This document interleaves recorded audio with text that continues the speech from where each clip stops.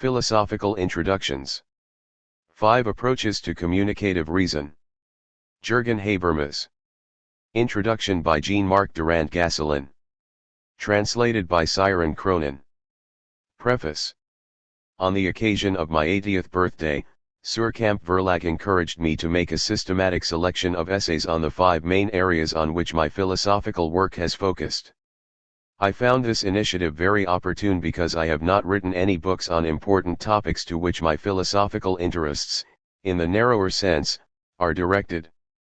As a result, the individual collections of texts could take the place of unwritten monographs on the foundations of sociology in the theory of language, the formal pragmatic conception of language and rationality, discourse ethics, political philosophy, and the status of post-metaphysical thinking. Point 1. The theory of communicative action is so complex that it needs to be defended simultaneously on many different fronts.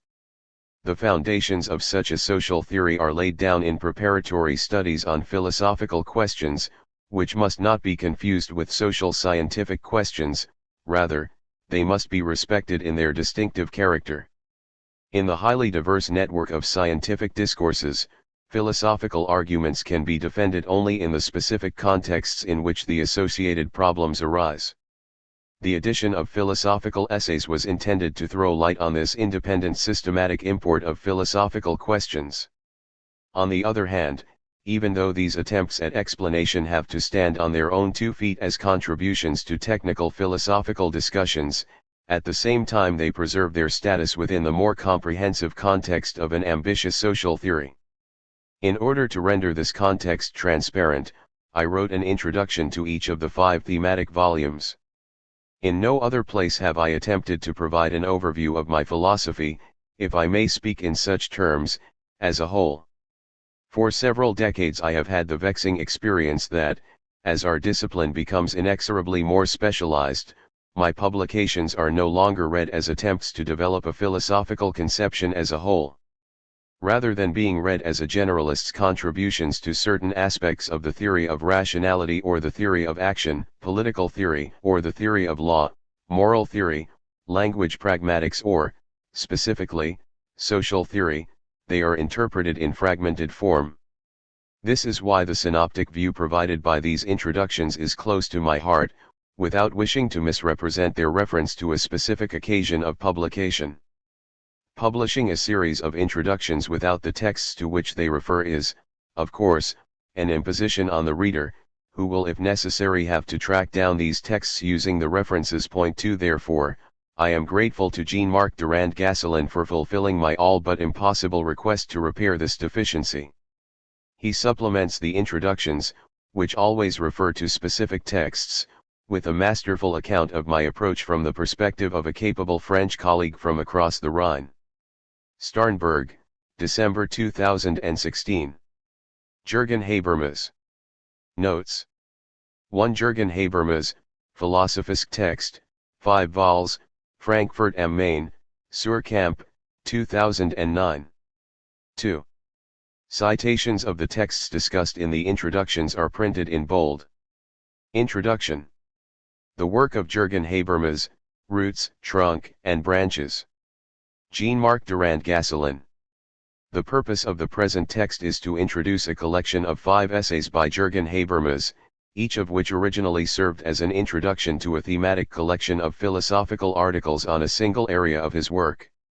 To celebrate his 80th birthday, Surkamp, Habermas's main German publisher, offered him the opportunity to devote a collection of articles to each of the most salient developments in his extremely prolific theoretical writings. Point 1. The volumes covered, in turn, the foundation of sociology in the theory of meaning, the relationship between rationality and the theory of meaning, discourse ethics, political theory and, finally, the critique of reason. Thus, the 5 introductory essays collected here offer an unusually rich and unparalleled overview of Habermas's theoretical construction and, taken together, provide an indispensable guide to the interpretation of his work. However, these introductions also exhibit 4 characteristics that are apt to present difficulties for the reader, quite apart, of course, from their very rich intellectual content. The first and second difficulties are bound up with the fact that these are thematic introductions as well as being philosophical introductions in a rather academic sense of the term. Thus, they divide up Habermas's work along clear and fairly classical institutional lines. However, this is at odds with the fact that, on the one hand, his work developed in a more organic way out of a central core and, on the other, its methodological point of departure was more interdisciplinary than this institutional division would suggest. A further difficulty is that Habermas tends to present results or developments and elucidations without explaining the underlying research process. Finally, the fourth difficulty is a direct implication of the first three. The introductions discuss articles that stem either from the 1970s, in a very few cases, to or from the 1980s to the present day, the majority, hence from a period when Habermas's social theory had already been worked out. Point 3. In addition, I will try to throw light on these 5 thematic introductions by first, addressing the following 4 questions. To what extent do these texts refer to branches emanating from a single trunk or, alternatively, only to a single part of the trunk? In what sense was this trunk more interdisciplinary than these primarily philosophical and thematic surveys would suggest?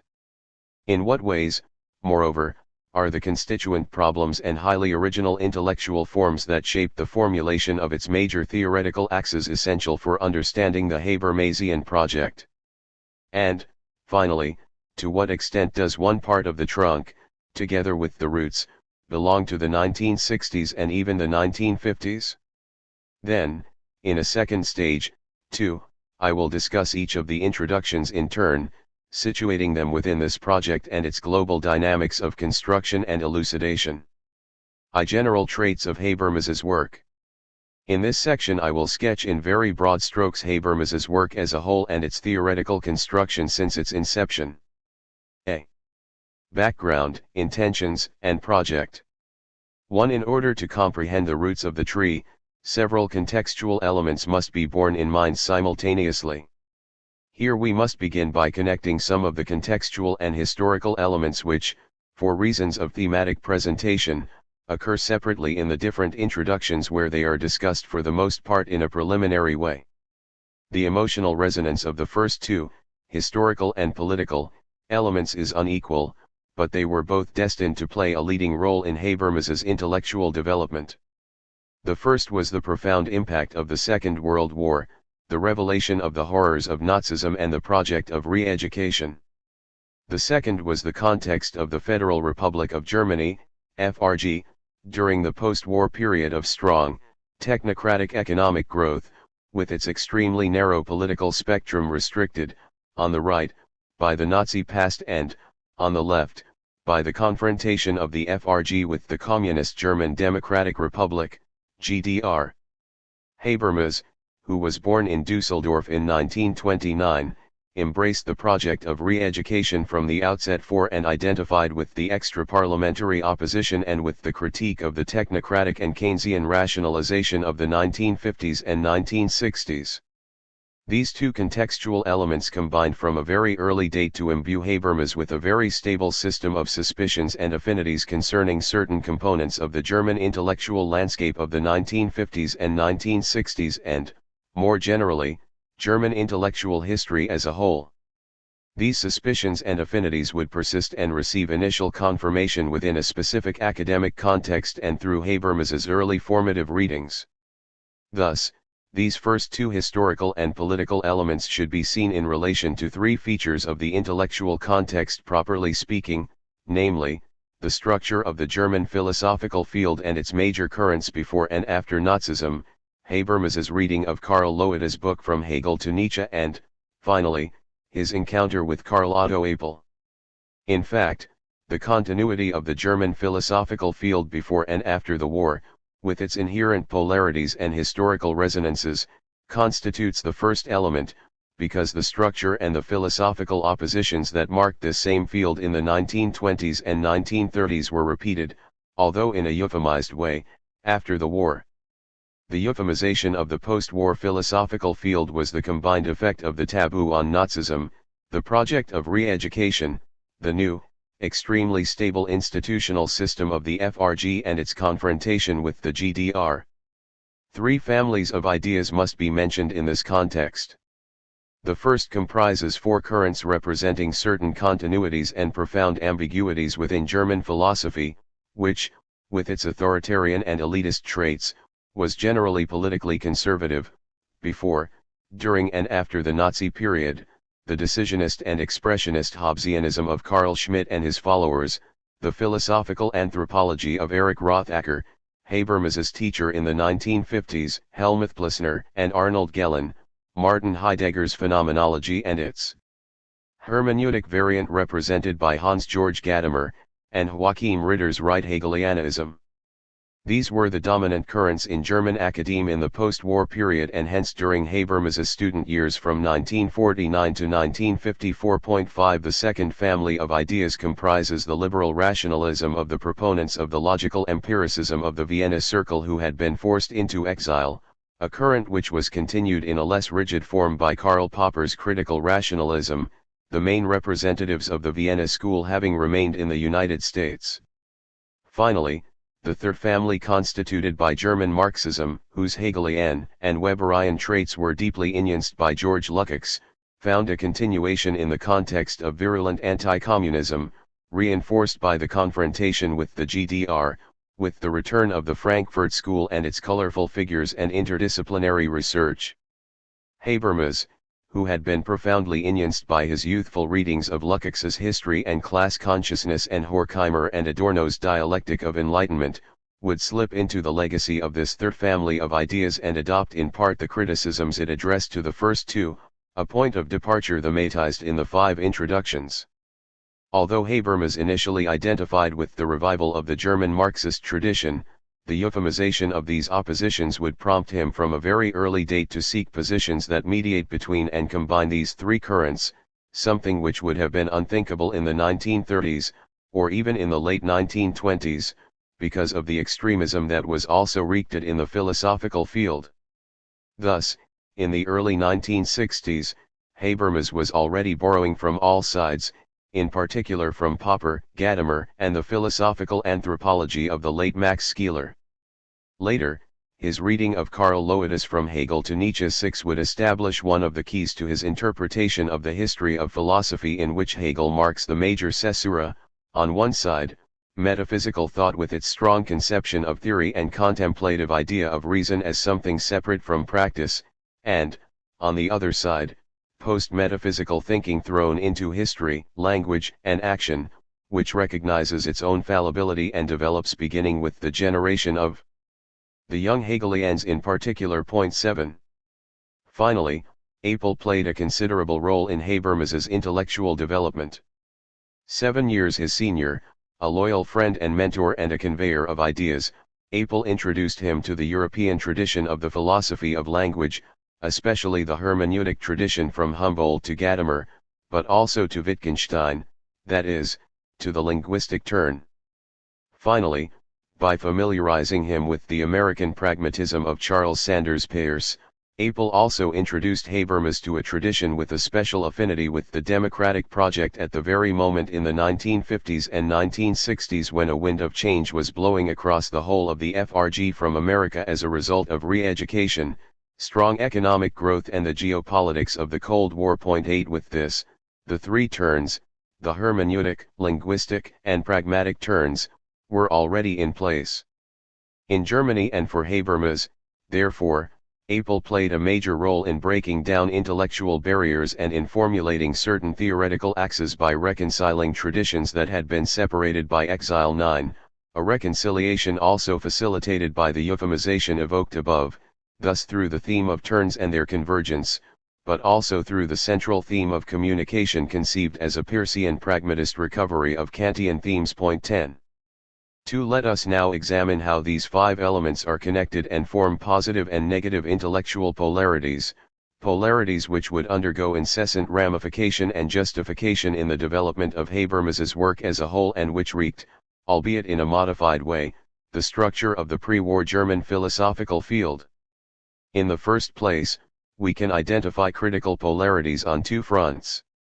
The first of these negative polarities is Habermas's critique, as a self-declared product of re-education, of all intellectual continuities between the periods before and after National Socialism and, more generally, of anything which seemed to be an identifiable component of the intellectual prehistory of Nazism. 11 These include German Romanticism, the prophetic and aestheticizing posture, the esoteric and elitist style, the obsession with ancient Greece, and thus, more generally, everything he would later subsume under the heading of the German Platonic tradition with its ambivalence towards modernity. 12 The authoritarianism and elitism that are at least in part expressions of this tradition, and thus also even more generally the forms of thought, both within and beyond Germany, that exhibit a family resemblance with this conservatism and romanticism, in particular all forms of philosophical substantialism, concerning being, the good, etc., that remain wedded to metaphysics. Although Apel's Onions tempered the severity of this retrospective view. 13 It provides the background for understanding Habermas's criticisms of Heidegger's and Schmidt's young conservatism, of Gellen's authoritarian institutionalism and Ritter's right Hegelianism, not to mention Gadamer's theory of understanding and prejudices and, finally, American neoconservatism. But this retrospective view also informed the critiques he would later formulate of Hannah Arendt's neo-republicanism, notwithstanding its affinity with his project, and of American communitarianism, the former because of its excessive reliance on the ancient model of republicanism, the latter because of its excessive indebtedness to Aristotle. Finally, it is also from this point of view that we must understand Habermas's reticence concerning the aestheticizing and romantic tendencies of Adorno, Marcuse, and Benjamin, and concerning the French neo-structuralists. Underlying this are the connects with the German Platonic tradition and its ambivalence towards modernity. Moreover, Habermas was critical of positivism in its different forms because of its complicity with technocracy, its reduction of reason to calculation, and its tendency to reduce practical reason to an instrumental dimension. 14 This is a guiding principle which also informs his opposition to Popper's rationalism, already apparent in the articles on the positivist dispute, 15, and to the objectivism of Niklas Luhmann's systems theory, although, for Habermas, the latter is also representative of paternalistic and technocratic conservatism, and, more recently, his opposition to the reductionism of neural materialism. Secondly, we can identify a series of positive polarities. The first is the revival of the Hegelian and Weberian tradition in German Marxism initiated by Lukács and recast in Horkheimer's interdisciplinary Marxism. Horkheimer himself was critical of the conservative regressions of ontologism, as he was of positivism and the reduction of philosophy to epistemology. 16 Habermas also sought to revive the cant of what is enlightenment, and the critique of practical reason and the Kantian notion of self-education through discussion, in opposition both to the aestheticism and romanticism of Schiller's On the Aesthetic Education of Man, which found a partial continuation in Adorno, Benjamin, and Marcuse, and to substantialist and conservative ethical theories of the good. Another positive polarity was the revival of the pragmatism of Peirce, but also of Dewey, an emphatically democratic intellectual tradition, and, more directly, the antipositivist tenor of the building blocks of the theory of communicative action, including the later Wittgenstein, Searle, Thalmann, Schutz, Chomsky, and Dummett, among others, for the theory of communication, and Weber and Parsons, among others, for social theory. The first novelty here by comparison with Horkheimer is the light Habermas casts on the positions he criticizes and defends from the perspective of the historical and intellectual caesura of the transition to a post-metaphysical era and of what took shape under Apel's Onions as the hermeneutic, pragmatic, and linguistic turns, even before the difference was thematized in terms of the theory of communicative action per se. In addition, Habermas's early reading of Löwit combined with Apel's work of intellectual importation to conceptualize the delays of ontologism, philosophical anthropology, substantialism, and positivism within the vast undertaking of the detranscendentalization of reason and, symmetrically, of the need for critical theory to adjust to this historical movement by adapting itself to the hermeneutic, pragmatic, and linguistic turns, precisely what would be accomplished by the theory of communicative action.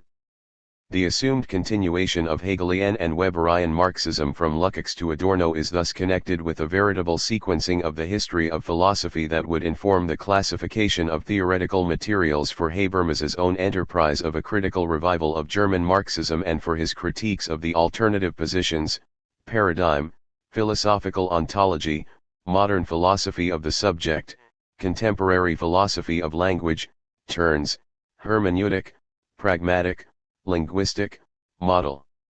Logocentric with the primacy of description, pluralistic. Point 17. Viewed in a wider context, this sequencing of detranscendentalization must be related to the social theory that Habermas would develop during the 1960s and 1970s. The evolutionary process described by the theory of rationalization and of functional differentiation leads to the gradual emergence of distinct realms of social practice, science, politics, economics, and art, supported by corresponding institutions, academies and universities, parliament and administrative bodies, the stock exchange and commercial courts, art schools, etc., and inevitably transforms general and learned culture by differentiating intellectual disciplines, science and philosophy, science and theology, natural science, and human science. Therefore, the delays or adjustments in the intellectual field also have a sociological meaning which is wreaked in the Habermasian revival of the Marxist critique of ideology. In addition to an immediate philosophical or intellectual dimension, therefore, the sequencing also has political overtones and a sociological correlate. Finally, a second major difference from the first generation of critical theorists, which combines with detranscendentalization, is the communicative solution suggested by Apel's reading of Peirce, which led Habermas to differentiate between two paradigms, but no longer primarily in a historical sense, the paradigm of the subject and the paradigm of intersubjectivity. Under the heading of logocentrism, loosely inspired by Derrida, Habermas would develop a more discrete but nevertheless quite decisive critique of the undue primacy accorded by many theoretical approaches to the epistemic dimension of reason and the assertoric proposition over the moral or expressive dimensions of language, a primacy that is all the more likely to appear reductive under conditions of a differentiated modernity. The result is a whole system of theoretical types which enabled Habermas to construct and understand his own position and those of his protagonists and underlies his extraordinary theoretical productivity. 3. This sequencing also informs a modus operandi which proceeds by identifying overlaps and convergence in the theoretical materials classified and selected in accordance with the sequence, a reaction of the fact that the post-metaphysical philosopher lacks any privileged intuitions or intellectual instruments of his or her own. Point 18. The overlaps in question serve as hermeneutic and heuristic guides for construction in combination with standard conceptual and empirical arguments. Point 19. Thus the theory of communicative action will both be inscribed in the sequence and embody this modus operandi.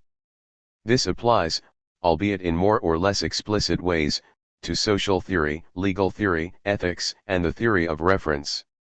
The sequencing and modus operandi in question express within the philosophical field, each in its own way, the problem of German backwardness and that of a catch-up revolution.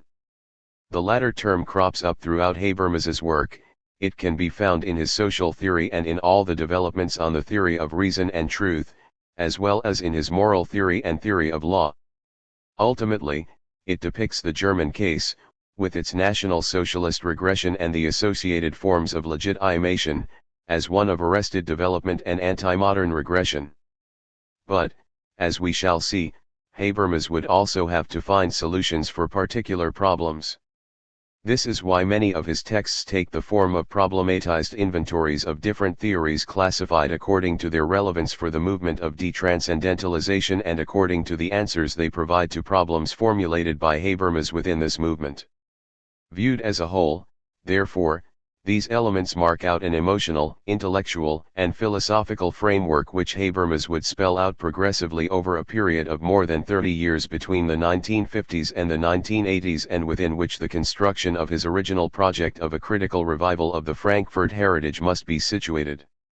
For Habermas's work in Frankfurt, where he was recruited as Adorno's research assistant in 1956. 20 was initially concerned with the political opinions of students. 21 Already in the introduction to this collaborative study he evokes a combative conception of the public arena and civic participation. Thus, the critical question of depoliticization through technocratic politics and of the historical and intellectual substance of democracy tended to supplant Adorno's problem of conformism at the top of the young Habermas's intellectual agenda, reacting his primary affiliation with critical Marxism coupled with his experience of re-education which marked the generational difference from the older representatives of the Frankfurt School.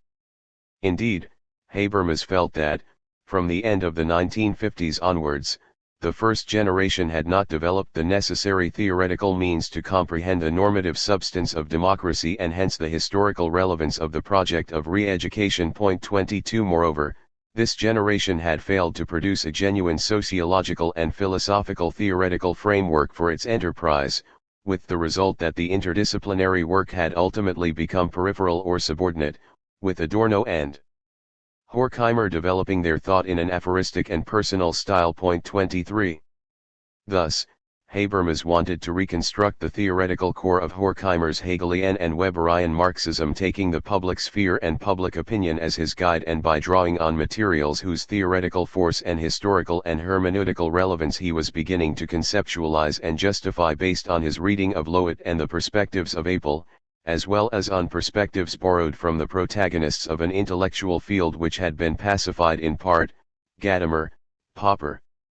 The realization of this project would be his main preoccupation from the late 1950s until the publication of the theory of communicative action. It constitutes the base of the trunk from which the tree would grow and subsequently branch out. B. Problems, materials, and solutions. 1. For Habermas it was imperative to make a detailed preliminary analysis of the aspects of history to which Marx's theory was blind and hence which pre-programmed both the failure of Marxist predictions and the pessimism of the entire Hegelian and Weberian Marxist tradition from Lukács to Adorno, not to mention the brutality of Leninism. What was called for, therefore, was a different history of modernity from that of Marxism which would highlight the latter's theoretical blind spots. Here we can see all the developments mentioned above taking shape together with the philosophical problems with which Habermas would have to deal. This alternative history was developed in Habermas's book on the transformation of the public sphere. 24 A continuation of the study on the political attitudes of students that was written under the supervision of Wolfgang Abendroth. 25 In this work, Habermas develops a genealogy of democratic institutions by tracing their organic links with the emergence of the public sphere and the associated forms of sociability based on critical discussion.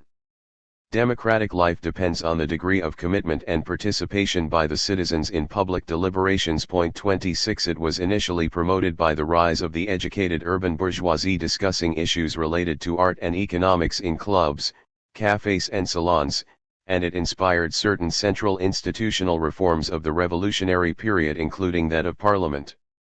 Then, as democracy became generalized in the first half of the 19th century, it was confronted with the question of education and of the electoral franchise, and subsequently, from the final third of the 19th century up to the present day, with the rise of conformist mass culture and the technocratic state. Each of these factors contributed in its own way to reducing the democratic potential of the public arena and gave rise to a specific form of anomie whose main symptom is depoliticization. 27. The blind spots are also illuminated by a history of social philosophy whose task is to show what Marx inherited. 28 Here we can see how Habermas tried to combine the requirement of fallibility with the hermeneutic dimension, while remaining true to his critical intention, in a kind of programmatic encompassing of Popper's and Gadamer's positions, starting from social theory and from the historical caesura between metaphysics and post-metaphysics underlined by Löwit. 29 Thus, Marxism appears to have worked with a model of social action that is too close to instrumental action. This perspective can be traced back at least as far as Machiavelli and is at the root of the inability of Marxism to account for how democracy combines with the redistribution facilitated by technological progress to stabilize capitalism from the final third of the 19th century onwards. and this same model explains the Leninist tendencies towards brutality within the Marxist movement. Marx failed to take advantage of the byways pursued by Vico, who criticized the subsumption of human practice under the model of natural science, or to learn from the 18th century Scottish, or later the Kantian, philosophy of public opinion. Point 30. Moreover, Marx had an excessively positivistic understanding of his own work, being incapable of attaching a specific epistemological status to this project of a theory that seeks to emancipate practice.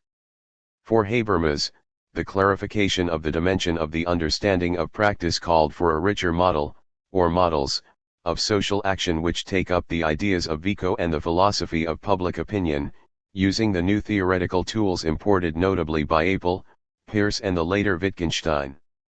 Only in this way could both the stabilization of capitalism and its specific pathologies, depoliticization, mass culture, and technocracy, be comprehended, but without renouncing the scientific standard of fallibilism. Moreover, the original epistemological profile of Marxism also had to be rethought in order to clarify the status of a predictive science whose characteristics presuppose both the explanation of the tendencies exhibited by its object and the interested understanding of its possible emancipation. These constitute the two axes of the project of construction that took shape in the early 1960s. They correspond to separate publications but nevertheless form a loop. 31.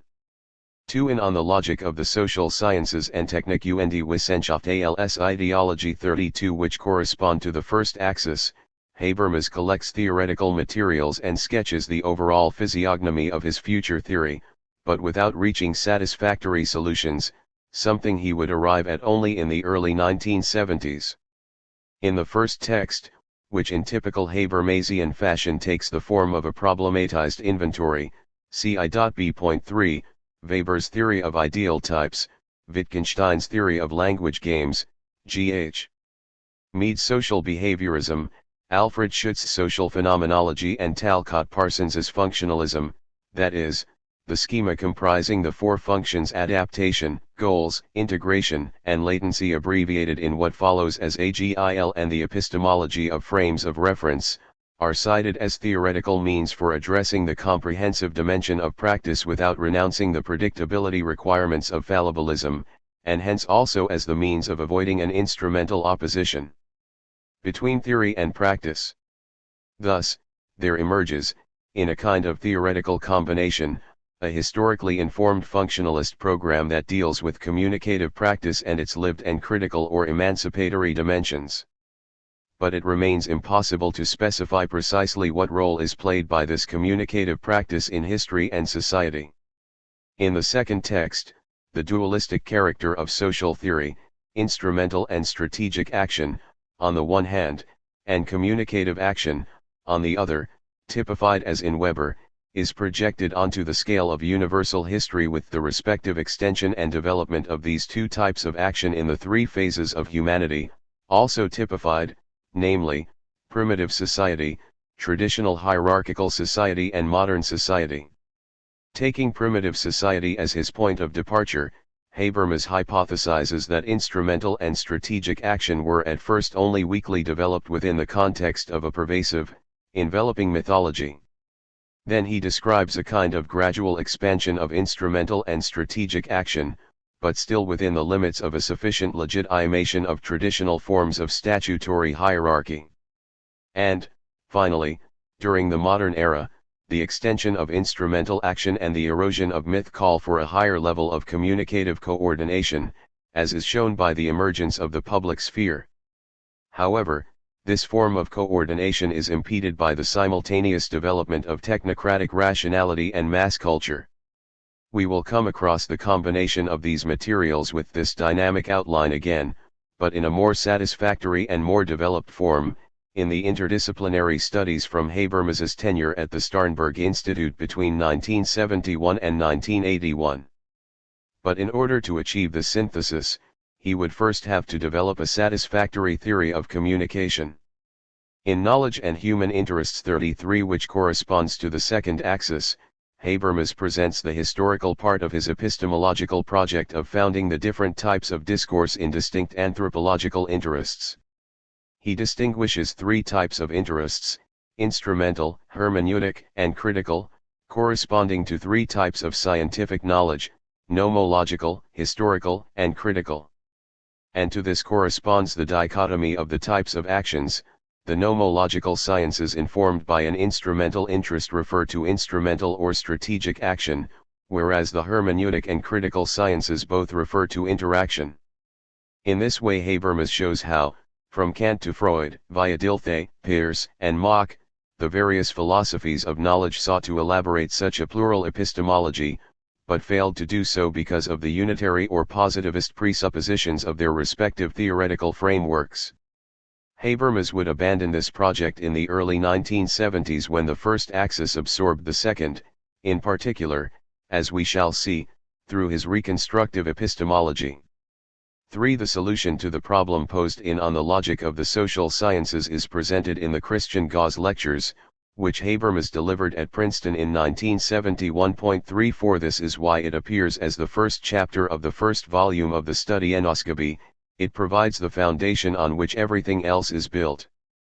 In these lectures, Habermas addresses what seemed to him to be the solution he had sought in vain in On the Logic of the Social Sciences, namely, a theory of linguistic communication that makes it possible to understand both the symbolically structured character of the life world and its reproduction over time, and how social agents can thematize and provide a partial, critical elucidation of this life world in reasoned discourse. In order to develop such a theory, Habermas had to show that verbal communication represents a specific competence involving speech acts, Searle, the observance and comprehension of rules, Wittgenstein, argumentative resources, Thalmann, and a lived dimension, Schutz, using a reconstructive Chomskyan epistemological model transposed to the level of universal pragmatics that is able to describe the rules of agreement. Reasoned discourse relates to one of the segments of the life world and provides a local clarification of this segment in the rules of verbalized agreement. Hence this clarification presupposes that the partners obey rules of acceptability as a precondition for reaching agreement. In other words, if they did not respect these rules, they would not be able to take seriously the reasons they invoke to justify their respective claims to validity.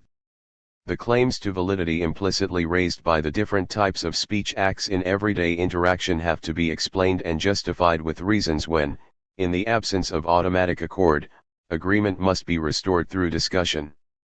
To this corresponds a consensual theory of truth, according to which truth is the claim to validity raised by a constitutive speech act in the context of its justification, that is, in discourse.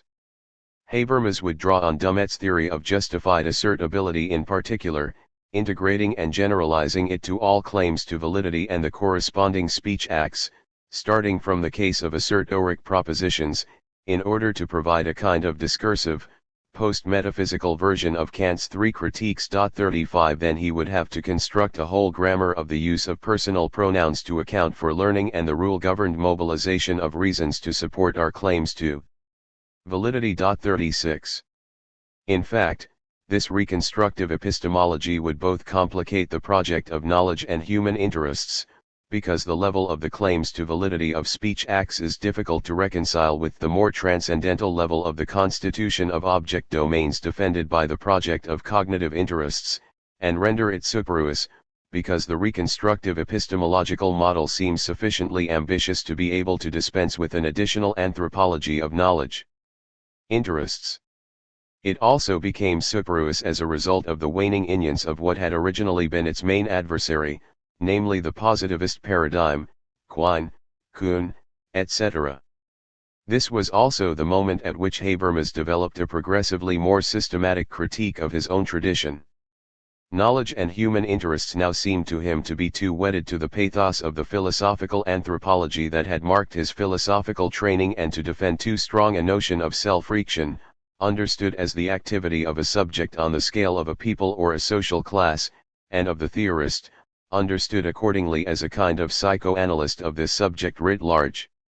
These are the most important reasons why Habermas abandoned this project. 37 For at the same time, what is striking about these two projects, even before Habermas thematized it himself in the early 1980s, is that they share the same modus operandi and mode of theorizing, which resonates profoundly with the rejection of any privileged philosophical intuition, with its prophetic connotations and affinities with the German Platonic tradition. Thus, both projects involve a problematized inventory of theoretical materials coupled with a hermeneutic tracing of these same materials over a given period and the cutting and pasting justified by a local debate involving detailed discussion while at the same time aiming to produce a comprehensive theory. See Puzzle of the Frame of Reference, Complementary Hypotheses, Critical Fronts.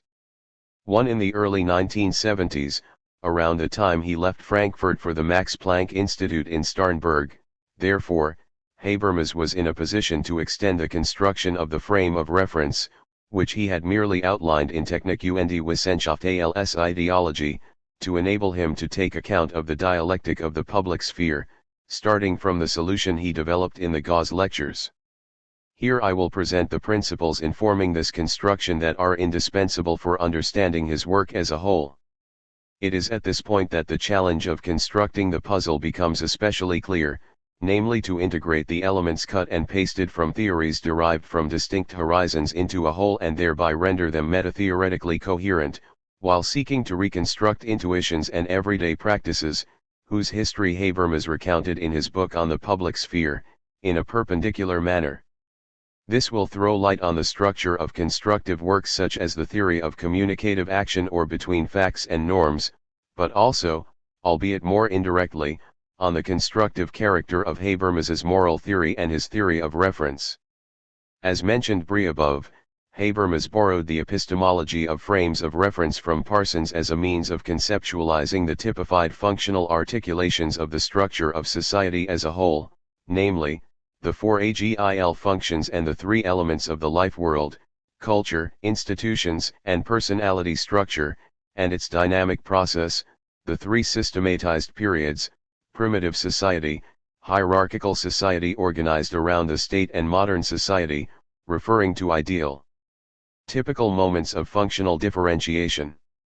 A frame of reference is a set of typified concepts that must be made coherent in their interrelations in order to have theoretical points of reference that are sufficiently salient to capture reality. Therefore, Habermas's first task was to establish a connection between communicative competence and this dynamic functional differentiation. What was required was a theory capable of explaining how and why communicative action both develops and is impeded at each of these three stages. This involved a set of constructive tasks that would constitute the intellectual core of Habermas's project during the 1970s, notably Legitimation Crisis 38 zur Rekonstruktion des historischen Materialismus 39 and, finally, the theory of communicative action. The most straightforward approach is to discuss them beginning with the Parsonian categories explicitly taken up by Habermas. The first requirement was to develop a theory of communicative competence and its development towards maturity at the level of the individual personality and to show that it undergoes development and can be impeded. This is the role played by Habermas's reference to the social psychology of Mead and to Kohlberg's psychological theory of stages of moral development according to which the self structures its motivations in a progressively more general way by adopting the perspective of a progressively more abstract generalized other, and this increase in generality can be understood as a process of learning in stages. 40. Then Habermas had to show how progress or regress at the level of institutions can be conceived as being mediated by socially diffused practices of argumentation in connection with culture and its transformations. This he achieved by using the psychology of learning as a heuristic guide on a historical scale to show in what ways institutions are more or less general or abstract, following a classical Durkheimian approach, where these collective learning processes presuppose occasional causes that prompt learning.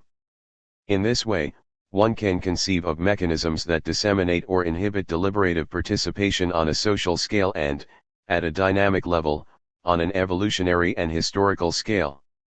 In addition, Habermas had to show how culture necessarily diffracts by stages in the evolutionary dynamic into scientific, aesthetic, axiological, and normative culture, where these different elements by contrast are fused together in the enveloping myth of primitive society. This dynamic ultimately compels linguistic interactions to follow this differentiation, at least in part.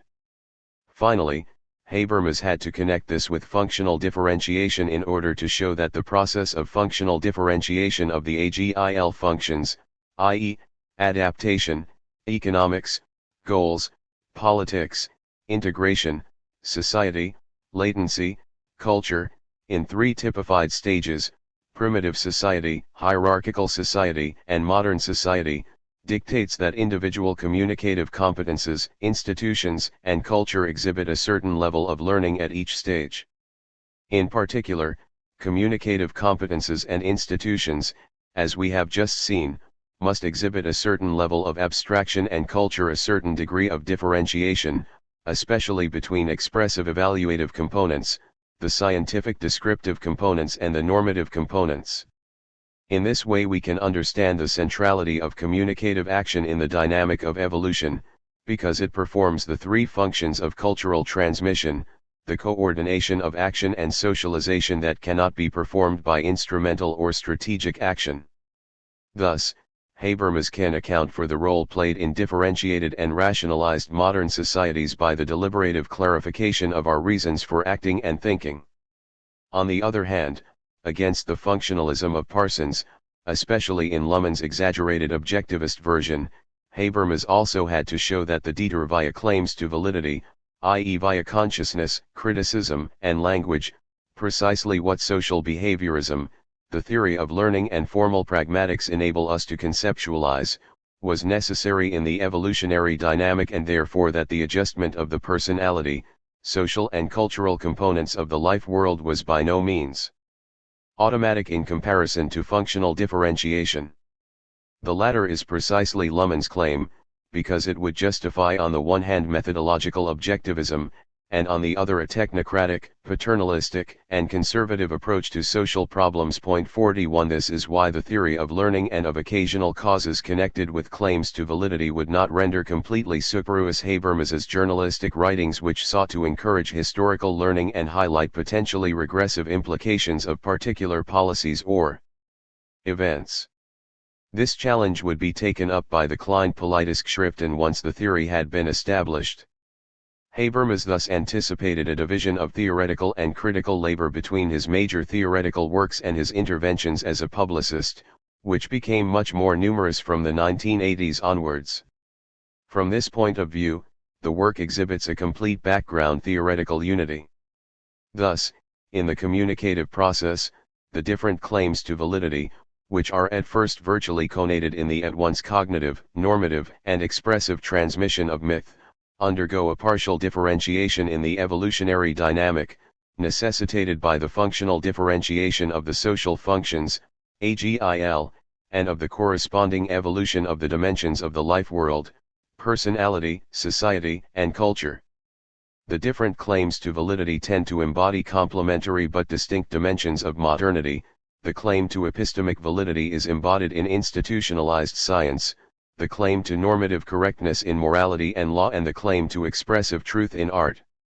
Three types of social integration thus become differentiated: the global functional integration, AGIL, rendered more and more difficult by social evolution, which is a process of differentiation; systemic integration, which presupposes the development of the media of money and power in the economy and bureaucratic administration, A&G, and social integration through language and solidarity in institutions, I, and through the resources of culture, L.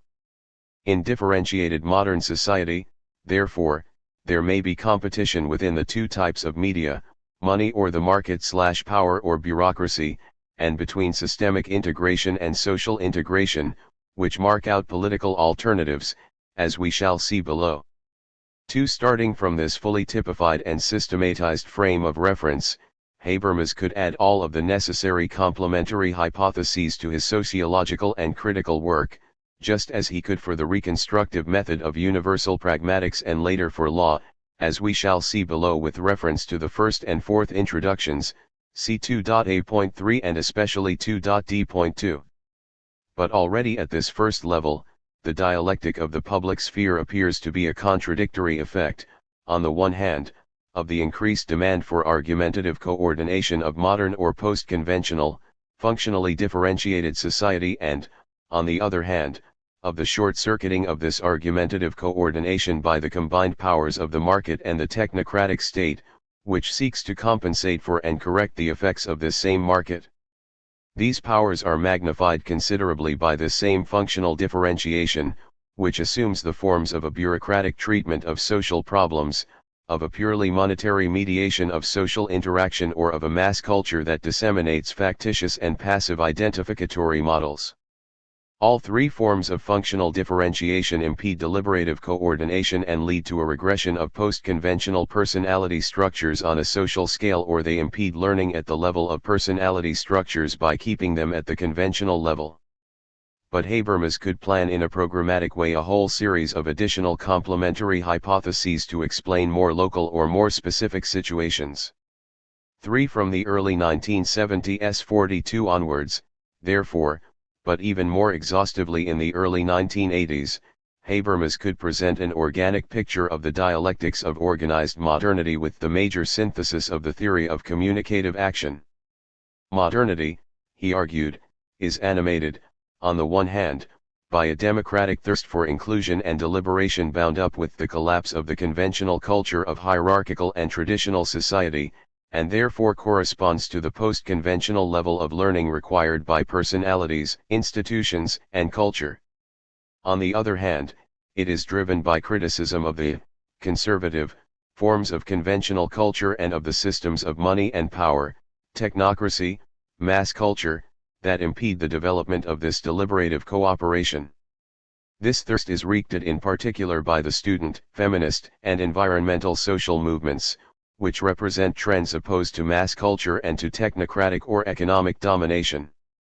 This picture took polemical aim at, especially American but soon after also European, neoconservatism, which, in a triple reaction against the welfare state, the student, civil rights and sexual minorities social movements and the stagnation of the 1970s, argued that forms of regulation by the welfare state should be replaced by market-based mechanisms.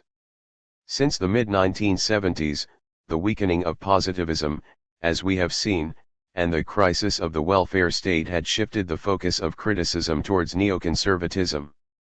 But criticism also had to be directed against the pessimism of the first-generation Frankfurt School, which was too closely allied with the ambivalence of Romanticism and German idealism towards modernity. Thus, Habermas could conclude this work with a whole program of research with which, thanks to the detranscendentalized and intersubjectivist frame of reference of this new theory, he was able to rejuvenate the diagnoses of the first generation of the Frankfurt School. For somewhat paradoxically, this brings to an end the first period of Habermas's work, namely the revival or recasting of the Hegelian and Weberian tradition within German Marxism, extending from Lukács to first-generation critical theory.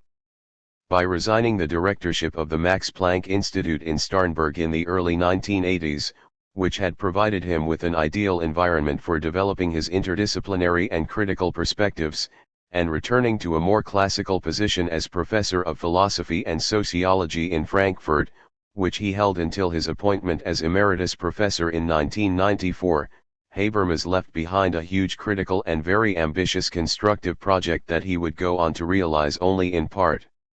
He would pursue new intellectual agendas that led him to develop his theory in new directions, engaging with new protagonists for whom Marxist critical culture was not the central issue, at the very moment when the American intellectual field achieved a position of unprecedented dominance. De-elucidations, developments, and readjustments. Most of the texts selected by Habermas for inclusion in the study Enoscopy and discussed in the introductions contained in the present volume date from the early 1980s to the present day. This period is marked by a threefold movement. First, by Habermas's retrospective philosophical elucidation of the foundations of the theory of communicative action, in particular the thematization of post-metaphysical thinking with its constitutive hermeneutic, pragmatic and linguistic turns 43, see below 2.a.1 and especially 2.e.1 and 2, and of possible relations between philosophy and religion, see 2.e.3, 44. Secondly, by his development of a moral theory and a theory of law as a further elaboration of the theory of communication, see 2.c and 2.d, 45. And, finally, by his self-critical re-examination of certain basic assumptions of his theory, especially for the theory of law and of the relations between truth and justification. 46, see 2.d and 2.b.3. In addition to purely theoretical works, Habermas produced a wealth of political writings connected with German national controversies, the historians' debate, Germany's place in the construction of Europe, etc., and international current affairs, the construction of the European Union, U.S. foreign policy. 47, as well as intermediate writings in which he responds to potentially profound transformations of contemporary societies, the destiny of the nation-state. 48, eugenics. 49, neural materialism. 50. C2.E.2 and the place of religion. 51, C2.E.3. The latter writings deal with the historical relationships between learning and occasional causes and constitute the special preserve of his journalistic observations and interventions. This is where Habermas's work opens itself up to agendas besides that of reconstructing the Hegelian and Weberian Marxism of critical theory in terms of the theory of communicative action, which dominated the first period. The two agendas that dominated Habermas's writings during the 1980s were, on the one hand, the modernism/postmodernism debate, which had very different resonances on either side of the Atlantic, and, on the other, the multiple responses to John Rawls's work in moral and legal theory. In the wake of the postmodernism debate, the question of a new form of scepticism associated especially with Richard Rorty led Habermas to revisit his theory of reference in the mid-1990s. In the wake of the reception of Rawls, but also of more local or political debates, on constitutional patriotism, the European Constitution and criticism of American foreign policy, Habermas's theory of morality and his theory of law led him to defend a multidirectional politics of learning and of discursive proceduralism, as can be seen in the 1990s and 2000s. 2. However, because the three movements of elucidation, development, and readjustment occurred in the context of new agendas that in part overshadow the Hegelian and Marxist legacy, commentators have often assumed that they represent a reorientation of Habermas's thought, specifically, in a Kantian, normative direction. But in fact they were primarily the result of a local thematization of his own frame of reference and of taking Kant as a reference point in these academic debates in European intellectual history. 52 While the basic thrust of his thought remained in essence the same and preserved its critical potentials. 53 This is why the texts selected for the study Enoskeby and Habermas's introductions have a more academic and less interdisciplinary and critical tone than his work as a whole and the theory. Per se. The academic tone is the combined result of his having completed a cycle of theoretical development, his return to an academic post and, above all, as noted above, the new agendas in which he elucidates, develops, and readjusts his theory in a global intellectual context henceforth dominated by the American field. 3. It should now be apparent how the organic growth of Habermas's theory and, more generally, the vast dynamic constructive project of his work should be divided up into phases. There was an initial phase dating from the late 1950s and the 1960s during which the problems to be solved took shape, followed by a constructive phase, accelerated dramatically with the Gauss lectures for the reasons we have seen. Then, having accomplished the mission of renewing the theoretical core and critical program of critical theory, there followed a phase of elucidation pointing in different directions, on reason in general, moral philosophy, later the philosophy of law and the theory of meaning, that are less concerned with sociology and more with normative political theory. Formulated in terms of the organic metaphor of a tree, the roots, detranscendentalization and the three turns, were present from the outset but became explicit only in the 1980s. The trunk of social construction was elaborated in part during the 1960s but especially in the period 1971 to 81, and then the branches, reason, moral, law, developed from the 1980s onwards.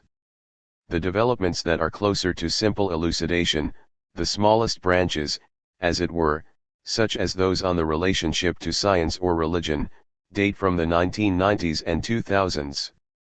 The political writings that accompanied the whole development of Habermas's work, and which on this metaphor represent the foliage, also became especially abundant from the 1980s onwards.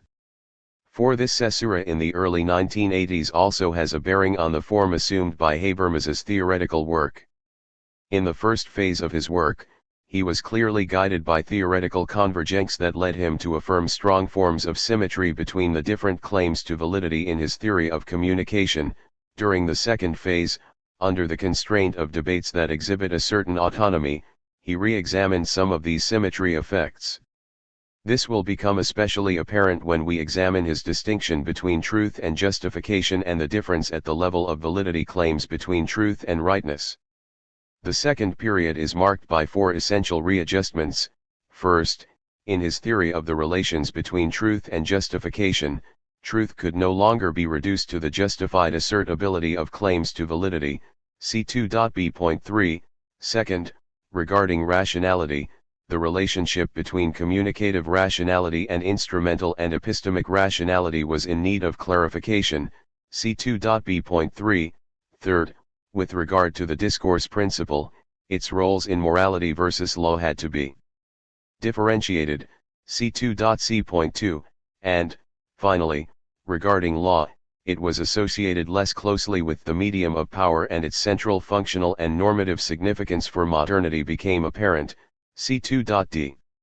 I will address these adjustments directly in the presentation of each of the introductions and of more technical developments. To a brief overview of Habermas's introductions. Habermas's aim in the 5 collections of articles constituting the study Enoscopy was to bring together what seemed to him in retrospect to be his contributions to different fields of philosophy. Thus, together they formed a kind of unwritten book, one which was as systematic as such an unwritten work could be. My aim in what follows is to shed light on these contributions to philosophy starting from the genesis and structure of the social theory we have just discussed, thus following the same procedure as Habermas in his introductions to each of the collections.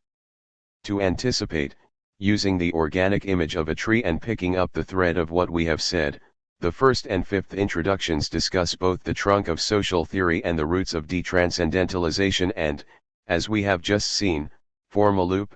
54. The second, third, and fourth introductions address the main branches of the theory of reason, ethics and the theory of law. Finally, the second part of the fifth introduction discusses the secondary branches dealing with the relationship between modern reason and science, on the one hand, and religion, on the other. Through these 5 introductions, therefore, we can trace the organic development of Habermas's philosophical thought, bearing in mind that, as mentioned at the beginning and shown in the first part, his intellectual work as a whole cannot be reduced to this specifically philosophical contribution. Thus, we will follow the order of the introductions in discussing how the central philosophical concepts and themes are deployed in these introductory texts. Point 55. A. Claim to validity, reconstruction, and modernity. The central challenge facing Habermas was first to show that a theory of society must be based on rule-governed linguistic interaction and on a reconstructive epistemology.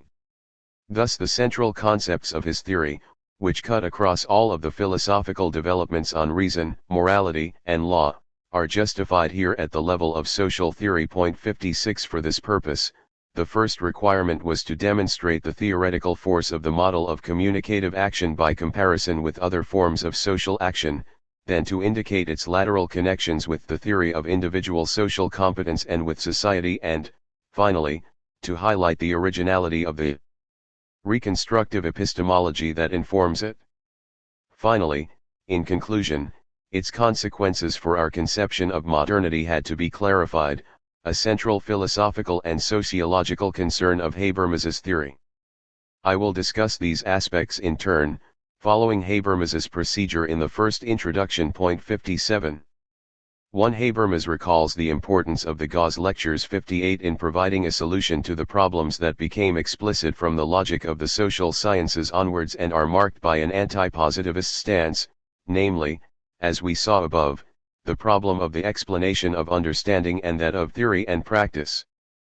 The symbolic dimension of social action must be understood in the sense of hermeneutics, but, in order not to lose sight of the requirement of scientificity, or the dimensions of predictability and fallibilism or of explanation, the rules of production of this symbolic dimension have to be thematized. Moreover, the theorist is not dealing with a neutral object to which a theory can be applied in an external, instrumental, or technical manner, but is instead theorizing a practice that he or she can help to transform. Point 59. We have already discussed the construction of the solution above. The speech act is the medium of communication by which the speaker and the hearer are supposed to establish both an appropriate communicative relationship between themselves and a relationship with what the speaker is talking about, a fact, a state of affairs. Communicative competence is conceived as the ability to master a system of rules permitting us specifically to produce well-formed speech acts in the sense of the twofold normative relation to others and to the world. In this way, Habermas can conceive of a system of rules of communication that crosscuts the different speech acts and shapes their illocutionary forces.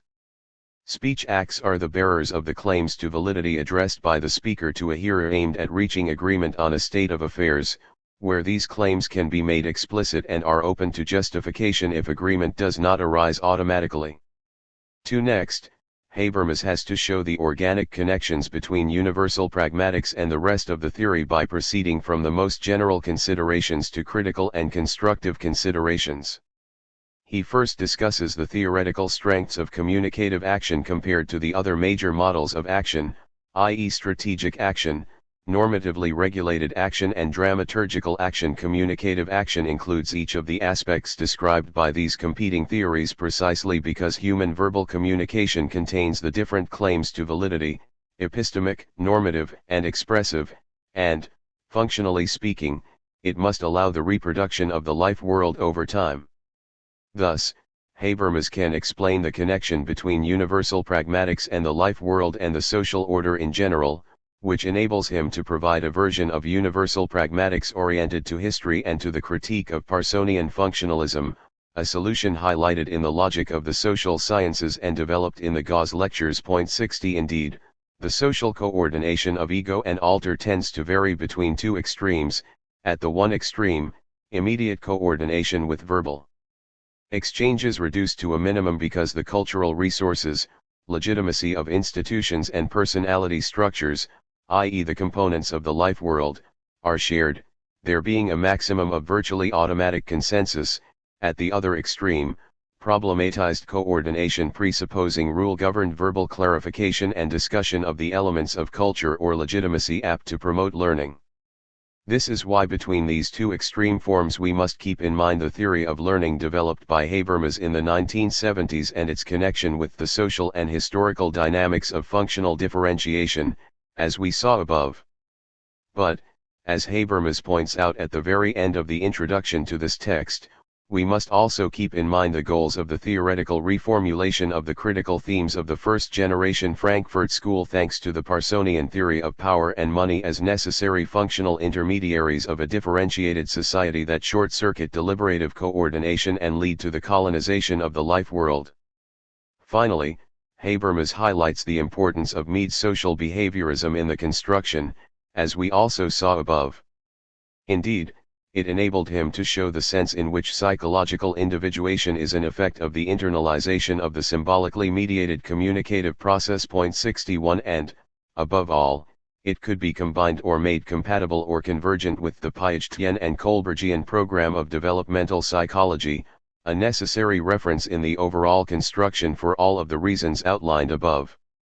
3. Once the basic claims of the theory of communicative action have been laid out and justified, Habermas can defend the originality and theoretical force of reconstructive epistemology. This is the aim of the following two articles, the first indirectly and the second directly. Point 62. The first does in fact make the connection with the critical themes, but this time taking the reference to Weber as its starting point. Indeed, Weber was the first modern sociologist to conceive of a kind of dialectic of modernity starting from rationalization and the extension of instrumental rationality to become an iron cage, a central theme of Weberian Marxism from Lukács to Marcuse via Horkheimer and Adorno. As we have seen, Habermas reformulated this line of theory in functionalist terms but also in terms of the twin concepts of instrumental rationality and communicative rationality, which enabled him to correct the pessimism of the first generation of critical theorists by demonstrating the difference between and complementarity of instrumental and communicative rationalization. The second article underlines the novelty of the reconstructive model by comparison with that of understanding, and thus also how it can provide an epistemologically innovative response to the critical challenge posed by Weber in the previous article. As we have seen, Chomsky's generative theory transposed to the rules of verbal communication made it possible at an epistemological level to retain both a dimension of understanding necessary for grasping the symbolic dimension of social action, as in Gadamer, and also a fallibilistic dimension, as in Popper and against Gadamer, because the social agent must follow rules that can be reconstructed by the theorist. But the theme of reconstruction must also be related to the detranscendentalization of reason, which Habermas now considers to be incorporated into everyday practice and therefore to be an object of explanation or reconstruction rather than of a theory in the strict sense. Rationality exists in reality and in a substantial and varied way. 63. For in conclusion, Habermas spells out the overall physiognomy of modern society as depicted by the theory of communicative action. 64. Here the diagnosis of a dialectic of reason, inaugurated by Kant, plunged into history by Hegel, and modified first by Marx, then by Weber and finally by Adorno and Horkheimer, achieves a kind of fulfillment. But it is a fulfillment corrected by the twin concepts of instrumental and communicative action, which enables Habermas to develop a conception of modernity as dialectical differentiation and rationalization, according to the picture evoked above in the first part. As a result, he is able to grasp the differentiated dimension of the normative core of modernity, while at the same time providing a more balanced account of the pathologies of modernity than that of the excessively homogenizing critiques of modernity in Western Marxism from Lukács to Adorno, in Heidegger, or in postmodernist interpretations of modernity. Thus, Habermas produced a theory capable of accounting for the historical material of the study on the structural transformations of the public sphere, while in the background revising the ambivalent relationship to democratic modernity of large parts of German thought since Romanticism and German idealism. b. Rationality, truth, and justification. Habermas initially approached the questions of language, rationality, and knowledge from the angle of the coordination of action and reason discussion, central themes of his reconstruction of historical materialism informed by the dialectic of the public sphere, having abandoned the theory of knowledge and human interests, as we have seen. What is involved, therefore, is an internal clarification that also faces the challenge of readjusting retrospectively the construction of the 1970s. Therefore, Habermas re-examines the claim to truth and revises the theory of meaning he initially forged in the early 1970s, drawing upon the criticisms of the correspondence theory of truth. In particular, he discusses the readjustment of the consensual theory of truth to which he was constrained by Rorty's contextualism, even though he had initially regarded the rationalist position he defended in the 1980s to be sufficient in his debate against postmodernism. 65. As a result, Habermas encounters the problem of realism at the heart of the analytical philosophy of language since Quine and revises his theory of rationality in part in a realistic direction. This revision also points indirectly to his mode of theoretical construction by convergence and overlaps discussed above, which initially inspired the notion of a kind of symmetry between the different claims to validity. Habermas presents the material in 4 stages. First, he addresses the linguistic turn in which he situates himself from a historical perspective. Then, in the second and third stages, he elucidates his theory of rationality centered on formal pragmatism and his theory of truth, in both cases integrating the realist readjustment and its implications. Finally, again by way of conclusion, he discusses the destiny of realism in the theory of knowledge following the linguistic turn. I will address these aspects in turn. 66. 1. Habermas's first task is to situate his theory of meaning and of formal pragmatics within the history of the philosophy of language and within the development of his own theory. Reason progressively appears as historically situated and connected with language and action. Thus, Habermas must show how his theory of communication fits into and adjusts to this history, exhibiting what it owes to the different figures whose names mark this process of detranscendentalization. As we have seen, Apel was the first to draw his attention to the convergence between the tradition claimed by Gadamer, extending from Humboldt to Heidegger, and the analytical tradition, which from Frege to Wittgenstein also underwent a protracted development towards understanding.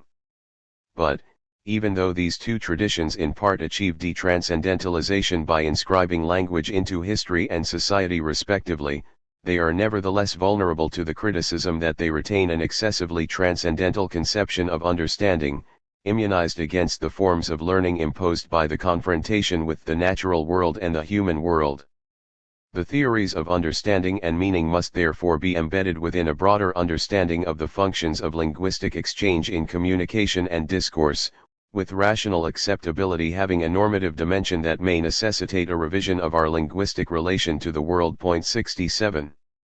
This is why Habermas has to develop a sufficiently complete theory of meaning. 68. As in the case of the theory of communicative action and the competing theories of action, this is a matter of demonstrating the integrative power of formal pragmatics compared to competing, and specifically also excessively one-sided, theories of meaning.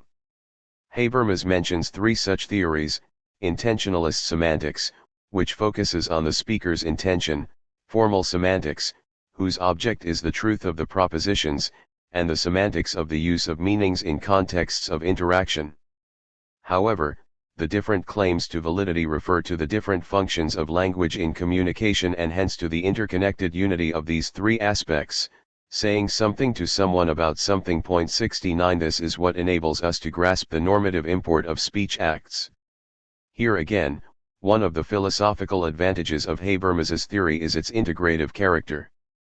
Next, it must be shown how Habermas can integrate the realist readjustment he undertook in the 1990s into this movement of detranscendentalization, which nevertheless leaves an important place for the normativity of reason. In order to grasp fully the meaning of these developments, we must go back and discuss more directly the content of the article to which Habermas refers. 70. Since reviving the Hegelian theme of the opposition between work and interaction, Habermas had made a contrast between two types of action, namely, instrumental and strategic action oriented to success, on the one hand, and communicative action oriented to agreement, on the other, and thus between two forms of rationality situated on the same level, as it were, which served as a guiding thread in his evolutionary theory. The guiding principle here, therefore, is in the first instance a revival of the question of the place of communicative rationality in relation to rationality in general, given that there cannot be any question of reducing rationality as a whole to argumentative rationality. 71. Thus, Habermas distinguishes three distinct and intertwined roots of rationality: the propositional structure of knowledge, the teleological structure of action, and the communicative structure of discourse. They are distinct because none of them can serve as the exclusive basis for the other two, and they are intertwined because each of them presupposes a relationship with language and action: epistemic rationality as the medium of knowledge, of its confrontation with reality and its possible revision; teleological rationality as the appropriate calculation of means; and communicative rationality to establish agreement. Now it is precisely this common relationship to language and action that is taken up by the practice of justification. In this respect, the practice of justification does not play a foundational role but merely occupies a transversal position, because in discussion the practice of justification connects a propositional element that must be justified, a teleological element, because it is a matter of restoring coordination, and a communicative element, because it is a discussion with others about something. Thus, discussion or the practice of justification occurs when epistemic knowledge, the seriousness or relevance of actions, or agreement are challenged or become problematic. Presenting discourse as this transversal space common to the different roots of rationality calls for a partial revision of the theory of understanding, because neither in the case of knowledge nor in that of action does language mobilize the you in affirmative or intentional propositions, but only the I and the he/she/it. Thus, one can in effect conceive of two types of agreement: agreement in the strong sense, when the you is summoned in such a way that the reasons supporting the validity of the speech act are recognized and shared by specific appeal to a shared life world; and agreement in the weak sense, when the reasons supporting the speech act are only recognized without being shared, and thus are nevertheless valid or rational from the point of view of the actor or the speaker who behaves monologically in representing the world or planning an action. For a long time, Habermas thought that overtly strategic uses of language, such as threats or insults, represent derivative and parasitic cases of action oriented to agreement, and thus he accorded the latter original status. Against this first thesis, however, which Apel criticized in 1994,72, Habermas could now object that understanding a speech act, the key issue since the Gauss lectures, is a matter of knowing the conditions of the elocutionary or perlocutionary success that a speaker can achieve thanks to this act. This presupposes the ability to recognize as valid both reasons that are independent of the actor and actor-relative reasons, so that agreement and cooperation can be conceived in either a strong or a weak sense. 73. The long following article discussed by Habermas has the complementary objective of resituating communicative reason within the historical and intellectual movement of detranscendentalization by thematizing the counterfactual presuppositions underlying the normativity of the claims to validity that inform the various speech acts. 74. It does so by taking Kant and his normative stance, in contrast to that of Humean empiricism, as its point of reference. This also involves a critical confrontation with the analytic tradition, Freya, Davidson, Dummett, and Brandom, on this twofold terrain of the normativity of reason in a detranscendentalized context. The comparison with Kant enables Habermas to show that the Kantian dualisms, transcendental/empirical, noumenon/phenomenon, constitutive/regulative, transcendental/immanent, etc., which still have strong metaphysical connotations and are inscribed in the mentalist paradigm, hence predate the linguistic turn and its complementary pragmatic and hermeneutical dimensions, are translated into a detranscendentalized and weak form in communicative reason. The language game of agreement presupposes only rules connected with idealizing presuppositions, such as the existence of a shared world of independent objects, and that it is possible for participants to support context-transcending claims to validity in a responsible manner. Thus, after the realist turn, the opposition between reality in itself and phenomena can be said to be translated into the opposition between truth and rational acceptability, as we shall see in what follows regarding the realist reconfiguration of the theory of truth. In discourse properly speaking, these counterfactual presuppositions are expanded and made explicit in the form of the requirements of publicity, inclusion, equality, and sincerity, without which the reasons exchanged cannot inspire conviction. This does not ensure that the debates are indeed such, but only that the participants would not engage in the discussion if they were not able to think of these rules as being operative. Thus, the critical confrontation with the representatives of the analytical tradition enables Habermas to show that the normative dimension of meaning presupposes agreement with its idealizing presuppositions. 3. This linkage of reason and meaning can then be approached from the angle of the theory of truth before and after the realist turn, respectively. This is the subject of the following two articles discussed by Habermas. The first, 75, which is contemporary with the Gauss lectures, turns on the critique of the correspondence theory of truth and the theory of validity constructed by Habermas by generalizing the case of assertoric propositions. Truth is then conceived as the claim raised by a constitutive speech act, a claim in need of support by reasons that can be exchanged in a discussion regulated by the counterfactual idealizations mentioned above. It cannot be understood in the first instance as correspondence or evidence. The following article 76, which was written over 25 years later in response to Rorty's skeptical stance, corrects this position by showing, contrary to the author of Philosophy and the Mirror of Nature, that truth cannot be reduced to its guarantee by justification. The project of constructing a social theory embedded in a theory of agreement grounded in formal pragmatics inclined Habermas to defend a discursive conception of validity in general and of truth in particular, that is, to make an audacious and unfounded generalization of the special case of the validity of norms and moral judgments into a conception of validity reduced to rational acceptability, relying initially on Thalmann and later also on Dummett. Thus, from the article on theories of truth onwards, which is therefore the first of the two articles selected, Habermas interpreted truth in consensual terms founded on the difference between, on the one hand, the subject, representation, object relation corresponding to the practical context of the action and referring to objective or subjective information, and, on the other, the simultaneously vertical and horizontal relation anchored in the context of argumentation, namely, the vertical relation between linguistic proposition, or utterance, and state of affairs, and the horizontal relation between a speaker and a hearer established by the claim to validity of this proposition.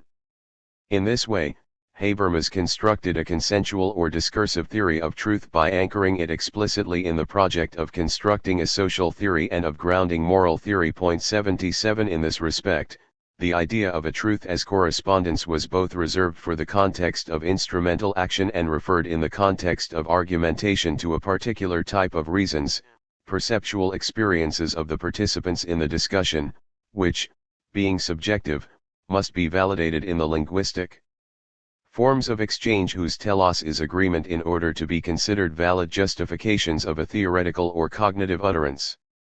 Thus, Habermas insisted on the distance and reexivity implied by the notion of truth, while also insisting that the claim to validity of correctness shared these characteristics, unlike these two other claims to validity, namely intelligibility and sincerity. The power and the reception of Rorty's contextualist position, combined with the general debate on postmodernism and the more specific debate on realism, compelled Habermas to rethink this difference, and therefore indirectly to reinstate a difference between the claims to validity of rightness and truth. He did so by connecting the claim to truth with the Piagetian concept of learning, complementing it with a theory of reference borrowed from Putnam, and by according greater importance to Peirce. 78 The principle informing this realist correction is easy to understand. If the relativization of the realist core of the idea of truth as correspondence rested on the clear difference between the contexts of action and discourse, the reintroduction of this realist core calls for a pragmatist reintroduction of the context of action into the context of discourse. This explains the frequently asserted strategic character of the co-originality of action, representation, and communication. It is thus a matter of giving the discursive relation between truth and justification a pragmatic connection in order to reintroduce something which had escaped it. Moreover, this has to be done by linking the point of view of the observer, for whom, following the linguistic, hermeneutic, and pragmatic turns, we can no longer credibly claim that they have access to the naked facts, and the participant's point of view with the associated everyday realist intuitions. As a product of adaptation, learning has a naturalistic and objectivist meaning, but it also has a lived meaning that is confirmed from the first-person perspective as progress.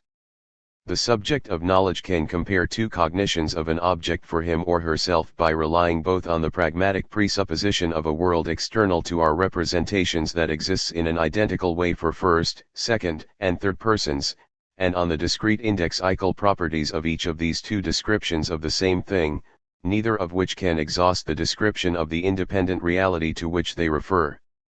Thus, the two descriptions refer to a reality internal to our practices and they can be compared in discourse, but with the aim of establishing which of them is the most reliable for our practice and our confrontation with reality, where discourse represents a fallibilistic virtualization of our practices.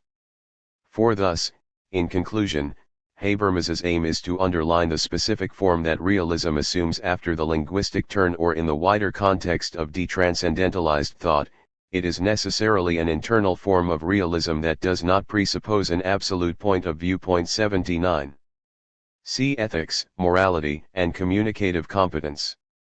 The development of discourse ethics must first be situated in relation to three determinants taken together: the reaction to substantialism, the Inyons of Apel, and the construction of social theory.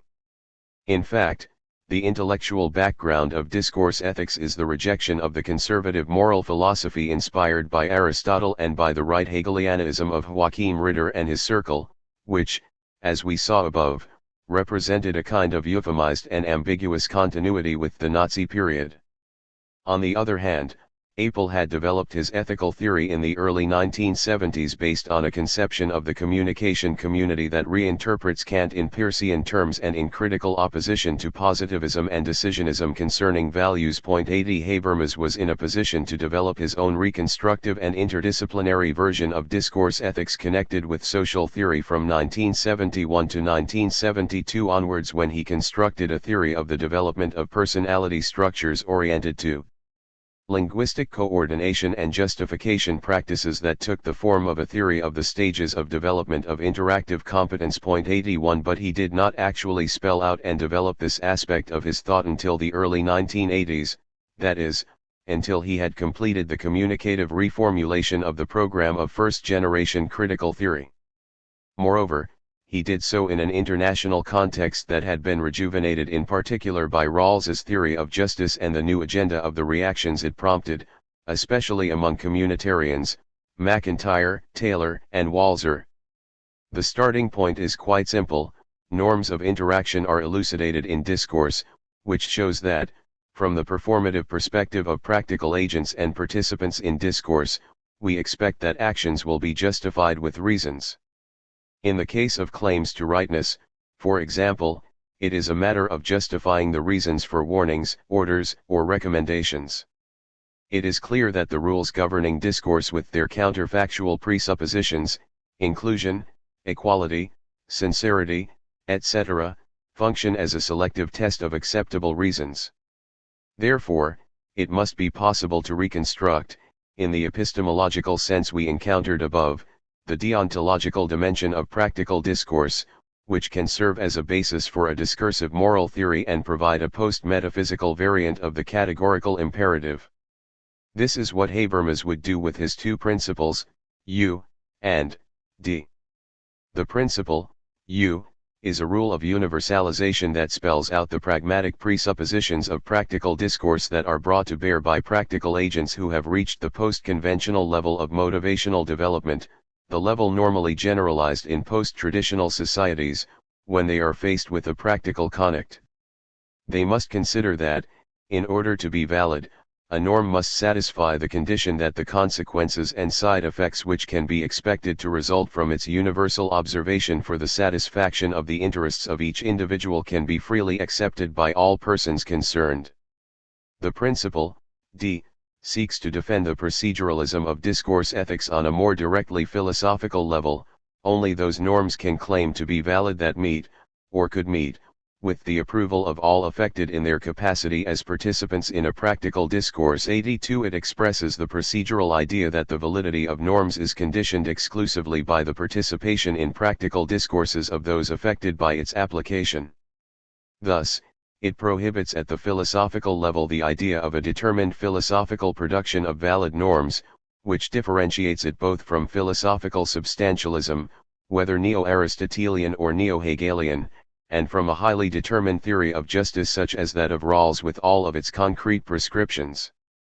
Thus, its radically procedural character reinforces the cognitivism, universalism, and formalism of U. It draws our attention to the fact that U expresses only the normative content of a will formed through discourse.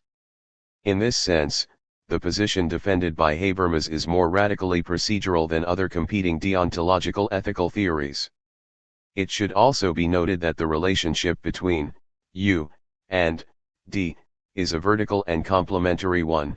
On the one hand, D presupposes that the choice of norms is open to justification, i.e., that a social situation exists in which subjects possess the necessary competences to perform the intellectual work of justification, and, on the other hand, D grounds the selectivity of U with regard to evaluative or ethical choices in the narrow sense. The highly reactive and abstract character of D and U is also incompatible with the idea of a world of hypostatized moral norms which would have an analogous status to that of the facts in the epistemic language game, or in simple descriptions, and in the language game of theoretical discussion. Habermas ultimately reintroduced the latter form of realism into his treatment of theoretical discourse, having previously excluded it in the article on theories of truth, precisely because he was misled by an excessive concern for symmetry into conceiving of theoretical discourse on the model of practical discourse. 83 Contrary to what some Platonist positions of Kohlberg's might suggest, there is no such thing as moral knowledge. 84 Comparable in structure to cognitive knowledge. Here, therefore, Habermas chose to address two dimensions of his theory in turn, through two groups of articles. The articles in the first group spell out the principles of discourse ethics, connected with the theory of communicative action and situated within the sequence of positions in moral philosophy. The articles in the second group deal with the overall architecture of practical reason and the readjustments to the theory of law and the theory of reference. I will address these aspects in turn. 85. 1. Having reviewed the intellectual sources and the principles of discourse ethics, as we have just done, 86 Habermas underlines the respects in which it is better able than Kant's moral theory to deal with the Hegelian objections of formalism, abstraction, the impotence of the ought and the terrorism of pure conviction, these being the objections brought against Rawls by communitarians like Charles Taylor. 87 In particular, he demonstrates its roots in the theory of socialization and a theory of society, and thus also in a theory of ethical life, while presenting this theory of moral life as a theory of reciprocal recognition with its idealistic presuppositions and not just a theory of ties and evaluative sources as with the communitarians. 88 Habermas is also able to explain that discourse ethics does not represent a normative philosophical reorientation following critical theory, but instead an elucidation and local clarification of his theory from the point of view of the participants in practical discourse. 89. Then, in the final two articles in this first group, Habermas situates discourse ethics within the space of contemporary moral positions opened up by Rawls and the reactions to his work and within European history. 90 For Habermas, Rawls's evolution towards a political conception of justice concedes too much to the neo-Aristotelianism of the communitarians, and thus to a strong conception of the good and even to religion, by weakening Kantian constructivism in response to their objections. Habermas's deontological theory does not have to do this, as we just saw in the case of his theory of ethical life and as will become clear below concerning religion. A universalist morality, therefore, is not necessarily homogenizing. On the contrary, if it is sufficiently differentiated, it shows the real possibility of inclusion in a discussion whose idealizing presuppositions must make it possible to reach a consensus between different worldviews by urging them to engage in forms of decent ring and thus of learning. 2. Thus, Habermas can outline the overall physiognomy of practical reason and then examine the meaning of the realist turn for his moral position. He distinguishes three uses of reason: pragmatic, ethical, and moral, each of which refers to different practical situations. 91 The pragmatic use concerns rational action directed to an end.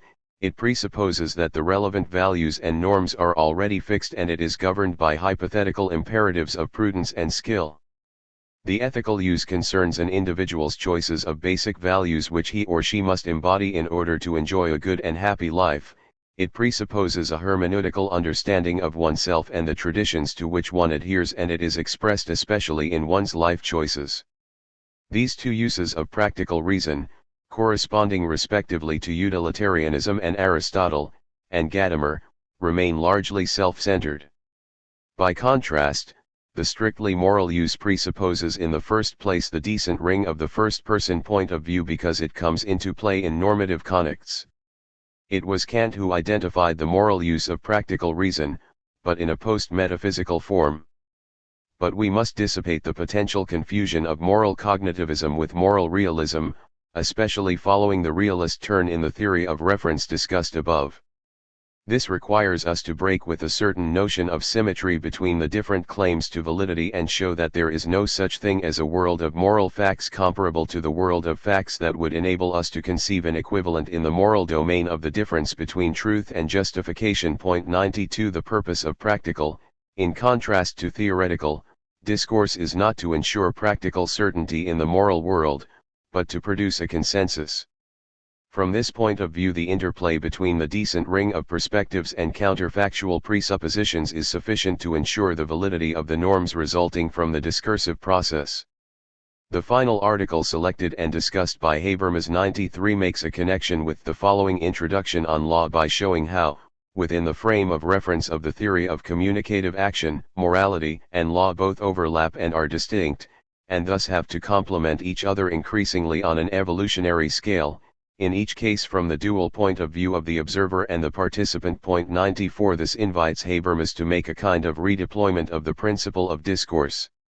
It is no longer tied exclusively to discourse ethics but is understood instead, in a more general sense, as a simple procedure for the impartial foundation of norms of action that can be specified differently in ethical moral as opposed to legal discourses, where the latter draw on a broader spectrum of reasons.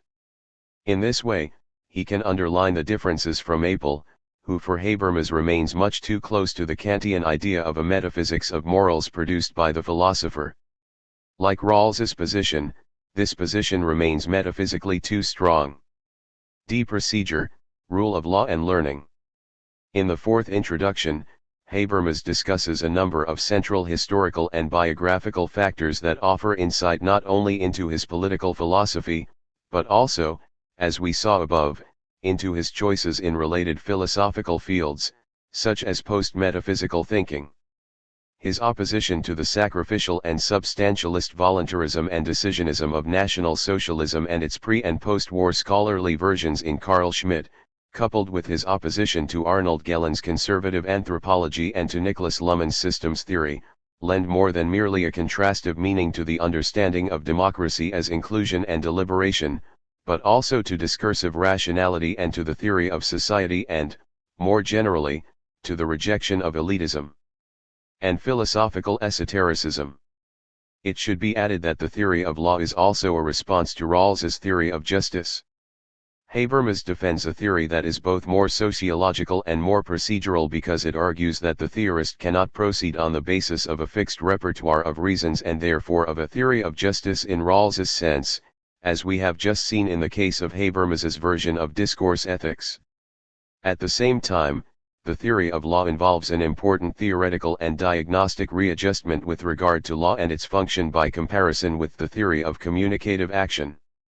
There, inspired by Weber and Luhmann, Habermas viewed law as at least in part a kind of extension of power, g, that colonizes the communicatively structured life world, even though he contrasted with this perspective the normative force of communicative action as embodied in the basic rights enshrined in the Constitution.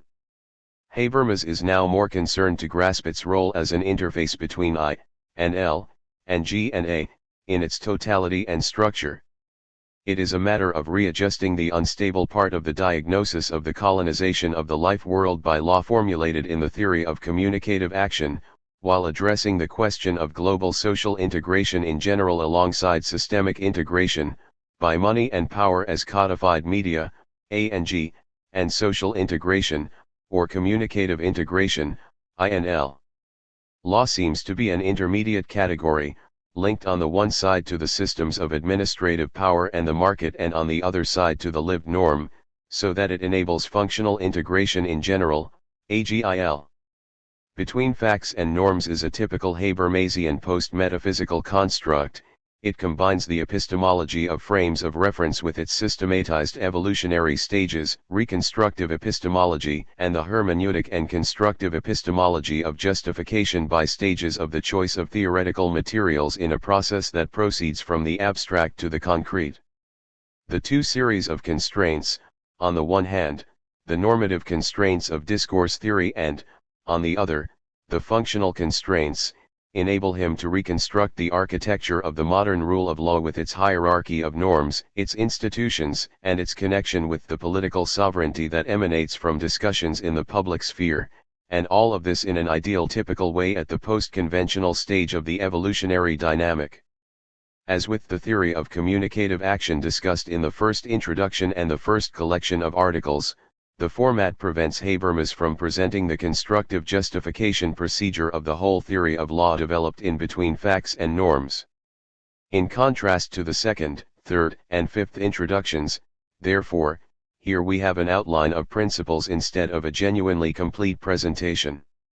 If we follow Habermas's introduction, and the four groups of articles he presents, then it is a question both of defending in a progressive movement of enlargement the procedural model of reason in the modern political field, that is, of demonstrating its explanatory power for understanding the modern rule of law and its structure, and of inscribing the discursive procedure in the whole evolution of modern society and international institutions. I will address these four themes in turn. Point 95. 1. The first task is to demonstrate the epistemic force of the procedural and reconstructive model of democracy. The procedure in question refers to legitimation through the citizens' participation in deliberative discussion. This is the topic of the first three articles selected and introduced by Habermas. The first article, 96, written to mark the bicentenary of the French Revolution, seems to have played an initiating role in the construction of the theory of law following the Tanner lectures on Law and Morality 97, which were already moving in this direction. It seeks to highlight the propulsive historical force of this moment when the notion of citizenship defined by participation and deliberation was put into practice. Furthermore, it details the modern antagonisms that break out in favor of this revolution, in particular between the proponents of the social republic inspired by Rousseau and those of human rights inspired by liberal thinkers such as Locke, an opposition which was taken up and deepened by being connected with the economy of the antagonism between socialism and liberalism. These intellectual and historical antagonisms can be explained and overcome if we consider that the sovereign people must not be conceived as an entity, but instead in terms of the decentralized and desubstantialized process of informal discussions presupposing the rights of citizens as understood by the liberal tradition, where the discussions in question can program the agenda of relevant topics and reasons for an administrative political apparatus that otherwise always tends to become self-enclosed in a bureaucratic manner. Point 98. Habermas could then develop this intuition in an ideal typical fashion at the level of political theory by spelling out the difference between the liberal and republican models of democracy and explaining how the same dialectics, the oppositions between freedom and equality, between pluralism and unity, between civil rights and participation rights, etc., are resolved by the model of deliberative democracy. Point 99. The third article, which Habermas discusses quite briefly, illustrates what we said earlier about reconstruction and the role played by complementary hypotheses. Point 100. Once the theoretical core of the practice and the model of law has been reconstructed thanks to the two interwoven series of normative and functional constraints, a whole series of hypotheses can be added to describe a reality rich in normative and factual determinations. These may include empirical and critical hypotheses about unfavorable conditions of socialization or, after the realist turn, about the secondary role of agreement in the weak sense, compromise, negotiations. By comparison with between facts and norms, therefore, this represents a more concrete segment of construction in the Hegelian or Marxist sense.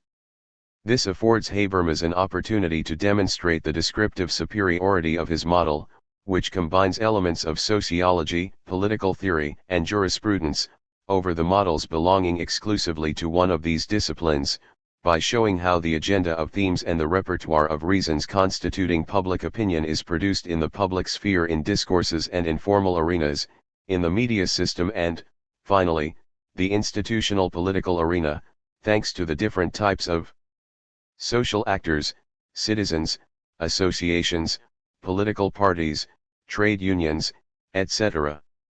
As in the case of the theories of social action and of meaning, the salient philosophical advantage of the theory of law is its integrative power.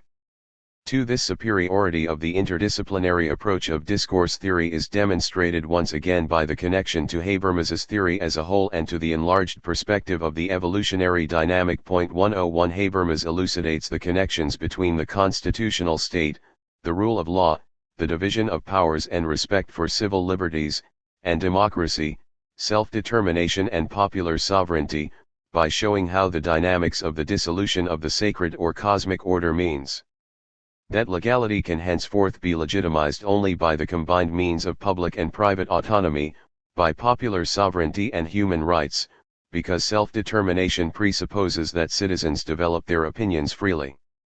It is the ideal typical framework of evolutionary logic that enables Habermas to show how, in a post-conventional, differentiated and rationalized society, citizens, who are simultaneously members of civil society, must determine their common destiny by recognizing each other's civil rights, without which collective deliberation lacks the ability to legitimize and motivate. The strong forms of sacred or metaphysical authority have lost their motivational power as a result of the increasing devaluation of the conventional, cosmological, traditional type of reasons that these forms of authority are able to mobilize. 102.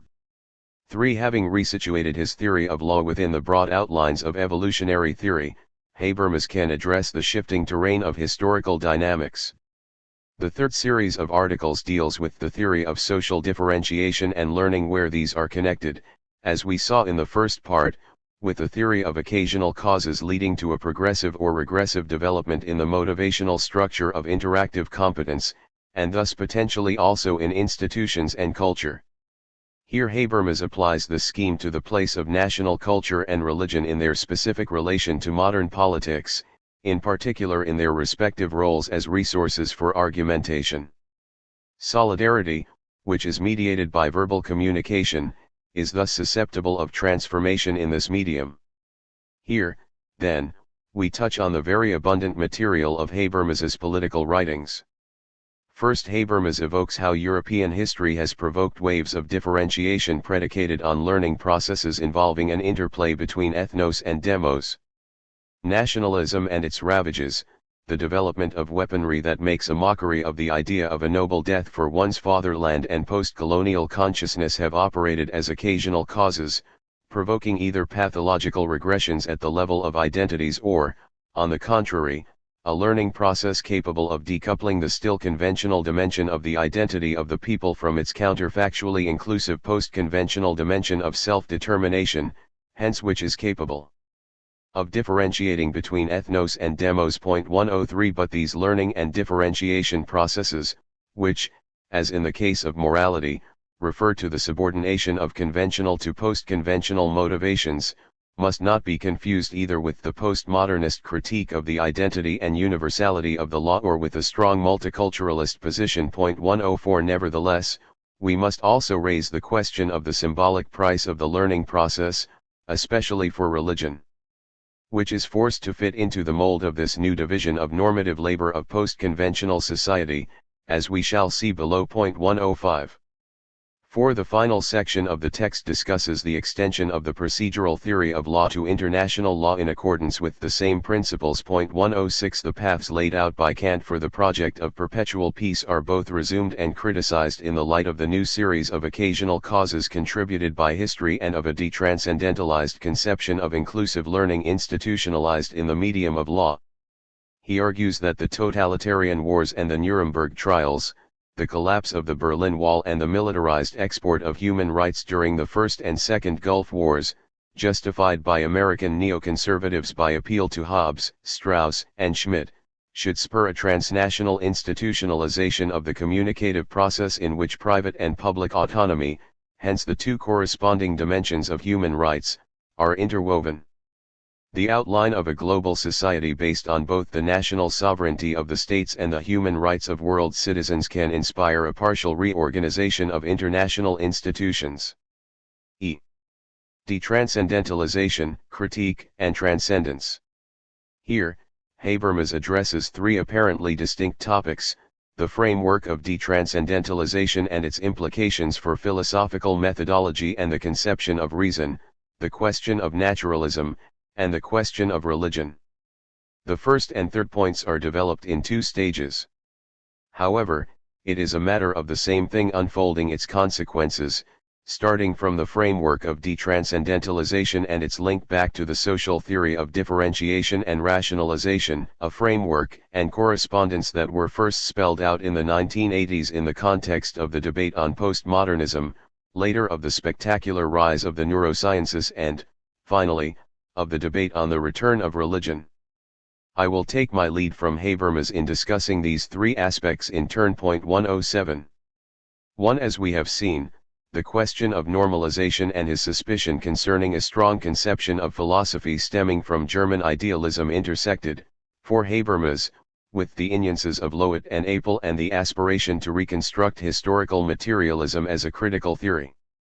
These perspectives combine to lend a certain esoteric and prophetic, stylized and aristocratic strain within German philosophy, invented by the Romantics and the German idealists and ultimately embodied in an ideal typical manner by Heidegger, the appearance of a reactive and metaphysical, idealist survival in Marx's sense, whereas the left Hegelian generation seemed to represent a vanguard of detranscendentalization and post-metaphysical thinking. 108 Moreover, the intellectual reconstruction of detranscendentalization as a sequence of stages with its paradigms and turns and its relation of correspondence back to the social theory of differentiation and rationalization can be understood as a kind of enriched and more complex continuation of Marx's critique of ideology.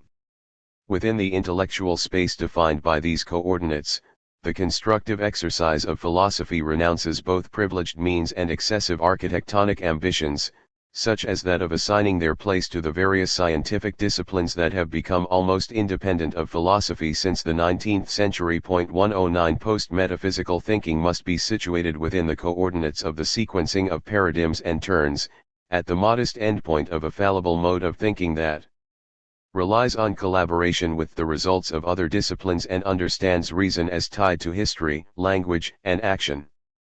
Thus, the philosopher does not try to illuminate universal history in a prophetic manner, like Heidegger, or even to propose its radical transformation, like Marx, but integrates him or herself in a fallibilist and realist spirit into a differentiated world constituted by spheres of value that are largely independent of philosophy.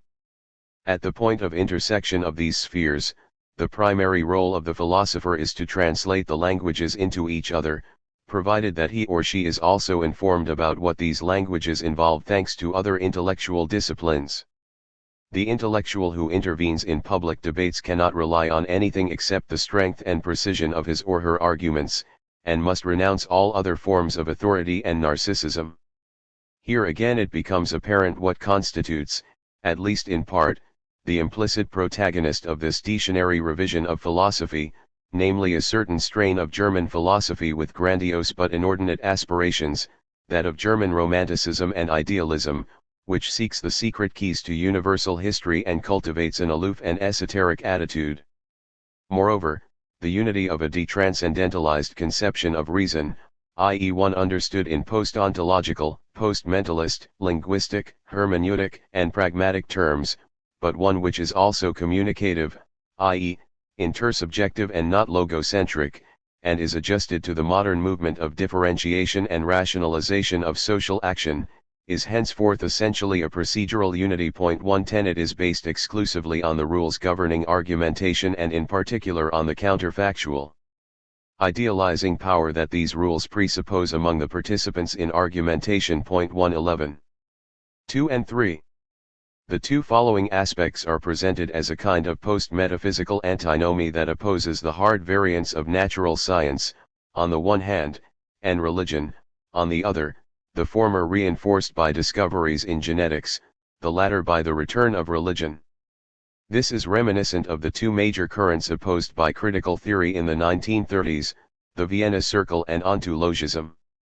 From this point of view, Horkheimer's project of a critique of reason based on the interdisciplinary materialism of post-metaphysical thinking does indeed find a continuation in Habermas's theory in a more systematic, constructive form, for all the reasons that we saw at the outset, and in a partially transformed context.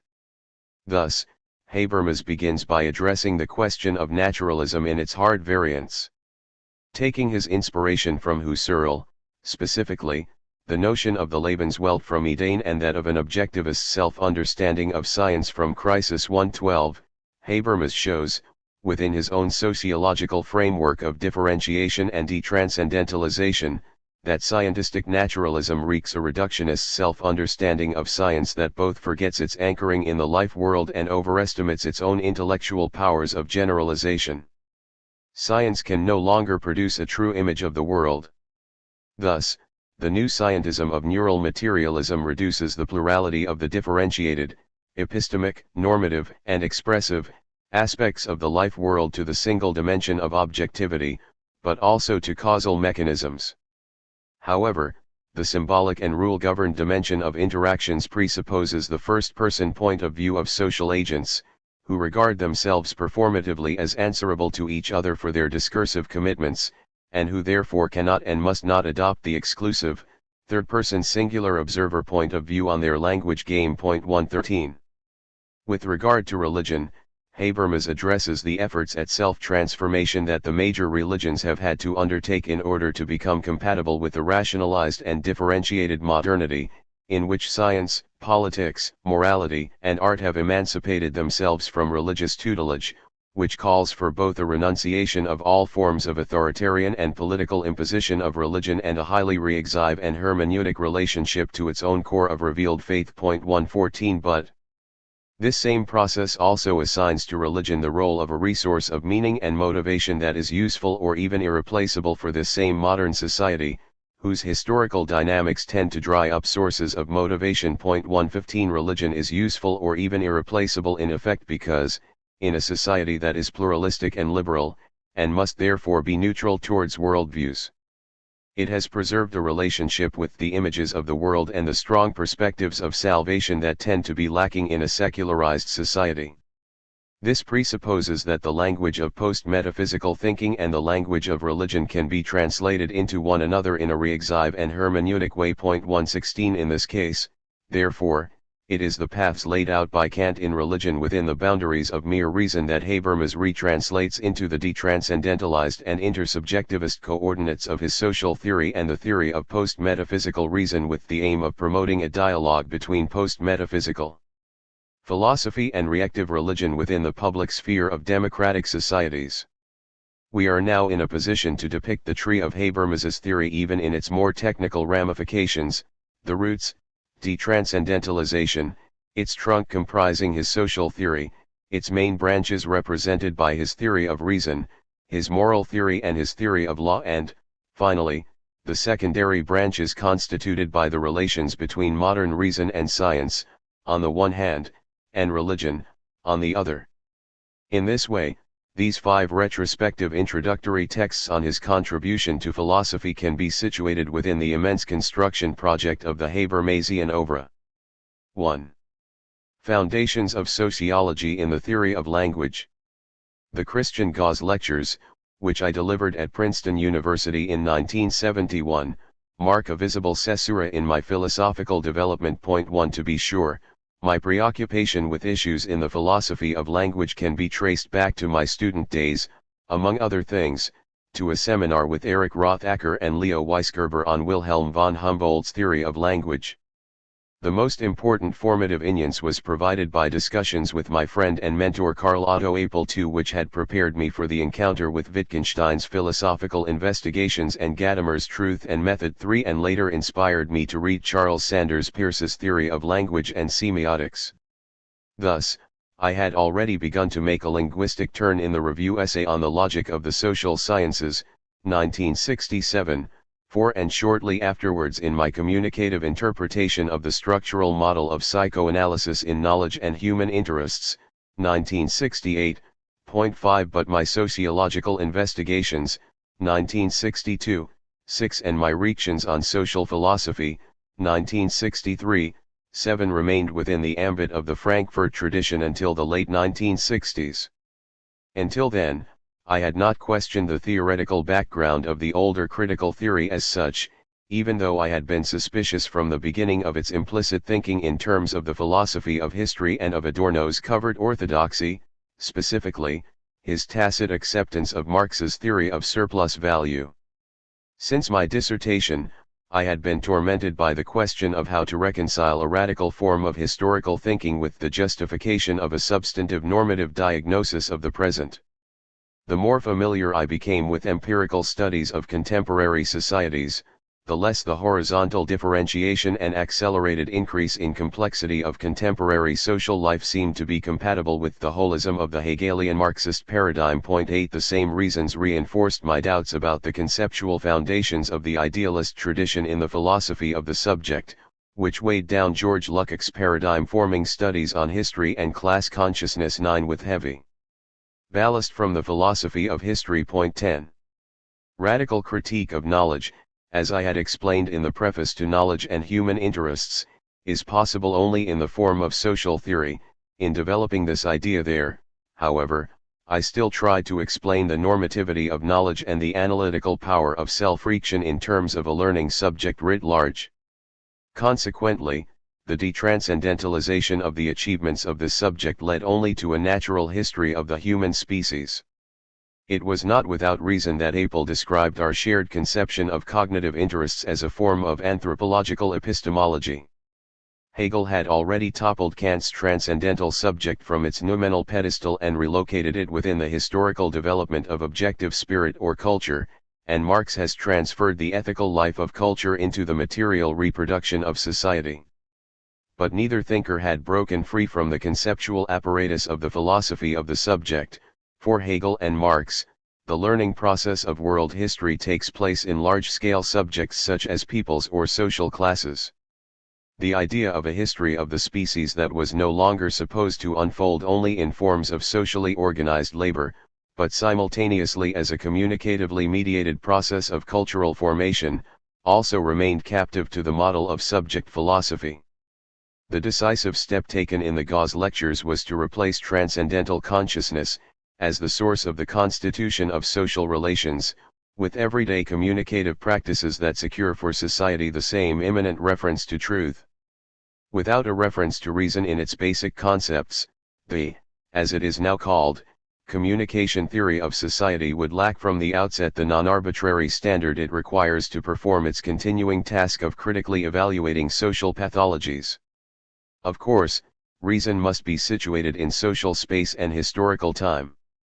But in order to avoid achieving the detranscendentalization of the mind at the cost of introducing higher-level collective subjects, the challenge was now to found sociology in the theory of language in a way that does justice to the decent ring power of communication while also conceiving of the collective identities of societies and cultures as higher-level and condensed forms of intersubjectivity and taking into account the pluralistic character of social life. I will discuss the Gauss lectures at somewhat greater length because they mark a turning point in my theoretical development.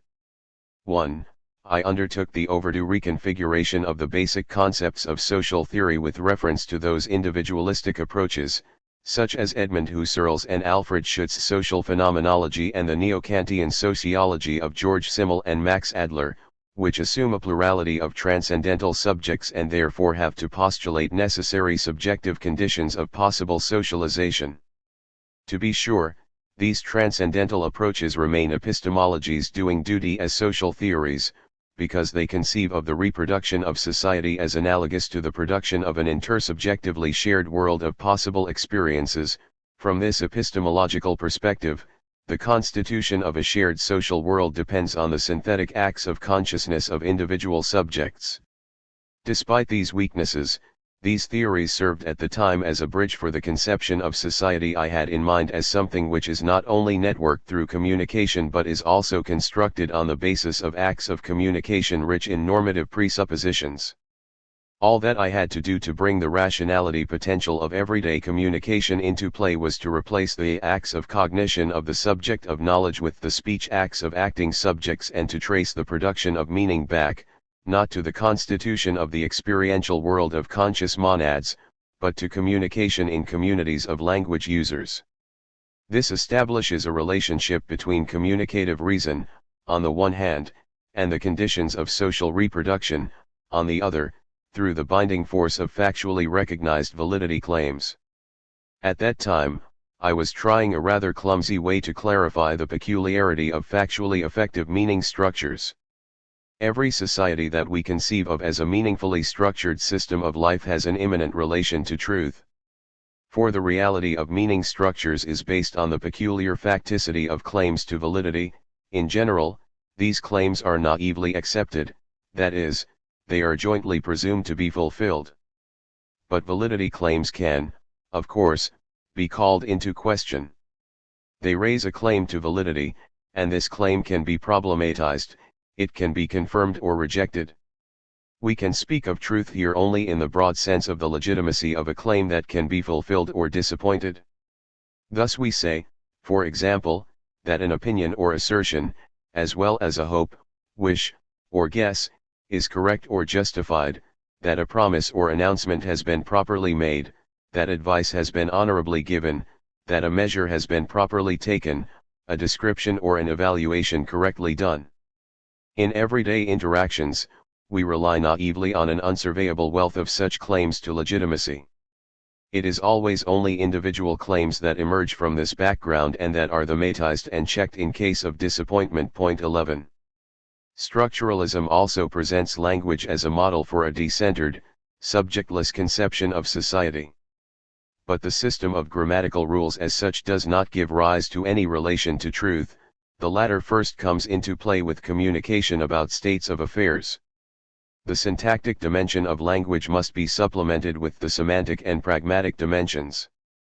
If one person wants to reach an understanding with another person about something in the world, their communication can also fail due to incomprehension or misunderstanding, hence due to grammatical errors or because they lack a shared language, but the actual, elocutionary goal, that is, reaching understanding with another person about what one says to the other person, can be missed only at the semantic and pragmatic levels.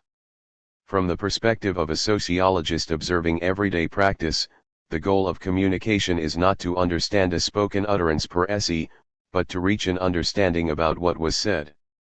A speaker misses this goal if she cannot convince the addressee, if she lacks reasons to dispel doubts.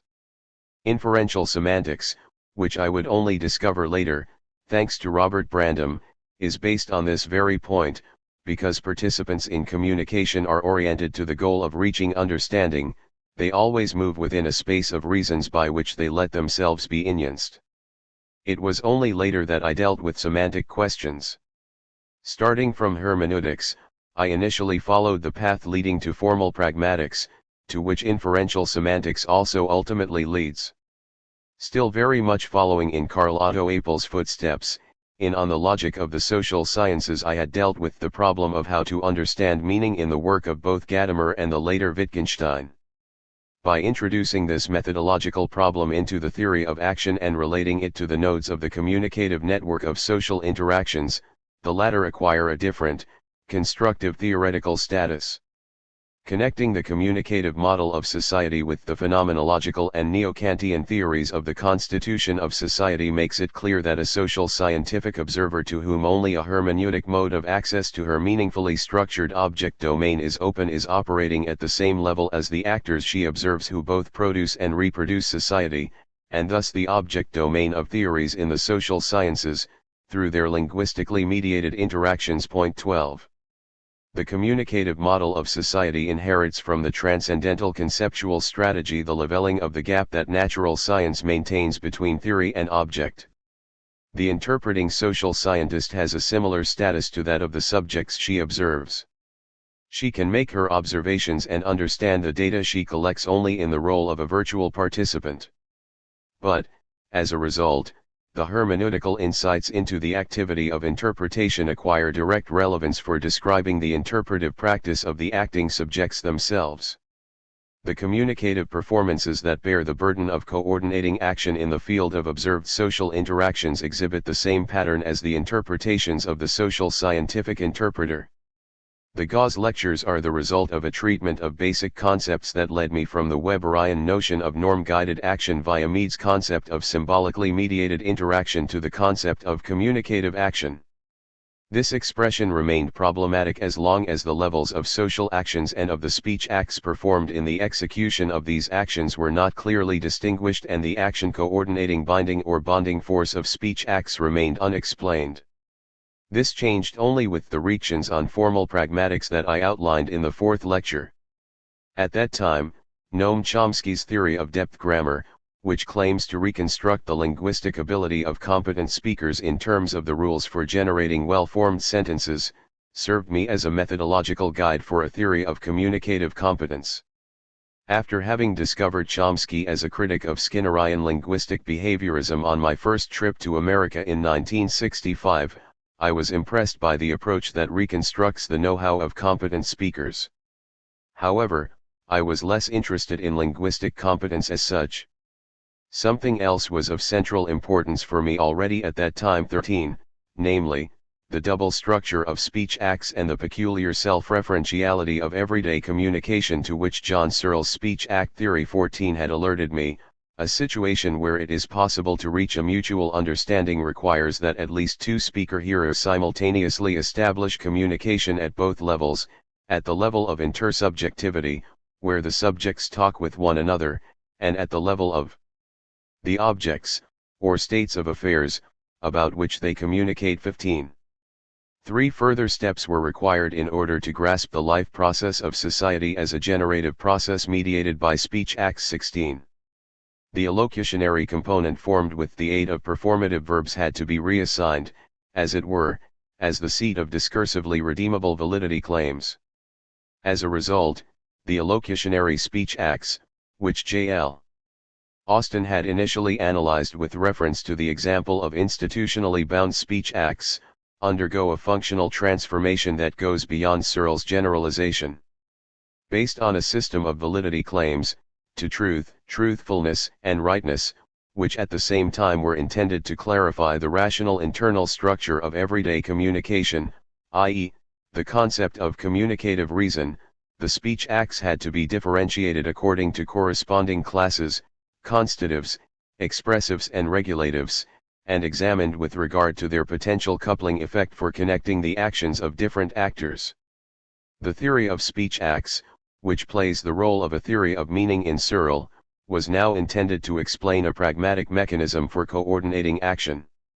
Communicative action, i.e. the type of social action characterized by a symmetrical use of speech acts oriented to reaching an understanding, had furthermore to be distinguished from the re-exhibe level of discourse on which the participants thematize validity claims that have become problematic. The discursive redemption of truth claims, which I examined in connection with the work of Stephen Thalman on Argumentation 17, served as a model that I developed, somewhat prematurely, as it turned out 18, into a consensus theory of truth. 19. Considering the 5 lectures delivered at Princeton as a whole, it becomes apparent that these conceptual analyses provide at best the silverware but not the meal. But the formal pragmatic approach to communication, based on the mutual recognition of claims to validity, as the essential medium for generating social order, provided me with a key to answering basic questions of social theory. The pair of concepts reaching understanding vs. goal orientation, which refer to opposed mechanisms of action coordination, opens up the whole field of sociological concepts of action. 2. The complementary relationship between communicative action and the life world enables the step from action theory to social theory. 3. Then 3 further problems can be clarified with the help of reactions from the theory of communication. The classical question of the relationship between the individual and society is answered in terms of a theory of intersubjectivity. 4. Weber's concept of societal rationalization is extended beyond the aspect of purposive rationality. 5. And the hermeneutic approach of interpretive sociology is deepened through a procedure of rational reconstruction. 6. Finally, the theory of rationality forms a bridge between the philosophical discourse of modernity and the diagnosis of the present in social theory. 7. 2. With communicative action, the Gauss lectures single out a highly improbable form of interaction. The connection between the actions of ego and those of alter is always jeopardized by the possibility of a criticizable validity claim being rejected. But the orientation to a theory of communication leads, starting from philosophical theories of action primarily concerned with explaining the teleological structure of purposive activity and rational choice, to sociological action theory, which aims at the interactive generation of social orders. The theory of communicative action explains reaching understanding as such a mechanism for coordinating action. 20. The motivating force of a speech act offer is not a function of the validity of what is said, but of the credibility of the implicit guarantee provided by the speaker's offer to redeem the claim she has raised if necessary. It is the credibility of this guarantee that facilitates coordination. Furthermore, speech act theory offers viewpoints from which the unity in the diversity of sociological concepts of action becomes apparent. Social action ranges from rational choice through strategic and norm-guided action to dramaturgical action. These types of action can be differentiated according to the world references that speakers adopt with first, second and third person attitudes, respectively. Because the complexity of modern societies exceeds the internal perspective of theories of action, however, linguistic communication, together with values and norms, as a source of social solidarity has to be supplemented by the media power and market as further mechanisms of systemic integration. Action steered by media is a reaction to the high level of independence of economies steered by capital and of administrations steered by power. 3. In the Gauss lectures, it remained open how the formal pragmatic concept of communicative action can be developed into an empirically applicable communication theory of society. In the essay Actions, Speech Acts, Linguistically Mediated Interactions, and the Life World, I tried to secure the continuity of the basic concepts by moving from the level of social action to the level of social order. 21 The concept of the life world as the linguistically structured background of communicative action is of central importance for this connection between the theory of action and social theory. Here, once again the work of Searle, who had interpreted Husserl's concept of the life world in linguistic terms, proved to be helpful. 22 In a given context, the literal meaning of the standardized linguistic expressions must be tacitly supplemented by an antecedent, holistic, implicit know-how that functions in the mode of certainties.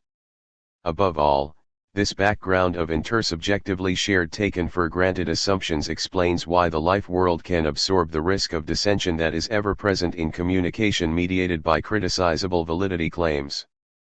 But a series of additional steps are required to develop the concept of society as symbolically structured life world out of a formal pragmatic concept of the life world. Formal pragmatics develops the picture of a life world as something that can be reproduced through the communicative actions of its members as long as the participants in everyday communication draw in turn on the linguistically articulated life world background. However, this circular process does not seal itself off in a narcissistic way against the experiences of communicative actors in their dealings with each other and in coping with a risky environment. The world-disclosing language made available in advance by the life world is not immune to the retroactive revisionary power of interworldly learning processes stimulated by surprising experiences. Although the structure of this process first has to be elucidated in formal pragmatic terms from the participant perspective, it then provides a conceptual orientation for a social scientific observer who examines an existing socio-cultural form of life at the empirical level as one among many life worlds. The transition from the participant perspective of the philosopher who reconstructs the know-how of competent speakers to the perspective of an objectifying social scientist is made possible by a differentiation which, based on types of speech acts and validity claims, breaks down the opaque life world background into interpretive schemes, cultural knowledge, legitimately ordered interpersonal relationships, resources of social solidarity, and personality structures, products of socialization, and thereby makes it accessible to empirical study. 23.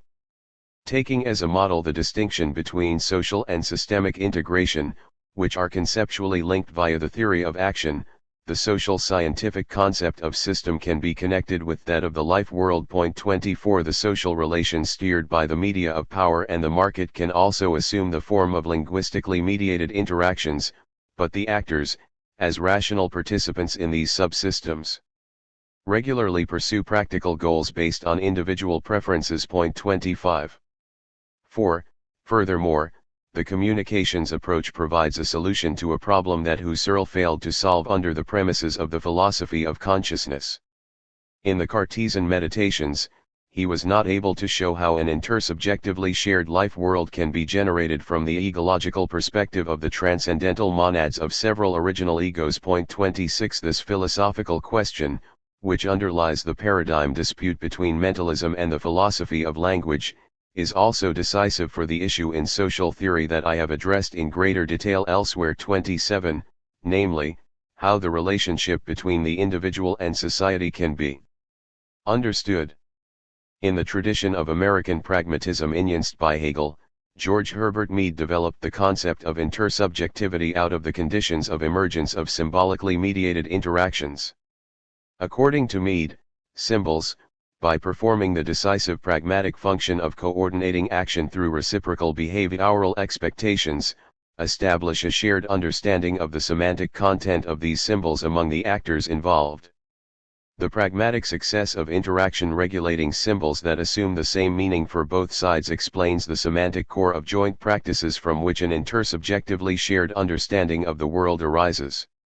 Mead connects this, by no means primarily language theoretical, but instead interactionist, approach to the intersubjectivity of the communication between alter and ego through expected behavior with the ontogenesis of the developing person's relation to himself or herself.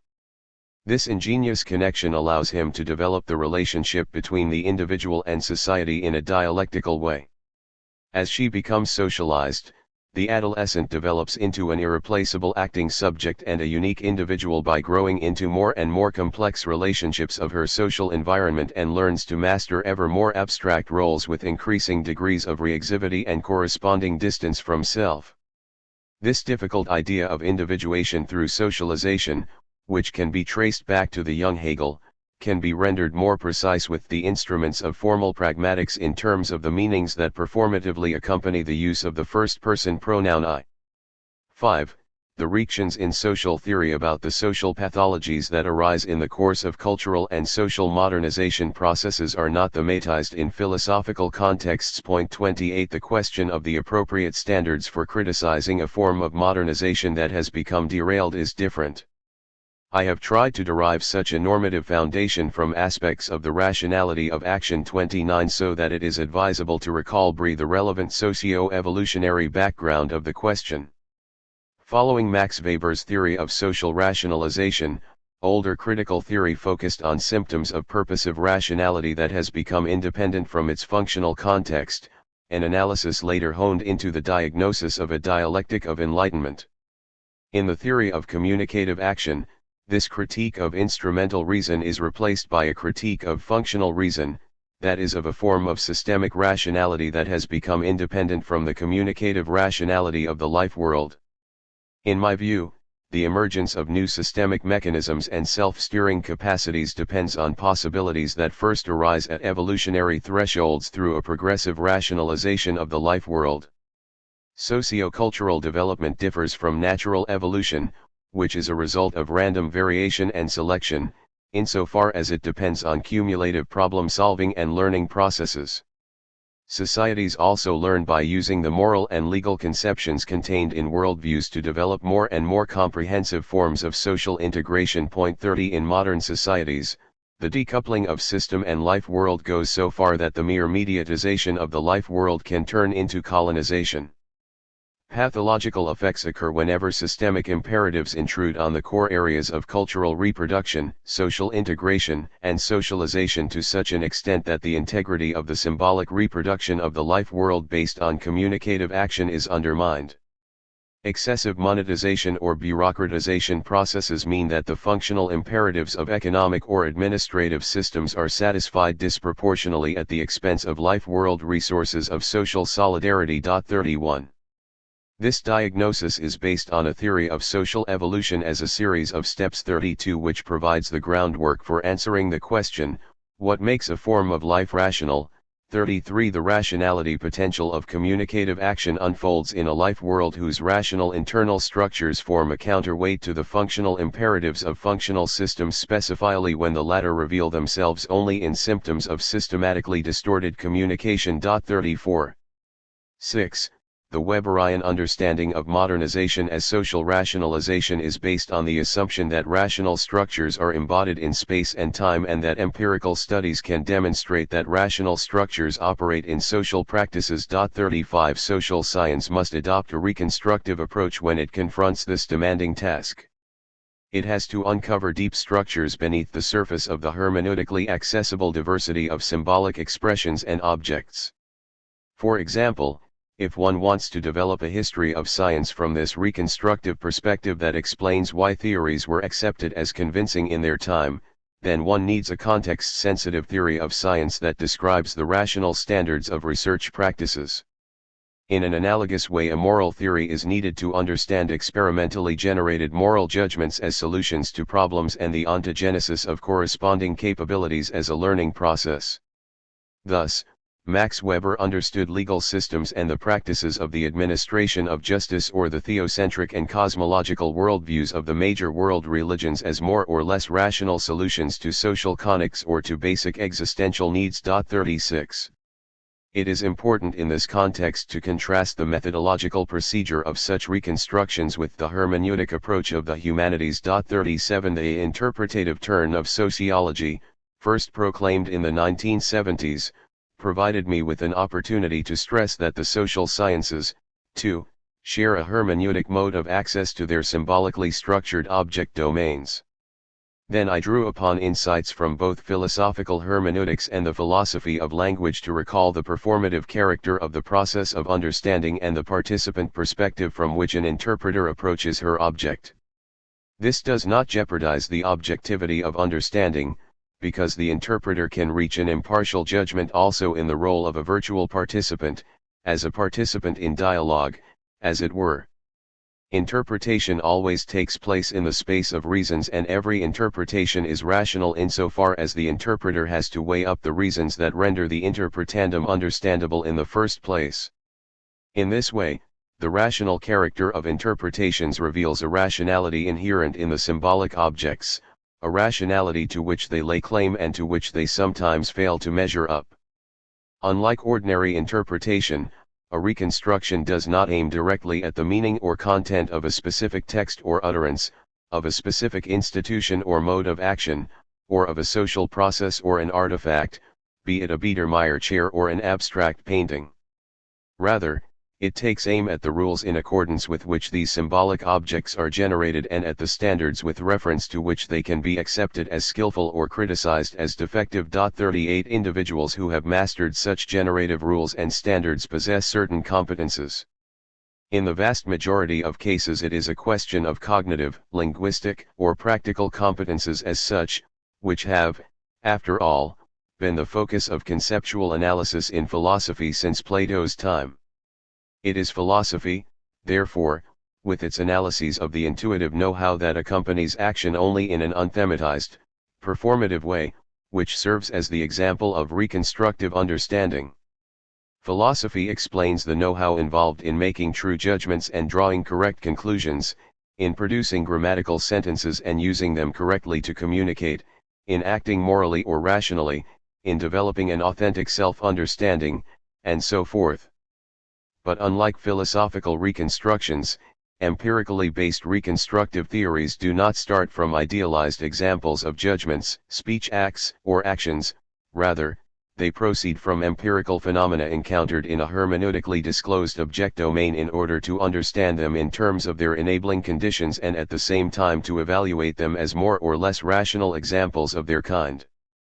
This calls for a special division of labor between causally explanatory and reconstructive procedures, which I illustrate using the example of Kohlberg's theory of the development of moral consciousness in children and adolescents. 7.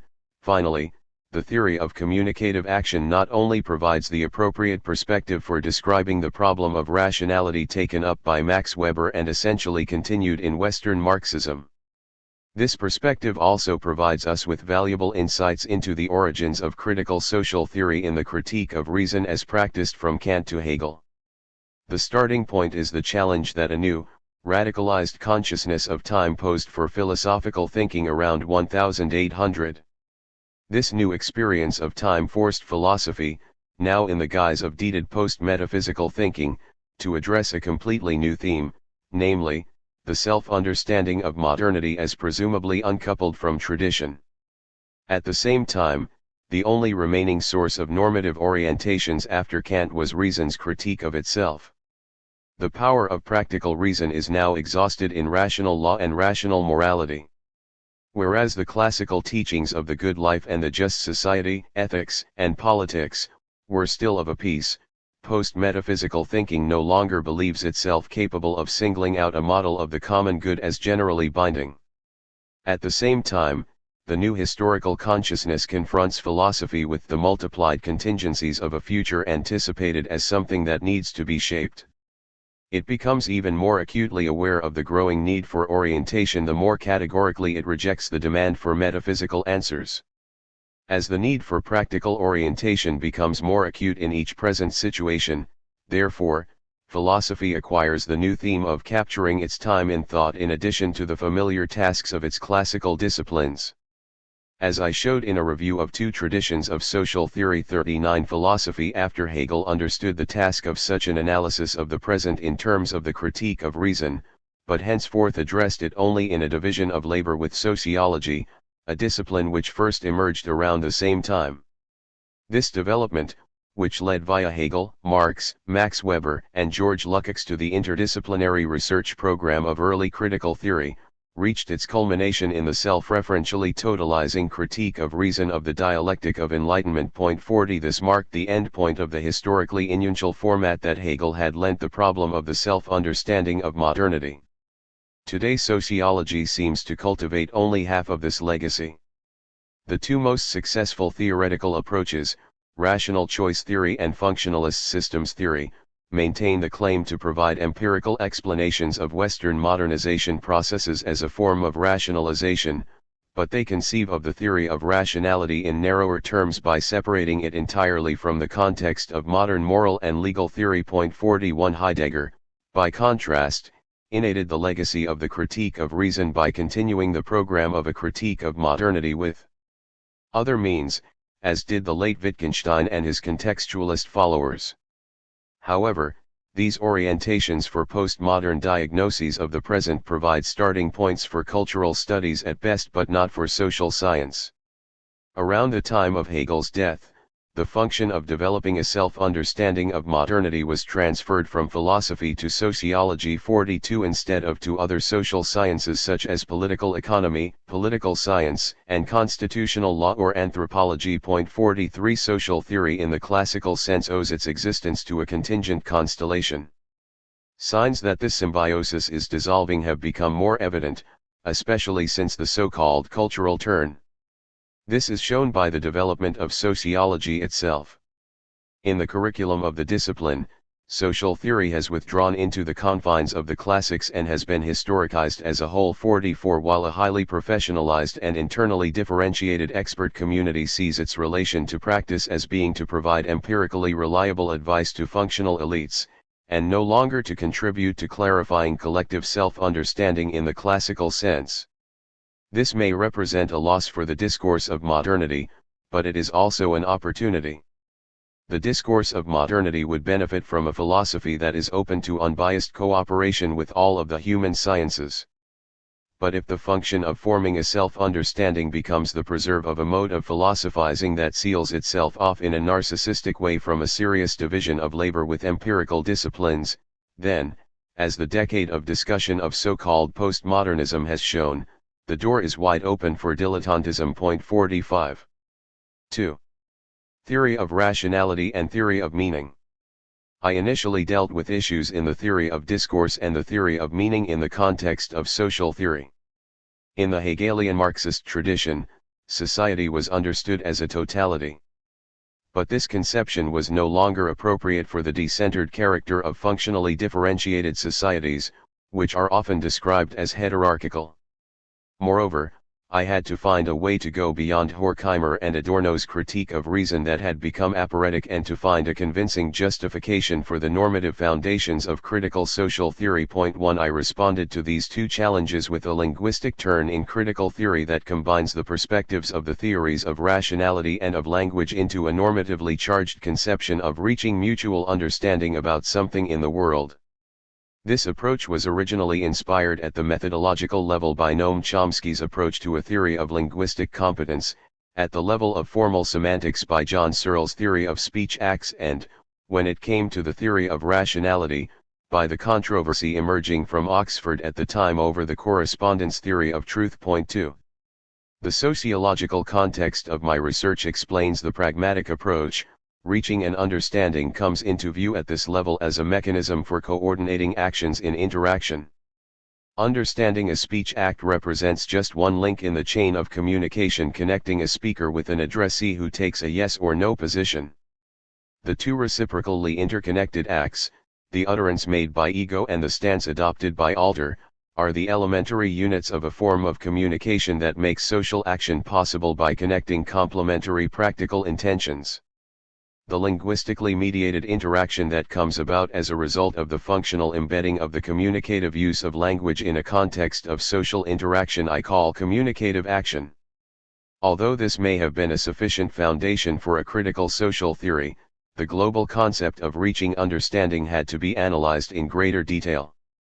After completing the theory of communicative action and returning to teaching philosophy at the university after a period of institutionalized research, I had the time to devote myself to theories of meaning, rationality, and truth. Point 3 From the perspective of a theory of communicative reason, there is an internal relationship between the theory of language and meaning, different aspects of rationality that come together in the use of language oriented to reaching mutual understanding, 2, and the discourse theory of truth, 3. Finally, the formal pragmatic understanding of the representational function of language has implications for ontology and epistemology, 4. Formal pragmatics. I began with a historical explanation of the concept of reaching understanding in terms of the encounter of hermeneutics with analytical philosophy of language 4 and went on to develop the formal pragmatic approach based on a critique of three competing theories of meaning. Point 5 Thanks to the rise of analytical philosophy, the philosophy of language in the guise of theories of meaning became one of the core philosophical disciplines during the 20th century, although this emphasis has in the meantime shifted again since the death of Willard Van Orman Quine and Donald Davidson with the growing influence of cognitive science. The generation who studied in Germany immediately following the Second World War, however, found themselves at a crossroads where two analytical currents, which crystallized around Rudolf Carnap's philosophy of science and Ludwig Wittgenstein's recently published philosophical investigations, respectively, collided with philosophical hermeneutics. The most readily available option for us was connected with Martin Heidegger, who was the dominant figure on the philosophical scene at that time. With his turn from existential ontology to the history of being, he had also accorded language a central role as the house of being, and even invested this mouthpiece of being with diagnostic significance for understanding contemporary social and political developments. From a historical point of view, this turn to the philosophy of language was marked by a twofold inheritance.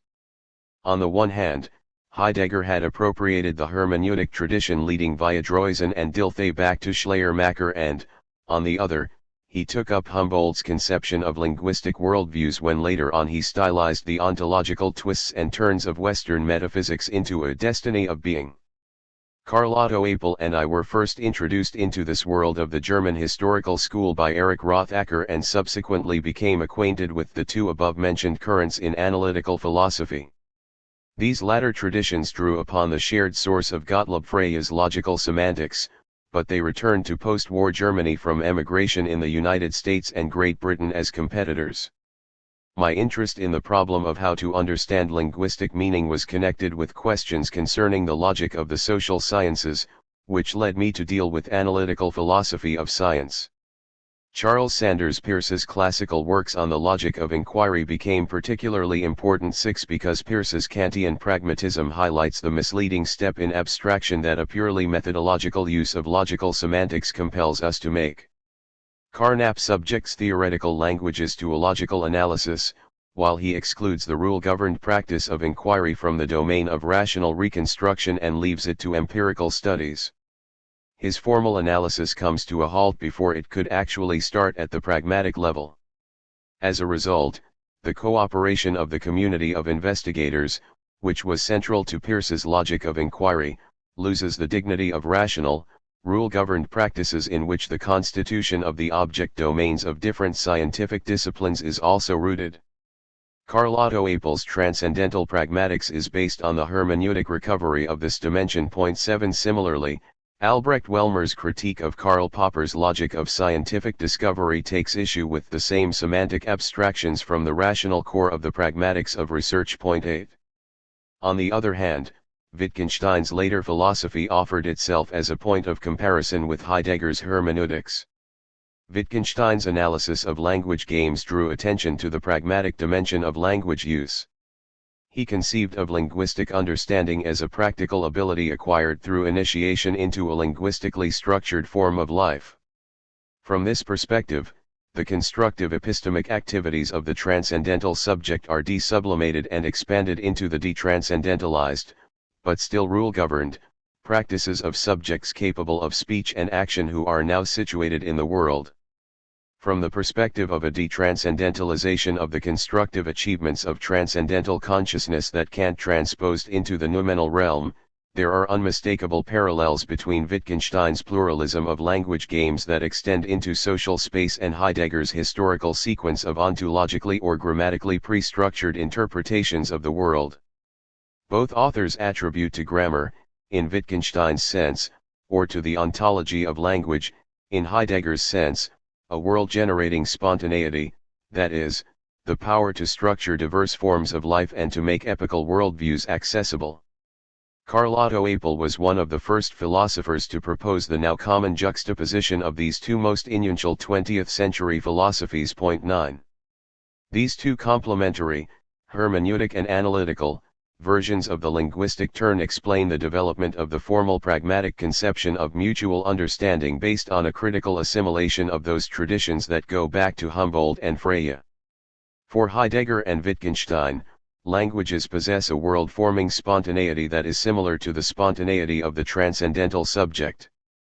However, both thinkers immunize the world-disclosing function of languages and the grammar of forms of life against the revisionary power of learning processes within the world. The critique of the primacy of this a priori of meaning reminds us of the force and logic of conversation and argumentation to which Humboldt already accorded independent weight vis-a-vis the perspective-generating selectivity of linguistic worldviews. The stubborn rational character of communication is based both on what actors learn from their efforts to cope with the world and on what participants in discourse learn from each other. The categorical pre-understanding advanced by a world-disclosing language is subject to the revisionary pressure of new empirical knowledge acquired through learning processes. This speaks in favor of a pragmatic approach to the analysis of the relationship between meaning and validity that develops Michael Dummett's epistemic truth semantics further. In essence, the formal pragmatic theory of meaning states that the addressee understands an utterance if he knows the conditions that make the validity claim raised with this utterance rationally acceptable. I develop this thesis through a critique of three theories of meaning, which understand the meaning of a linguistic expression, respectively. From the perspective of what is meant as intentional meaning, or from the perspective of what has been said as propositional meaning, or from the perspective of its use as utterance meaning in a context of action. 10. Each of these semantic approaches focuses on one function of language and abstracts from the context, which I illustrate using Karl Bühler's three-function scheme of language, which serves at the same time as an expression of the speaker's intention, as the representation of a state of affairs and as an appeal to the addressee to take up and enter in a special relation with the speaker. Although speech-act theory embraces all of these functional aspects, the limits of the semantic version of this theory are made apparent by John Searle's attempt to develop an adequate classification of speech acts. 11. It is the formal pragmatic interpretation of the understanding of propositions as a function of communication that first highlights the three equally original dimensions of communicating what one means with others about something. Thus, there is a threefold relationship between the meaning of a linguistic expression and what is meant by it, how it is used and what is said in it. To these dimensions correspond the validity claims of the serious or sincere expression of intentions or experiences, of the production of normatively appropriate or correct interpersonal relations and of the true representation of states of affairs. If we examine how speech acts can be negated as a whole, rather than in their individual components or presuppositions, we arrive at precisely these three validity claims to truthfulness, rightness, and truth, which are geared to intersubjective recognition, but are at the same time criticizable. The orientation to validity claims belongs to the pragmatic conditions of possible communication because the elocutionary goal of the use of language oriented to reaching understanding is measured by whether the addressee can accept the validity claim raised by the speaker. Of course, a theory of meaning is only intended to clarify the conditions of understanding of linguistic expressions. But the primary goal of the communicative use of language is that members of a linguistic community should reach an understanding about something in the world that they encounter from within the horizon of their life world. Therefore, the conditions of understanding a linguistic expression refer to the conditions of the possible mutual understanding of something in the world achievable with the aid of that expression. Understanding an expression means knowing how, under what conditions, one could use it to communicate with someone and reach an understanding of something. If we now understand the goal of reaching understanding as rationally motivated agreement, which applies to the paradigmatic case of understanding of what is or is not the case, then an extension and generalization of Michael Dummett's empirical interpretation of truth semantics to all three of the validity claims mentioned above suggests itself. The meaning of an utterance is explained in terms of its conditions of validity. However, we cannot ignore the conditions under which a speaker could specify reasons for why the validity conditions are fulfilled and a listener could recognize them. The claim to validity that a speaker raises for what is said towards a hearer is based on such reasons.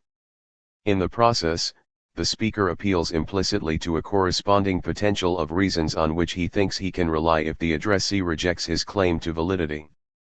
These reasons interpret the conditions of validity and to that extent belong themselves to the conditions that make an expression acceptable. In the case of expressive speech acts, the reasons in question are, of course, indirect ones, because the truthfulness of a speaker's self-representation can ultimately be verified only by the consistency of the actions to which it gives rise. In the case of constative and regulative speech acts, however, understanding the utterance involves knowing the kind of reasons with which a speaker could redeem his claim to validity in discourse, that is in the course of a rule-governed exchange of reasons. This is also the point of departure for a version of inferential semantics that can be traced back to Wilfrid Sellars 12 and draws attention to the network of logical relations implied in the vocabulary, and thus to the world-disclosing function of everyday language and to the corresponding articulation of the life-world background.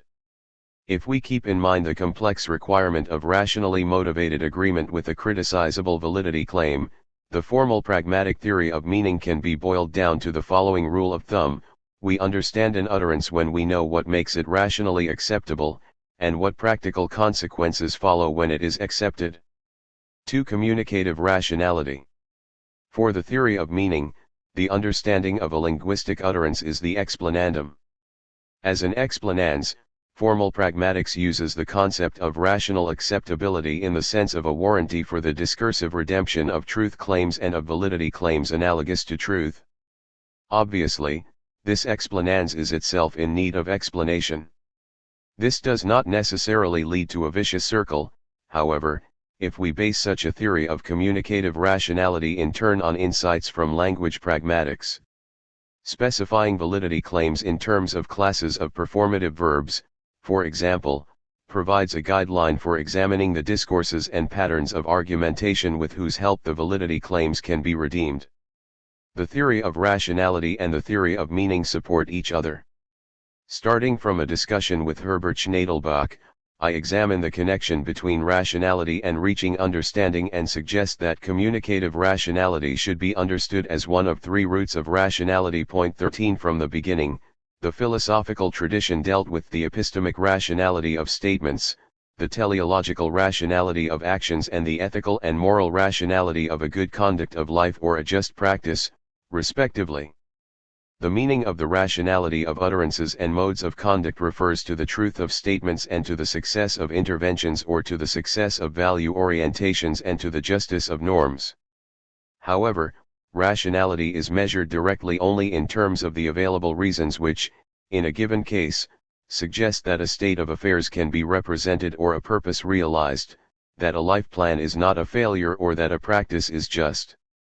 Opinions or intentions, conceptions of the good life or just actions are rational if they are supported by good reasons, regardless of whether they are true or effective or of whether they are ultimately appropriate or right. Reasons are no more a private possession than is language itself. In cases of controversy, whether reasons are good or bad can be determined only in the forum of a rule-governed exchange of arguments. Therefore, the practice of argumentation, which requires the participants to adopt a reactive attitude towards validity claims that have become problematic, is the key to a complex form of rationality in which those different forms of rationality mentioned come together and merge. Such a practice calls for a demanding form of communication, which can be understood in turn as a reactive form of communicative action. Therefore, discursive rationality refers to an origin in the communicative rationality built into action oriented to validity itself. Tracing the unifying power of the speech oriented to reaching understanding manifested in the insightful acceptance of validity claims, and ultimately based on the unforced force of the better argument, we arrive at the telos inscribed in this rationality, namely, rationally motivated agreement. The text mentioned in the previous footnote deals essentially with the question of how the different forms of rationality fit together. Because ethical and moral questions refer to the life orientations and practical orientations of socialized individuals and depend intrinsically on discursive clarification, we can understand practical reason as derivative of communicative rationality. This practical reason need not concern us here, because it does not represent a root in its own right independent of communicative reason. Things are different with the rationality of knowledge and of purposive activity. The epistemic and teleological core structures can be grasped in statements and intentions. Thus, they are incorporated in the logical semantics of a language and can be analyzed in terms of corresponding sentences or thoughts. That these two roots of epistemic and teleological rationality possess a certain independence is suggested by the fact that they find different embodiments in complementary, but equally important functions of language use, representation, and communication, and equally in corresponding components of communicative action, where language use is based on the teleological structure of action. This certain independence of the two roots of rationality is also rooted in a certain semantic self-sufficiency of assertoric and intentional sentences. Having beliefs and practical intentions does not seem to be internally connected with the communicative use of language. However, the rationality of this having calls for reaction on the validity of corresponding propositional and intentional sentences. Because thoughts entertained in foro interno can be understood as a reaction of a public exchange of arguments, here we again encounter the discursive rationality with which every use of language and every action, whether communicative or not, is interwoven. However, the pluralistic picture of three independent roots of rationality that coalesce to form discursive rationality assigns communicative rationality an ancillary status. This could have disturbing consequences for a theory which assumes that the telos of reaching understanding is inherent in linguistic communication as such. A relevant objection in this connection is that the meaning of assertoric and intentional sentences can be explained exclusively in terms of conditions of truth or success, without having to leave the semantic level. This is the intuition to which all semantic theories since Freya appeal that reduce speech acts to just two directions of fit between proposition and state of affairs. The correct response to this objection is that the very meaning of the truth and success conditions of propositions can be explained only in terms of the possible embedding of these propositions in acts of asserting propositions or of announcing an intended action. Just as truth conditions, which are publicly examinable and are therefore in need of interpretation, can be understood as truth conditions only in the light of the assertoric meaning of assertions, so too the meaning of publicly examinable success conditions also becomes accessible only from the point of view of declared or announced intentions, or of requests that have an inherently public character. We understand the meaning of assertoric or intentional sentences only in the light of the performatively raised claim to validity, that the corresponding truth conditions are fulfilled, or the performatively announced intention, that the actor will fulfill the corresponding success conditions or calls upon an addressee to fulfill them. However, another observation speaks against this heightening of the concept of reaching understanding into the telos of agreement.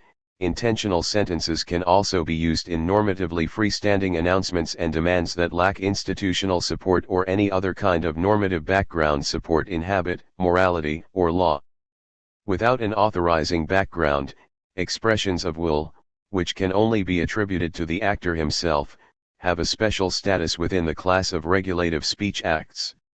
For such unauthorized announcements or imperatives do not raise a normative claim to validity. These speech acts claim to be rational on other grounds and as a result to be rationally acceptable for other participants in communication, specifically, on grounds that lend plausibility to the truthfulness of the actor and the feasibility of the intended action, the truth of the assumed conditions of practicability. Whereas normative reasons claim to be binding for both sides, and moral reasons even claim to bind all potentially affected persons, actor-relative reasons are sufficient to justify the seriousness of a practical intention, ones that a listener can ascribe to the speaker as good reasons, even if he does not share them. This distinctive feature has forced me to make a differentiation within the concept of illocutionary success.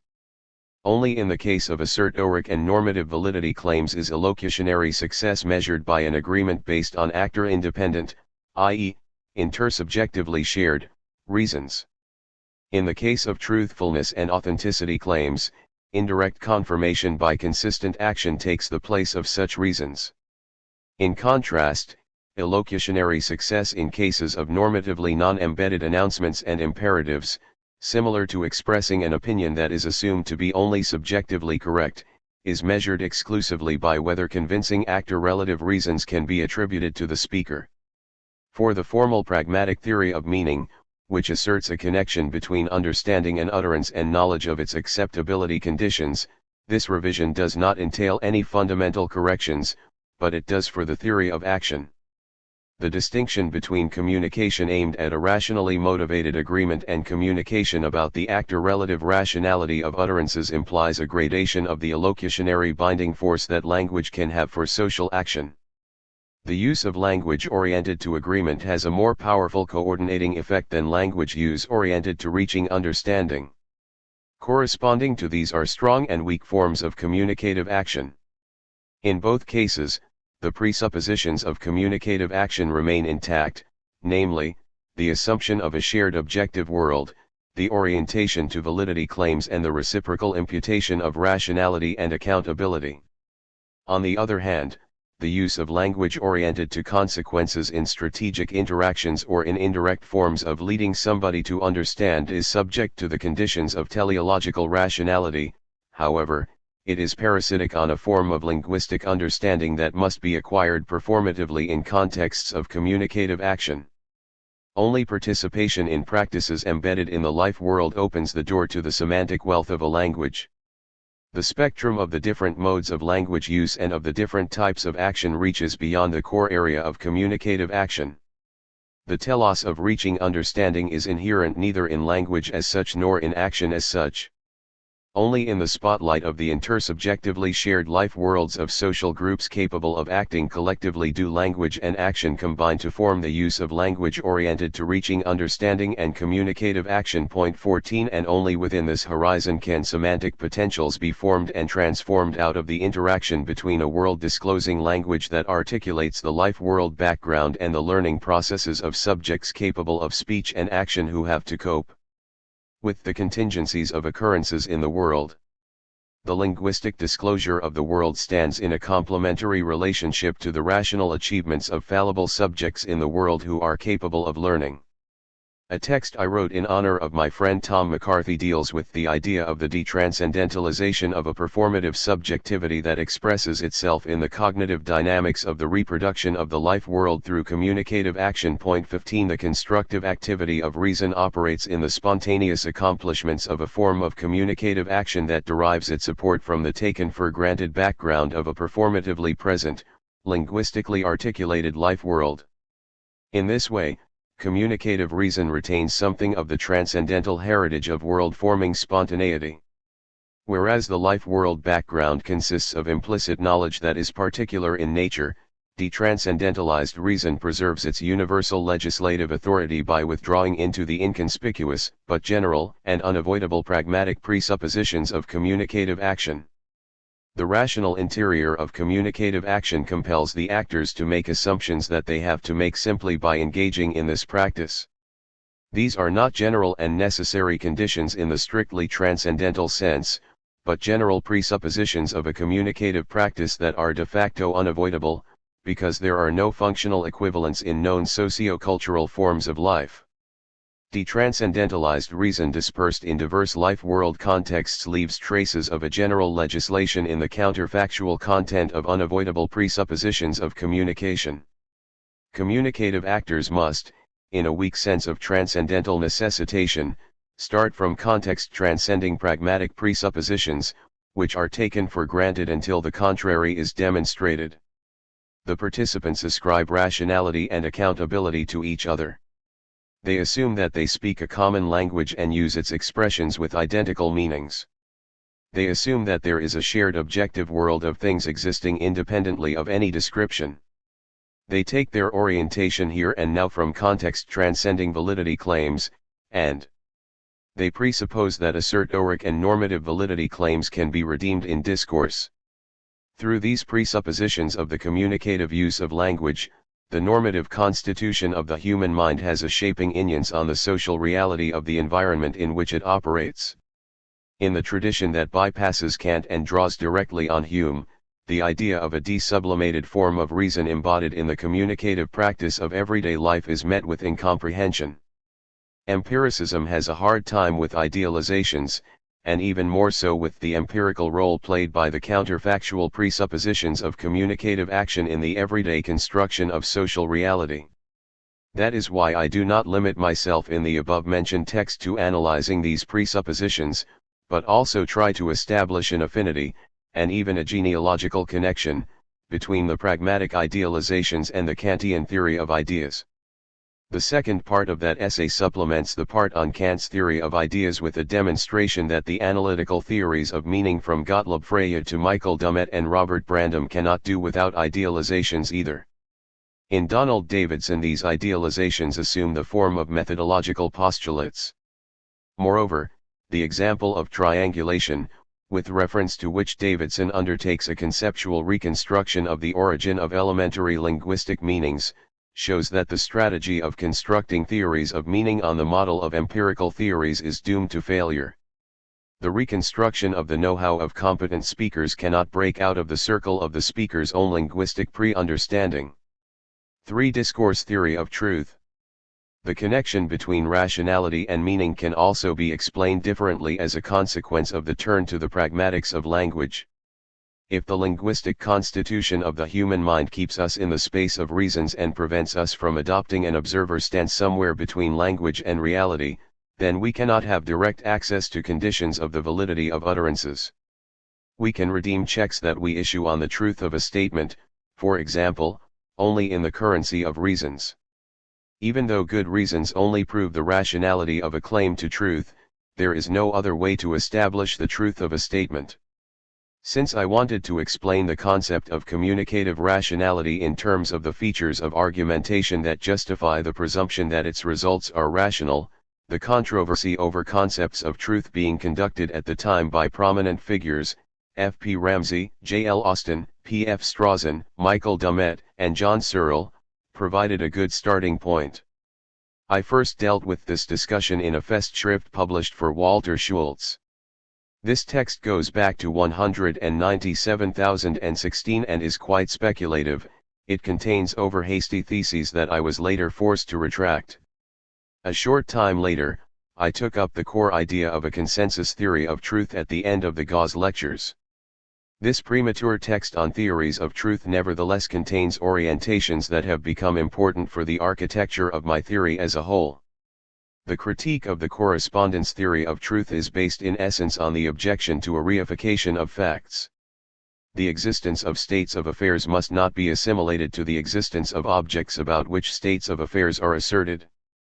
But if the concept of a fact, as Peirce already recognized, can be explained only by recourse to the truth of statements, the correspondence between proposition and fact does not offer a suitable starting point for explaining the relationship between statements and a reality independent of language. In contrast, I find the pragmatist conception convincing, according to which our primary dealings with the objects existing in the world are not at the level of discourses, but instead in practical and experiential contexts, hence, not where problematic truth claims are thematized but where they are taken at face value. This is why I make a distinction between action and discourse. The level of action is characterized both by naive anticipatory interpretations and certainties and by disappointed expectations that can trigger learning processes. The level of discourse, by contrast, frees us from the constraints of action and the pressure of experience, and allows us to adopt a hypothetical stance on taken for granted assumptions that have become problematized in the meantime. This differentiation also disqualifies certainties based on perception and belief as paradigms for explaining truth. We raise truth claims for propositions that can in principle be true or false. The evidence theory of truth fails to take into account the fact that the concept of truth is interwoven with that of fallible knowledge. The concept of the life world as a background of performatively present certainties, which was still lacking at the time of the essay, would have lent even greater precision to the contrast between truth and evidence. The consensus theory of truth that I favored at the time is based on the observation that there cannot be any knockdown arguments, only more or less good arguments, in substantive controversies. On the one hand, the standards in terms of which reasons are weighed are not immune to criticism either. On the other hand, simple perceptual evidence does provide strong, but not compelling reasons, because it can function as a source of reasons only in the form of contestable perceptual protocols. If we want to uphold the everyday intuition of a realist epistemology, the discursive redemption of truth claims must nevertheless be possible. Hence, the burden of justification shifts from the content of the reasons to the process of selecting what in each case count as the better reasons. This procedural version of a discursive concept of truth builds on the differential weight of the decisive reasons, those propositions prove to be true that continually withstand objections in discourses. The concept of truth can put a stop to the infinite regress in virtue of the well-founded assumption that the unforced force of the better argument will ultimately prevail in discourses. The point of reference for differentiating a justifying consensus from a merely factually achieved understanding are the demanding pragmatic presuppositions of rational discourse under which a potential consensus is supposed to come about. The formal pragmatic point of this theory of truth consists in the assumption that these presuppositions of argumentation can be reconstructed, that is, proved, in a similar way to the weak transcendental presuppositions of communicative action. Anyone who engages without reservation in a practice of argumentation must assume that the given communication situation approximates sufficiently to the conditions of an ideal speech situation. I have often regretted this misleading formulation and have repeatedly revoked it. It is not in any way intended to suggest the utopian prefiguration of a form of life, rather, it refers only to the fulfillment of idealized conditions of justification, specifically publicity and inclusion, equal participation, the exclusion of illusion and deception, and immunization against external and internal constraints. In qualifying their status, I emphasize the essential critical function of these idealizations, which acquire an additional regulative function when it comes to the legal institutionalization of discourses, for example, in teaching and research or in parliaments and courts. The controversy that I conducted over many years with my friend Richard Rorty finally led me to correct the consensus theory of truth I had originally advocated on the crucial point that it neglects the difference between truth and justifiable assertability. Point 17 My contribution to a volume of discussions with Rorty edited by Robert Brandom 18 also provided an occasion to rectify my previous neglect of the coherence and deflationist conceptions of truth. But the main focus of the controversy is on the contextualist leveling of the difference between truth and justified assertability, which Rorty defended against Carlotto Apel, Hilary Putnam, and myself. In the process I became aware of a motif that had initially misled me into advocating an undifferentiated version of the discourse theory of truth. Moral theory during the first two post-war decades was dominated by non-cognitivist conceptions, whereas I, like Paul Lorenzen and Carlotto Apel, argued against this mainstream in favor of an intersubjectivist version of Kantian deontology. This cognitivism could be justified without making concessions to moral realism if moral claims to validity were redeemable in the same way as assertoric validity claims. At the time, Stephen Tallman's scheme of argumentation 19 encouraged me to try to assimilate practical to theoretical discourse. If rightness can be classified as a discursively redeemable validity claim alongside truth, then it follows that correct norms must be justifiable in a similar way to true statements 20. This motif led me to overgeneralize the explanation offered by the consensus theory of the binding validity of norms, which I still understand as an epistemic mode of validity. However, the assimilation of the truth of statements to the validity of moral judgments and norms loses sight of the justification transcending meaning of the truth of statements, which refer to things in an objective world independent of description. The warning use of the truth predicate already reveals the difference in meaning between truth and justified assertability. The objections of Albrecht Welmer and Christina Lafont, together with the reaction of Donald Davidson's, ultimately compelled me to abandon an epistemic concept of truth. However, this revision affects only the consensus theory's understanding of truth, not the epistemic role that rational discourses play in the same way, if not to the same extent, in redeeming claims to truth as well as claims to rightness. 4. On epistemology. My early work on truth theories is at its least clear when it addresses epistemological questions. Already at that time, however, the appeal to progress in knowledge rooted in the adaptation of linguistic and conceptual systems reveals the view that the discursive work of justification merely supplements the learning processes triggered by practical dealings with the world. In the introduction to Truth and Justification, therefore, I took up once again questions I had left to one side since knowledge and human interests. 21 Taking the interconnection between the two central functions of language, namely, representation and communication, as my starting point, there I examine the realist epistemological meaning of the assumption of an objective world and address the naturalistic question of how the normativity of a linguistically structured life world, in which we always already find ourselves as subjects capable of speaking and acting, can be reconciled with the contingency of the natural history of socio-cultural forms of life. Hilary Putnam's internal realism provided me with impulses for a Kantian reading of pragmatism. 22 From this perspective, I return to ontological questions in the controversy with Quine, on the one hand, and with Heidegger, on the other. While nomological theories about domains of physically measurable objects rest on a nominalistic linguistic ontology, in the medieval sense, the humanities and social sciences have to achieve their hermeneutic access to the object domains of a symbolically structured life world in concepts of a correspondingly realist linguistic ontology. In the fifth introduction I will return to the question of whether and, if so, how this epistemic dualism can be reconciled with ontological monism. 3. Discourse Ethics.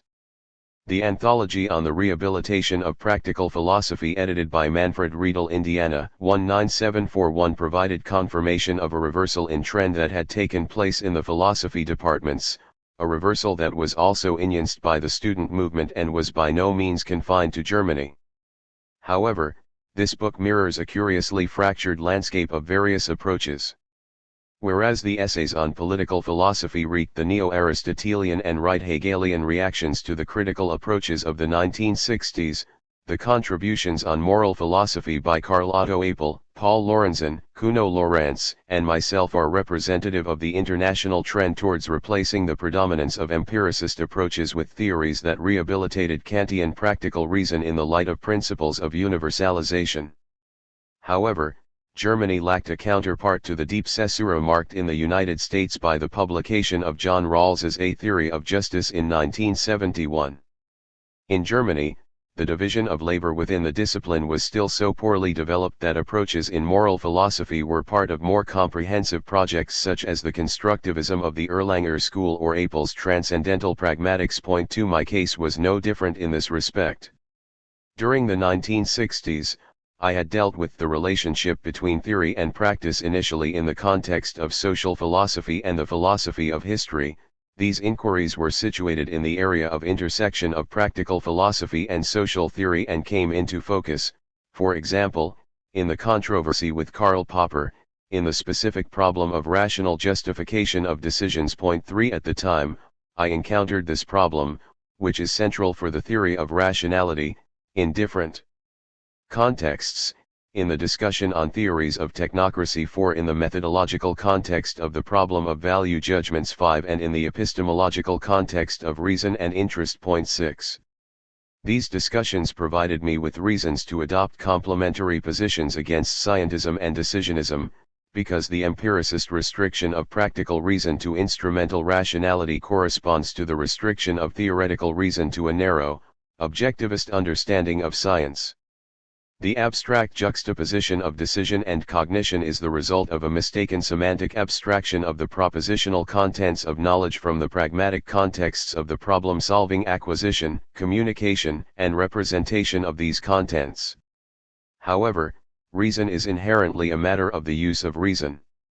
Reasons are the medium of this use, and the discursive exchange of reasons still ensures, while allowing for all necessary differentiation between descriptive, evaluative, and normative patterns of argumentation, a certain continuum that prevents the connection between theoretical and practical reason from being sundered completely. I did not conceive of moral philosophy as a freestanding undertaking, but as a special part of the general theory of rational discourse. The task of a theory of morality is to explain how the validity claims raised for moral judgments can be redeemed. This approach proceeds via the theory of rationality and explains why I initially developed my version of discourse ethics, starting from the above-mentioned discussions of the 1960s, in the context of social theory. Facing the task of setting up a research program at the Sternberg Institute in 1971-2, I had to come to terms with the issue of whether practical questions allow for truth or falsity at all.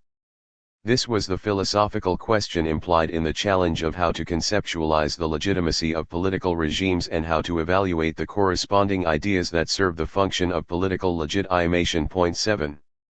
Although we normally speak of legitimacy only in the case of a political regime, the belief in its legitimacy has a moral core which is the same as that to be found in the mode of validity of any binding social norm.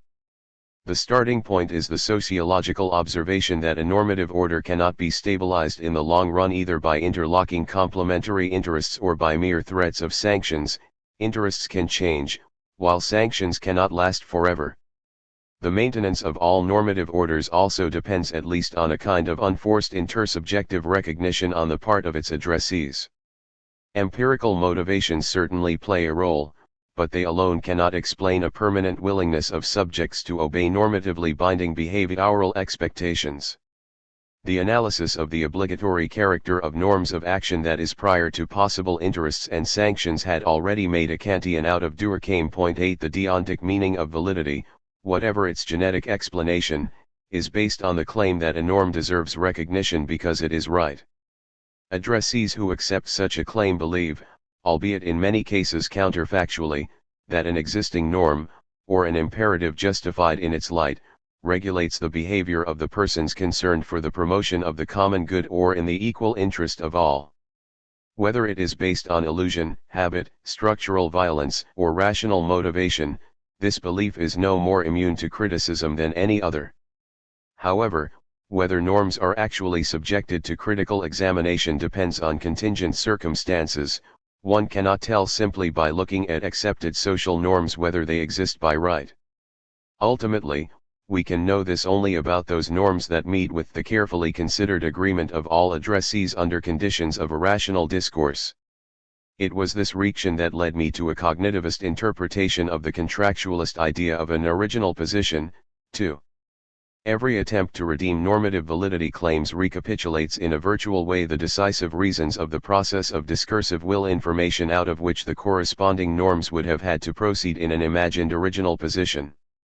Discourse can be understood as that form of communication that is removed from contexts of experience and action and whose structures assure us that participants, themes, and contributions are not restricted, that no force except that of the better argument is exercised, and that, as a result, all motives except that of the cooperative search for truth are excluded.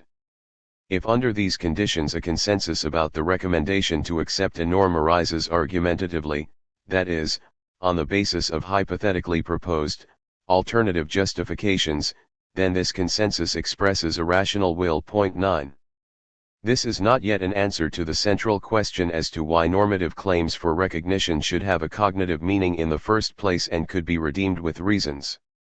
At that time, I was still content to appeal to the Kantian maxim that valid maxims must admit of being generalized.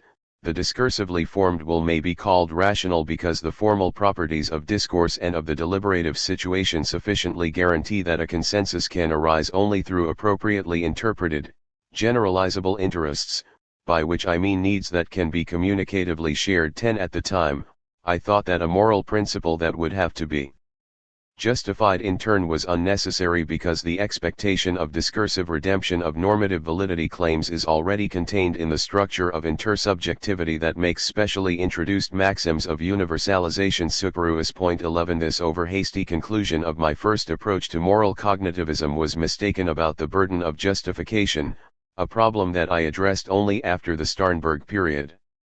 In the first part of this introduction, I will discuss 5 texts in which I developed discourse ethics. This theory of morality is intended to explain how moral validity claims can be redeemed. It also provides the key to analyzing other normative validity claims, for example legal validity and political legitimacy. Discourse ethics has a narrower focus than traditional ethical theories because it concentrates on questions of justice as the questions that can be rationally decided in principle. Here it should be noted that the examination of normative validity claims in general refers to exactly one of 3 validity aspects of the more comprehensive reason embodied in use of language oriented to reaching an understanding and in communicative action, I. The reference to 3 further texts in the second part serves the purpose of classifying practical discourses.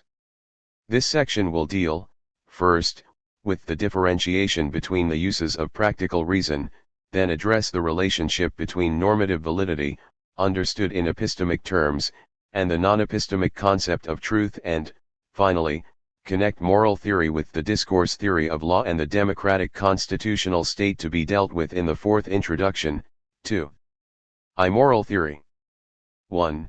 During the 1960s, in a series of joint seminars conducted with Ulrich Evermann on issues of socialization, I had dealt with Jean Piaget's genetic structuralism and Lawrence Kohlberg's theory of moral development.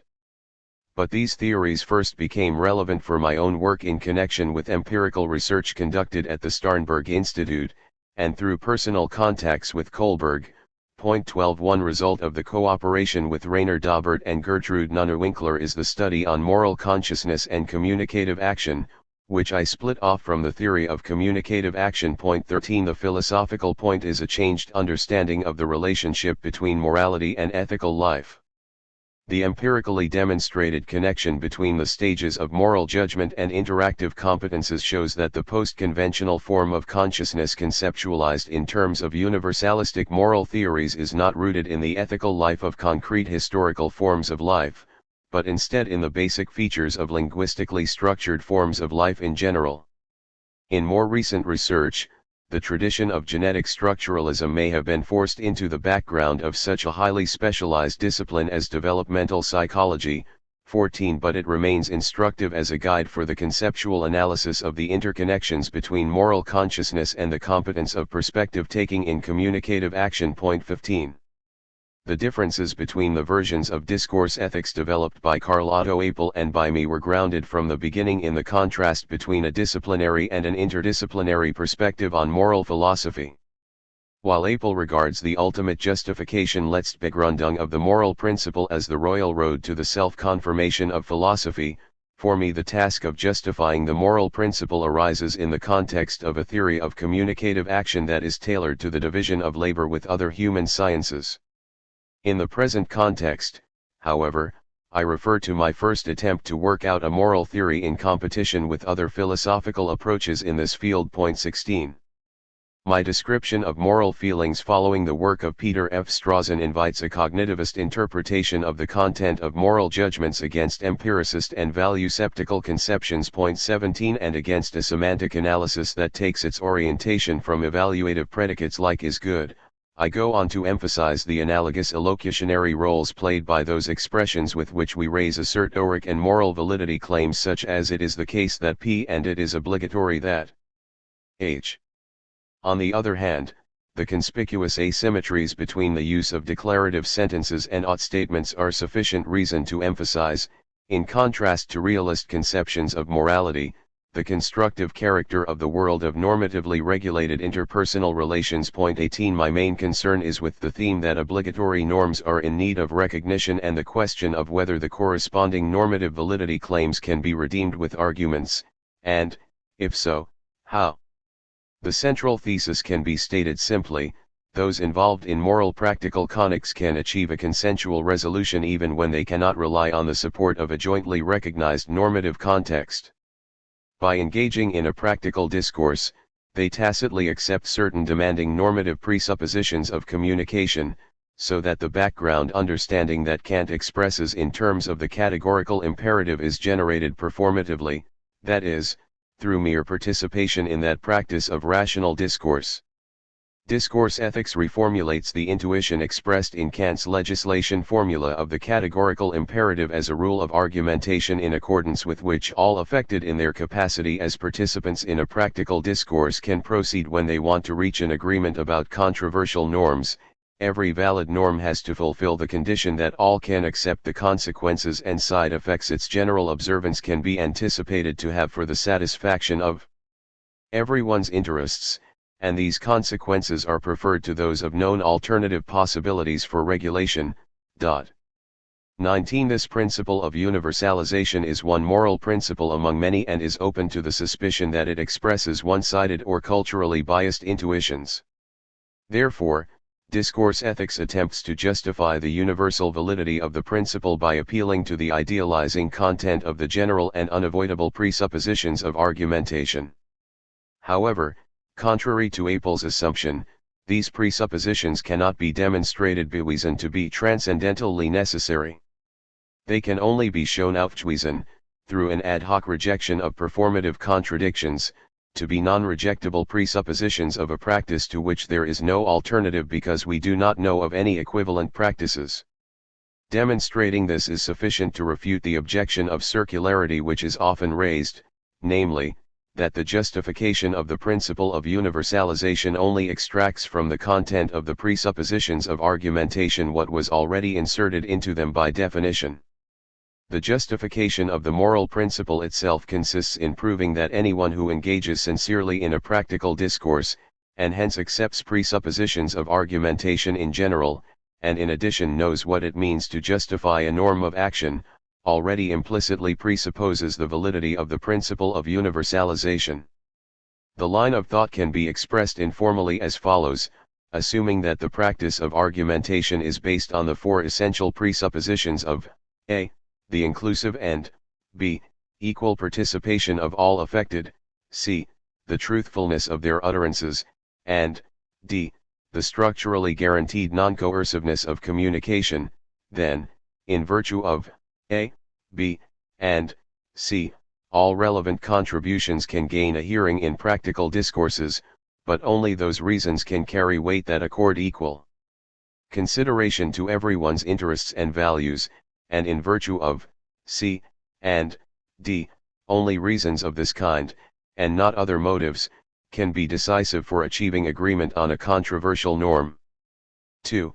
This justification step prompted persistent controversies not only on account of the incompleteness of the justification program, but also because that first attempt indeed neglected two things: the meaning of morality, which is explained by the structural vulnerability of socialized individuals, and the fact that rational discourse, as a form of communication, not only accords the participants the communicative freedom to take stances when addressing practical questions, but also requires them to engage in reciprocal perspective-taking. Both of these moments are brought into focus when we trace moral judgment back to its life-world substrate and recognize that the communicative mode of socialization founds a prior, that is, genetic connection between moral questions and the form of communication in which practical discourses take place. Hegel's objections to Kant 20 alerted me to these gaps in my previous argument. The justification of the general validity of the principle of universalization also involves intuitive knowledge implicit in knowing how norms of action are justified, which in turn presupposes familiarity with the moral meaning of obligatory norms. The need to justify norms of action arises only in situations in which the participants become explicitly aware of the difference between the mere fact of accepting a taken for granted ought and the awareness that the validity claim of the corresponding norm is, for good reasons, worthy of being recognized. With this deontic dimension of the binding validity of norms that integrate the members of a collective into a network of reciprocal obligations, the meaning of morality becomes comprehensible as such. For socialized individuals, morality constitutes the protective mantle against the extreme and widespread intraspecific aggression characteristic of our species. Homo sapiens is especially vulnerable also because of its precarious and comparatively long period of socialization. Only creatures that are individuated in the course of their communicative socialization develop a functional imperative for something like morality. They need a form of protection grounded in the precarious mode of socialization itself, because they can develop their personal identity only via the risky path of externalizing themselves in social relations. Therefore, the exposed and vulnerable integrity of the individual can be stabilized only in connection with the supportive social relations of mutual recognition. This meaning of morality finds expression in norms which simultaneously protect both the inviolability of the individual and the relations of reciprocal recognition as fellow members of a collective which reproduces itself, in turn, in the forms of legitimately regulated interpersonal relations. The meaning of morality can be explained in terms of the answer to a challenge inherent in communicatively structured forms of life. People can stabilize their fragile identities as individuals only through their membership in an intersubjectively recognized normative order. Therefore, it is not surprising that the communicative shape of rational discourse, which is a kind of re-exive form of communicative action, is genetically related to this core of morality. Discourses allow the interest of each individual to come into play through the freedom to say no, but at the same time, they prevent the social bond from breaking by prompting the participants to adopt each other's perspectives. An agreement achieved by discursive means depends simultaneously on the yes and no responses of the participants and on their jointly overcoming their individual egocentrisms.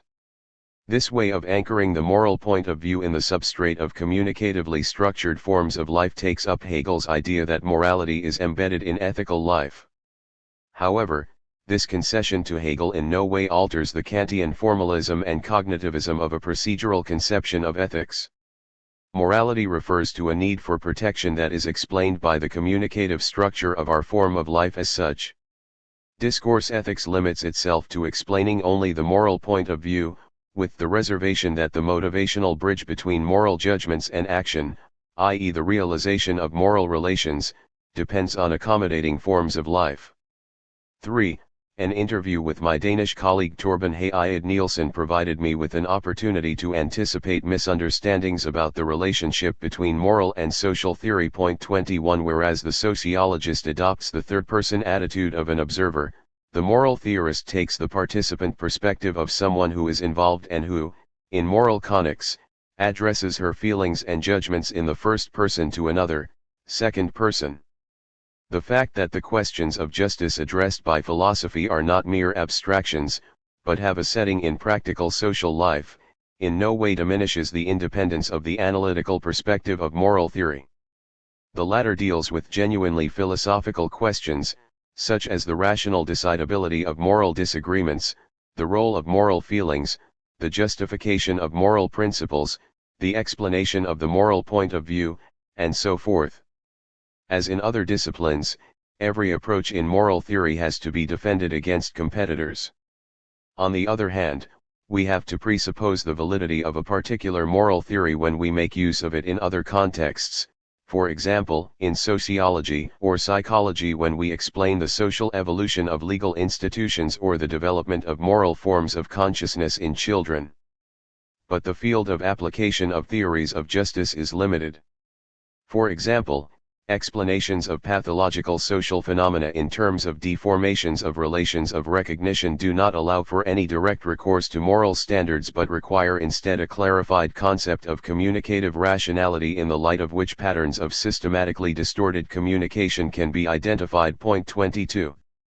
For the rest, the interview is a tour d'horizon of objections that had been raised against discourse ethics. Among other things, It addresses the alleged Eurocentric bias of the deontological concept of justice, the distinction between traditional and modern societies, concepts such as performative contradiction and ideal speech situation, the pluralism of the principles of justice, the relationship between morality and ethical life, the distinctions between discourses of justification and application, justice and solidarity, law and morality, and so forth. Also important for me is the role of moral feelings in a moral theory suspected of cold rationalism. At that time, virtue ethics, which today fills whole bookshelves, was not yet a topic of discussion. Otherwise I could have pointed out that the sober moral theory confined to explaining the moral point of view needs to be supplemented by an appealing moral phenomenology. For an eye-opening phenomenology, however, the literary skills and sensibilities of great philosophical writers, such as Nietzsche or Adorno or Levinas, are more suitable than the analytical abilities of conventional philosophers. 4. In my essay Remarks on Discourse Ethics, I tried to clarify basic questions through a metacritical confrontation with competing theories, a kind of literature survey with systematic intent. 23 The contribution to my own theoretical approach resides more in the clarification of various details than in an improvement of the construction as a whole. An exception, however, is the important distinction between justification and application discourses that I learned from Klaus Gunther. 24 There is no need to add anything to the clear listing of the problems dealt with, except to refer to my subsequent discussion with John Rawls. 25 Even though by then I had got to know Rawls personally, at the time I had seriously digested only his theory of justice and was especially impressed by the article Kantian Constructivism. 26 As yet, I had no knowledge of the series of intermediate steps that in the meantime had led Rawls, in view of the pressing phenomena of cultural pluralism, to make substantial revisions to his original conception in his draft for the soon-to-be-published book Political Liberalism, 1993. 27. What bothers me about Rawls's mature work is the decisive role he accords the doctrines of religious communities and ideological groups in contrast to the practical reason of the philosophers.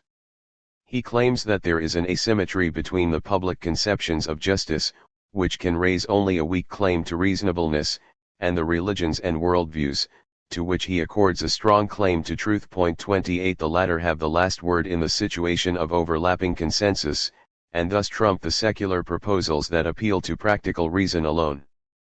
Although Rawls in his later work remains true to the general design of non-cognitivist contract theories, the place of the self-interested citizens, who according to Hobbes make a rational choice in the transition from the state of nature to the social condition, is taken by the adherents of comprehensive doctrines who do not have to speak with one another, but only need to observe each other.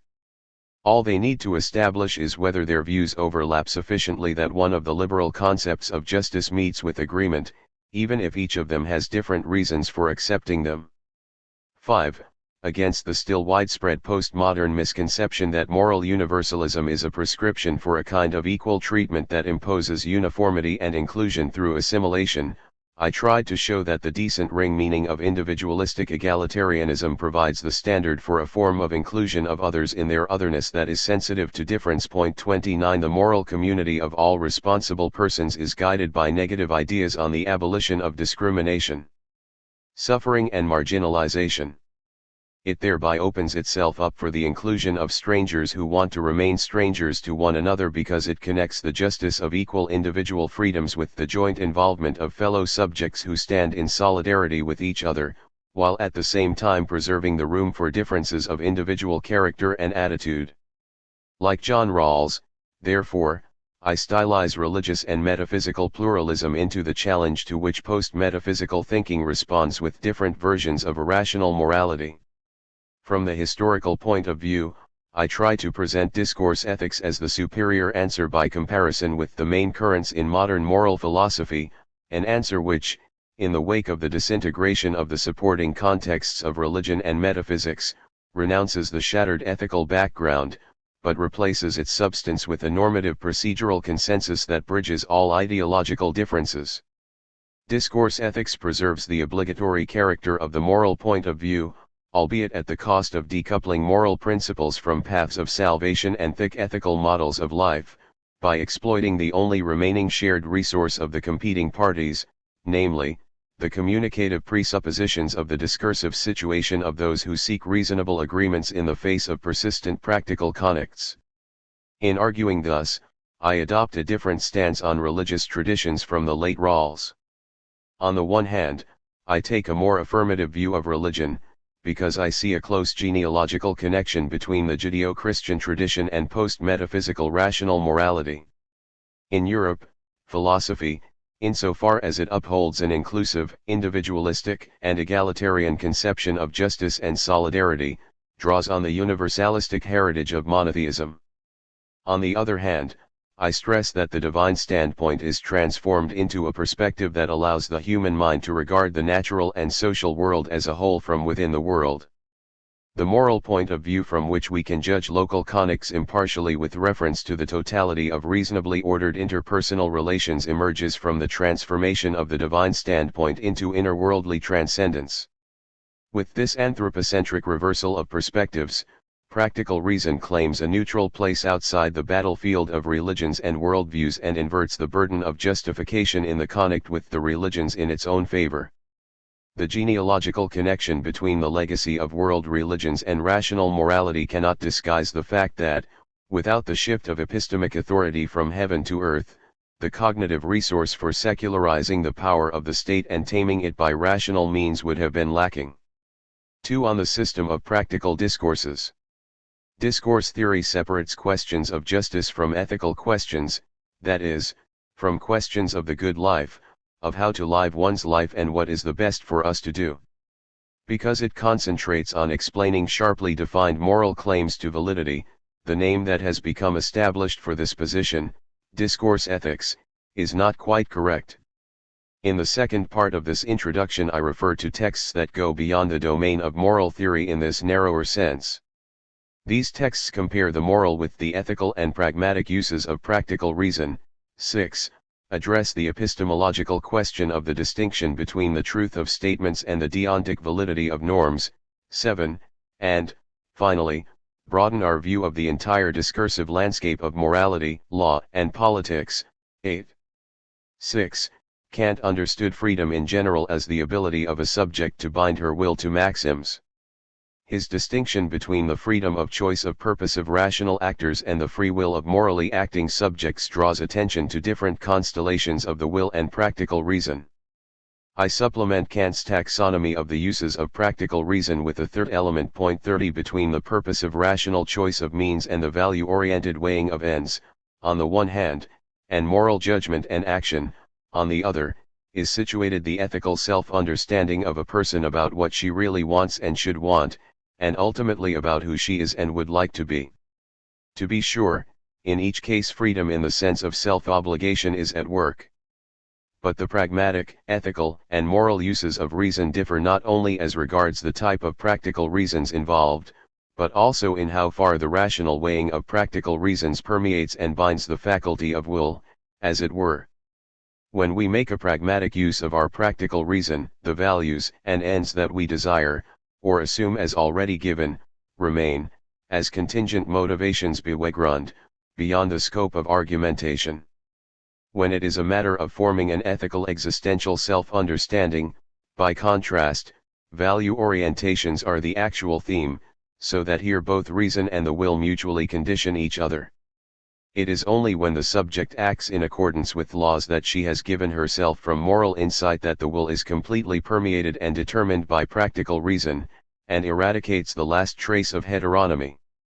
Here the free will is not bound by anything given, neither by prior values or preferences, nor by a life history awaiting critical appropriation. The intersubjectivist character of deontological morality enables us to make a clear distinction between the egocentric perspective from which we generalize maxims, yielding the golden rule, and the decentered standpoint of the first-person plural in terms of which all affected interests can be discussed and accorded equal consideration. Only under the condition of mutual perspective-taking can participants in an inclusive discourse take into account the diversity of interests of all of those concerned. In addition, the intersubjectivist reading alerts us to the fact that practical discourses can be legally institutionalized, for example in courts or parliaments. Given the different possible uses of practical reason, finally, the question of the unity of practical reason arises. At this point, we must not make the mistake of calling for a meta-discourse that would control the transition from one discourse to the other as it were from above, from the point of view of a philosopher king. The progressive inclusion of different kinds of practical questions must not be confused with a natural hierarchy among the corresponding pragmatic, ethical, moral, or legal discourses. If existing preferences become problematic, then it is advisable to move from pragmatic to ethical discourses, and if one person's life project violates the legitimate expectations of others, then the transition from ethical to moral discourse suggests itself. But if a dispute breaks out over whether a problematic situation whose import remains unclear should be treated from the moral point of view at all, and not, instead, from points of view of expediency or of which of the competing goods is preferable, then there is no meta-discourse that can claim the authority to resolve this dispute. On the other hand, falling back on a pre-discursive faculty of judgment that performs this function as it were from below is not an option either. We therefore have to place our trust in the power of the problems themselves to push for differentiations, to sort out the appropriate patterns of argumentation and to prompt the parties to engage in the right form of discourse. This conception is plausible, of course, only within a communicative paradigm that understands the self-referential operations of the human mind as movements within the intersubjective space of reasons. 7. There remains the difficult question that every cognitivist theory of morality faces: in what sense can we associate with moral judgments a claim to rightness analogous to the claim to truth of assertoric statements? This question has been addressed traditionally in the context of the relationship between theoretical and practical reason. But the problem is better understood in terms of a relationship between the corresponding claims to validity. If we want to speak of moral truths in an analogous sense to the truth of declarative statements, then we must distinguish between the similarities and the differences in the procedures of justifying one and the other. A strong motivation for comparing moral with assertoric validity claims is in the first place that we do not think it pointless to engage in reasoned argumentation about moral utterances. They cannot be equated, however, because moral validity claims lack the ontological connotation of reference to a world of objects existing independently of our descriptions of them.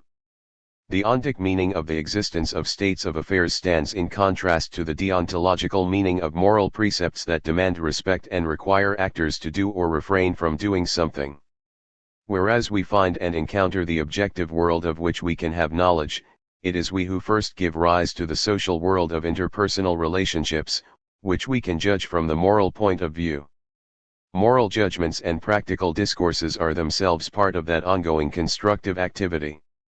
It is not pointless to raise the question of the relationship between construction and discovery with regard to the theoretical use of reason either, though in this case the constructive anticipation serves the purpose of comprehending a state of affairs, whereas practical knowledge directs action. 31 The terminus a quo and the terminus ad quem are reversed in these two cases.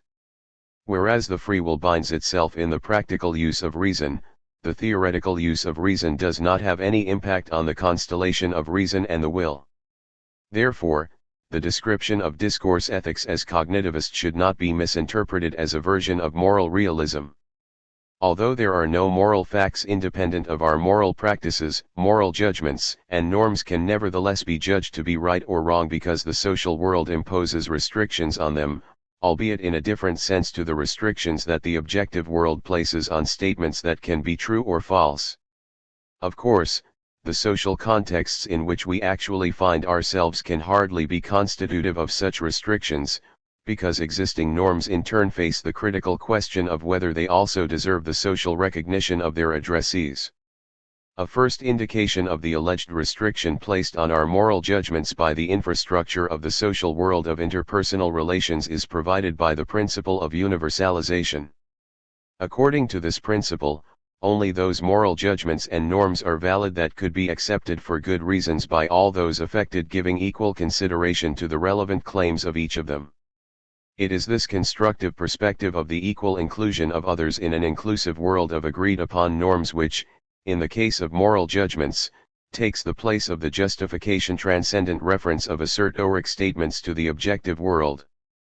This reference point of an idealized social world of relations among free and equal persons explains the epistemic character of the justification immanent meaning of moral rightness. But there are many ideals.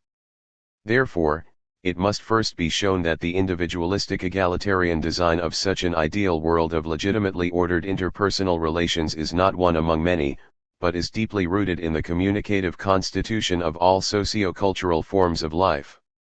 This is why I tried to demonstrate the plausibility of the analogy between rightness and truth 32 by arguing that there is an internal connection between our version of the kingdom of ends and the communicative presuppositions of practical discourse. For this purpose, I use the evolutionary argument that there is an increasing convergence between the diversity of historical concepts of justice and the discursive procedure of judging moral practical connects. The idea of justice, which first assumes the form of concrete conceptions in the particularistic contexts of tribal societies and early civilizations, progressively loses its substantive content with increasing social complexity, until finally the propositional content of justice withdraws into the procedural form of impartial judgment. The scenario of the disintegration of the communal forms of ethos and the increasing pluralism of forms of life and worldviews explains why the substantive ideas of justice, in terms of which the worthiness of moral principles and of norms to be recognized is measured, finally dissolve into the idea of discursive procedural justice. The semantic content of justice converges with the procedural notion of impartiality that is operationalized in the form of an agreement achieved in rational discourse. This convergence can be explained by the fact that, in the case of moral judgment, the communicative presuppositions of argumentation refer not only to the semantic level of the mobilization of contents or to the pragmatic level of the exchange of arguments, but also to the character of the participants themselves. In fact, when it comes to practical questions, the presuppositions of argumentation not only imply that the requisite semantic contents, relevant topics and contributions, reliable information and reasons, are brought into play and that the better arguments tip the scales.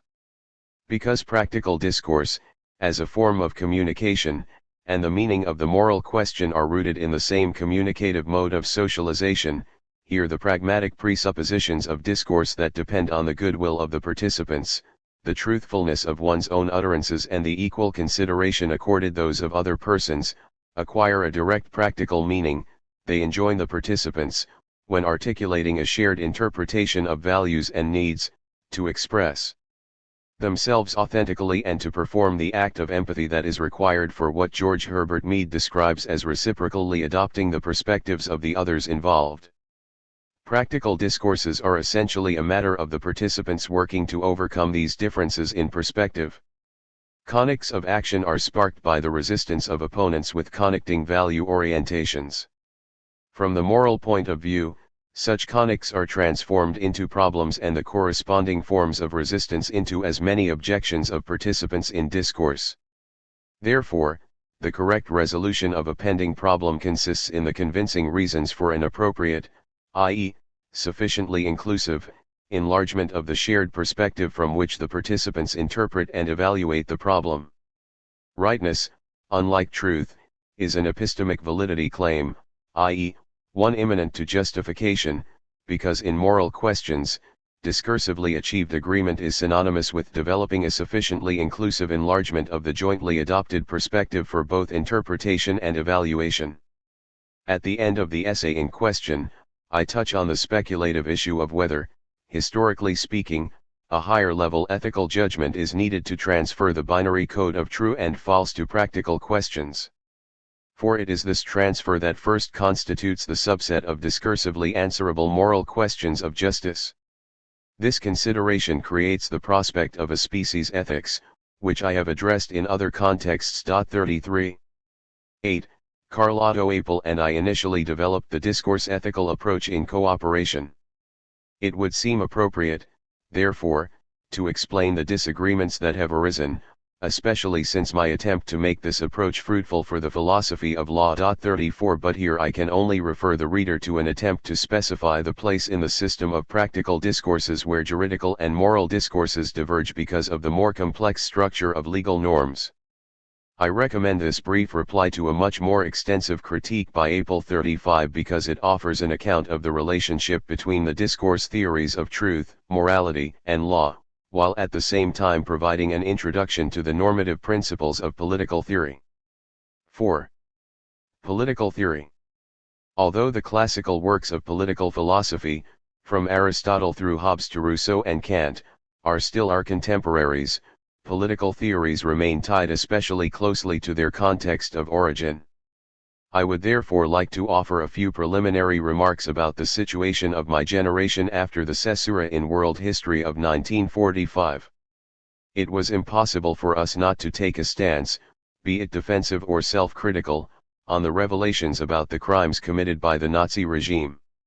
Although it was only after completing my studies that I began to deal with questions of politics in a broader sense, namely, with Marxist social theory, constitutional law and political sociology, the political confrontation with the fact that our population broadly supported the Nazi regime remains for us more than just one topic among others up to the present day. Democracy in Germany was therefore the yardstick against which we also measured the politics of the day. The political culture of the early Federal Republic was marked by a gulf between fragile democratic institutions and barely disrupted authoritarian mentalities. In academia, as in almost all functional domains, there was an unbroken continuity at the level of personnel. The intellectual trailblazers of the old regime, with a few exceptions, had survived the denazification process unscathed. They felt safe from criticism and saw no reason for self-criticism. The continuities in personnel and mentalities that persisted behind the cloak of anti-communism kept the fear of a relapse into the authoritarian behavioral patterns and elitist habits of thought of pre-democratic Germany alive, in my case even into the early 1980s. The anti-communism that we opposed to the disturbing profile of the Adenauer era was accused of totalitarian thinking by the other side. The dispute over mentalities in the Federal Republic led to a polarization in the course of the student movement not only in the universities, a polarization that continues to exert effects to the present day in the controversies over the legacy of 1968. Even while engaged in this melee, I tried to separate the role of the intellectual as clearly as possible from that of the scholar and the academic teacher. The way in which the corresponding texts were presented was also intended to clarify this distinction. However, it is not always easy to sort publications into academic treatises, on the one hand, and short political writings Kleinpolitische Schriften, on the other. 1. Political judgments are shaped, although not necessarily prejudiced, by the contexts in which they emerge. The dissent triggered by critical experiences can mobilize good reasons. The nationalist, authoritarian, and voluntaristic features of the Nazi regime embodied a political pathology from which something could be learned. If we assume that the holders of political power are authorized to make collectively binding decisions, three questions arise: how is the collectivity for which the rulers make political choices defined? Who has access to political power and is authorized to make binding decisions? How is the medium of the exercise of political power itself conceived? To these questions Nazi ideology provided the fatally wrong answers: nation and destiny, the party and the leader, and decision and self-assertion, respectively.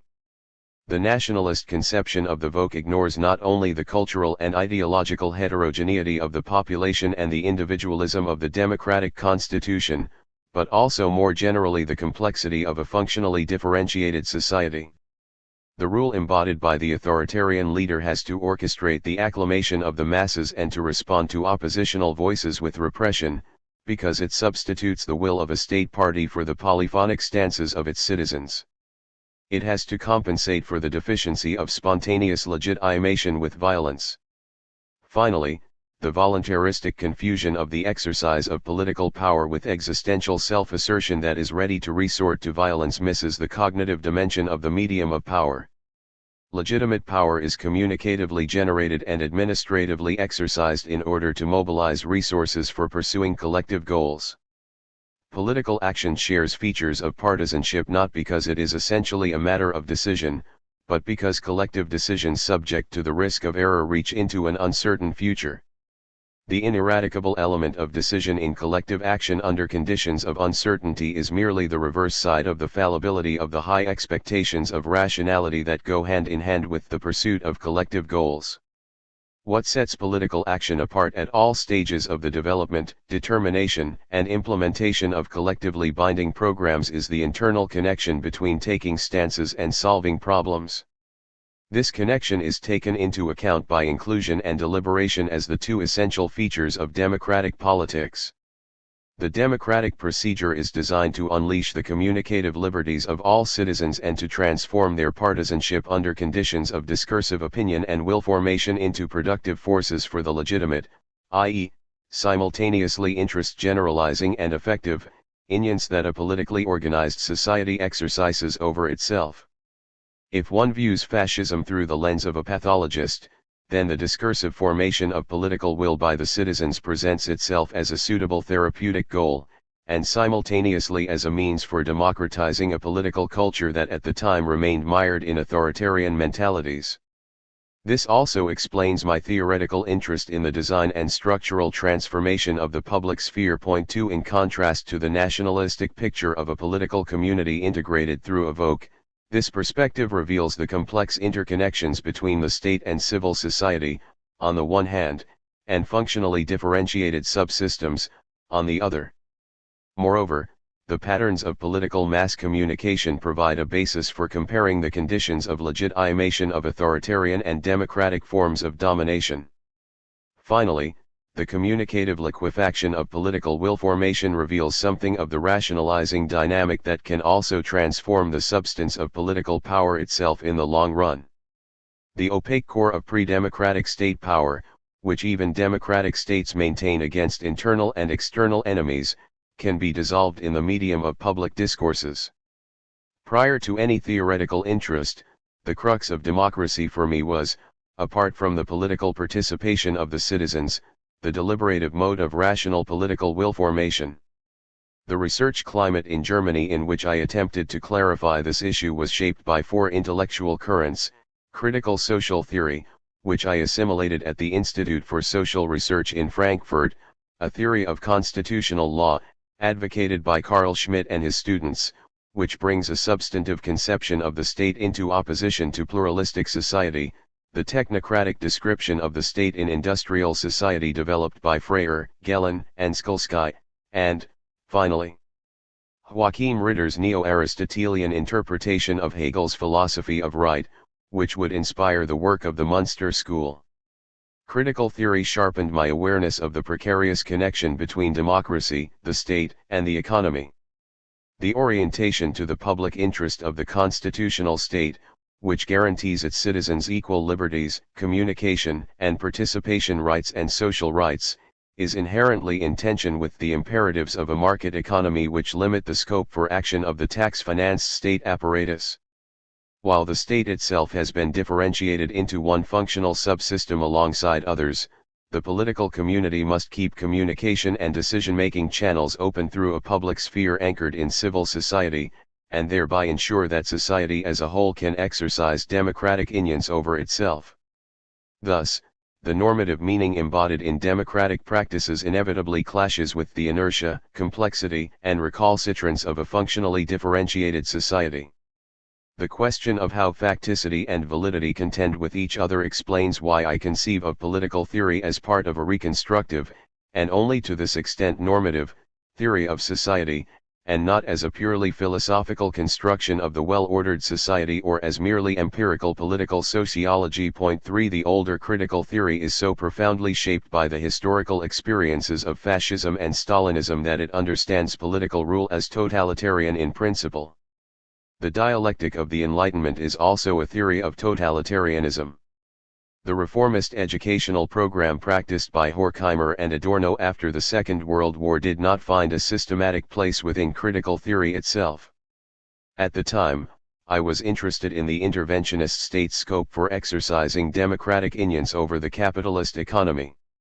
Keynesianism was in the air and I had always been skeptical about a functionalist version of Marxism for which the rule of law and democracy are merely dependent variables. Spiro Simides drew my attention to the famous controversies between the leading constitutional lawyers during the Weimar period. Among those legal experts, it was Carl Schmitt, ironically enough, who left behind the most controversial but also the most influential traces in the post-war period. His disciples had adapted to the new conditions in the manner of a reluctant modernism and were up to date with developments in the discussion. 5 The Schmittian school thematized the relationship between the state, the economy, and society along the anti-liberal lines of right Hegelianism. In this reading, the political public sphere is treated as the forum over which the dissonant cacophony of interest groups and political parties gains pre-parliamentary and extra-parliamentary influence, thereby undermining the positivity of the unified will of the state. This invocation of the substance of the power of the state against the fragmenting and dissolving tendencies of a self-organizing society played for me the role of an instructive counter-model to a theory of democracy nourished by the spirit of deliberative politics. A certain tendency to idealize the origins of bourgeois democracy in structural transformation of the public sphere can also be explained by the motif of rationalizing the exercise of social and political authority through publicity. 6 What I lacked at the time was not so much historical examples as the conceptual tools of discourse theory to develop a clear normative concept of deliberative politics based on the empirical material. But the controversy with two other representatives of reluctant modernism made it clear to me how the dissolution of the violence at the core of political power through rational discourse must not be conceived. Arnold Gellen's slogan that the functional systems of society, namely the state, the economy, science, and technology, were ultra-stable was intended to point to a crystalline condition of post-histoire. His approach was a very German variant of the theory of technocracy also in vogue at the time in the United States and France. This reading derives its anti-democratic edge from the assumption that the objective laws of the functionally differentiated and mutually stabilizing subsystems leave no room for superfluous political deliberations over practical questions. 7 This theory can be understood as an anthropologically based forerunner of system functionalism, however, it lacks the basic conceptual clarification of the relationship between systemic and purposive rationality that Niklas Luhmann would provide. 8 In contrast to the erratic decisionism of the Schmittians, Gellen and Skolsky developed the disenchanted picture of a political administration that is largely freed from the need to make decisions by following functional imperatives, and thus no longer needs democracy even as a backdrop for mass acclamation. 9.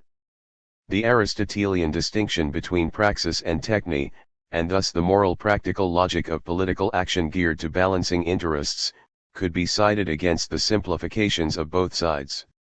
On the other hand, the recourse to Aristotle is weighed down by the legacy of a pre-modern concept of politics that represents the political community as the center of society as a whole. With a dichotomous picture of state and society, therefore, Joachim Ritter appealed to a differentiated reading of Hegel's philosophy of right. According to Ritter, civil society that has developed into industrial society detaches itself as a structurally autonomous natural basis from the historical horizon of the life world, while the legal persons who are protected in their private autonomy are released into the domain of subjective liberties freed from the constraints of social organization. This conception has the advantage of taking the achievements of the constitutional state seriously. However, it limits the protected sphere of a historically shaped culture to the defensive role of absorbing the shockwaves of social change generated by a self-propelling technological progress.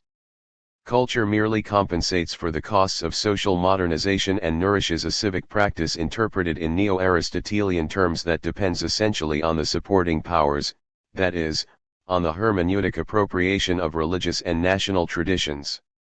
Furthermore, the Aristotelian conceptions of praxis and phronesis are too weak to invest political discourse with the energy to rationalize the arbitrary core of political power. My studies in the history of philosophy on the relationship between theory and practice already revolved around the question of how to understand the rational core of political practice.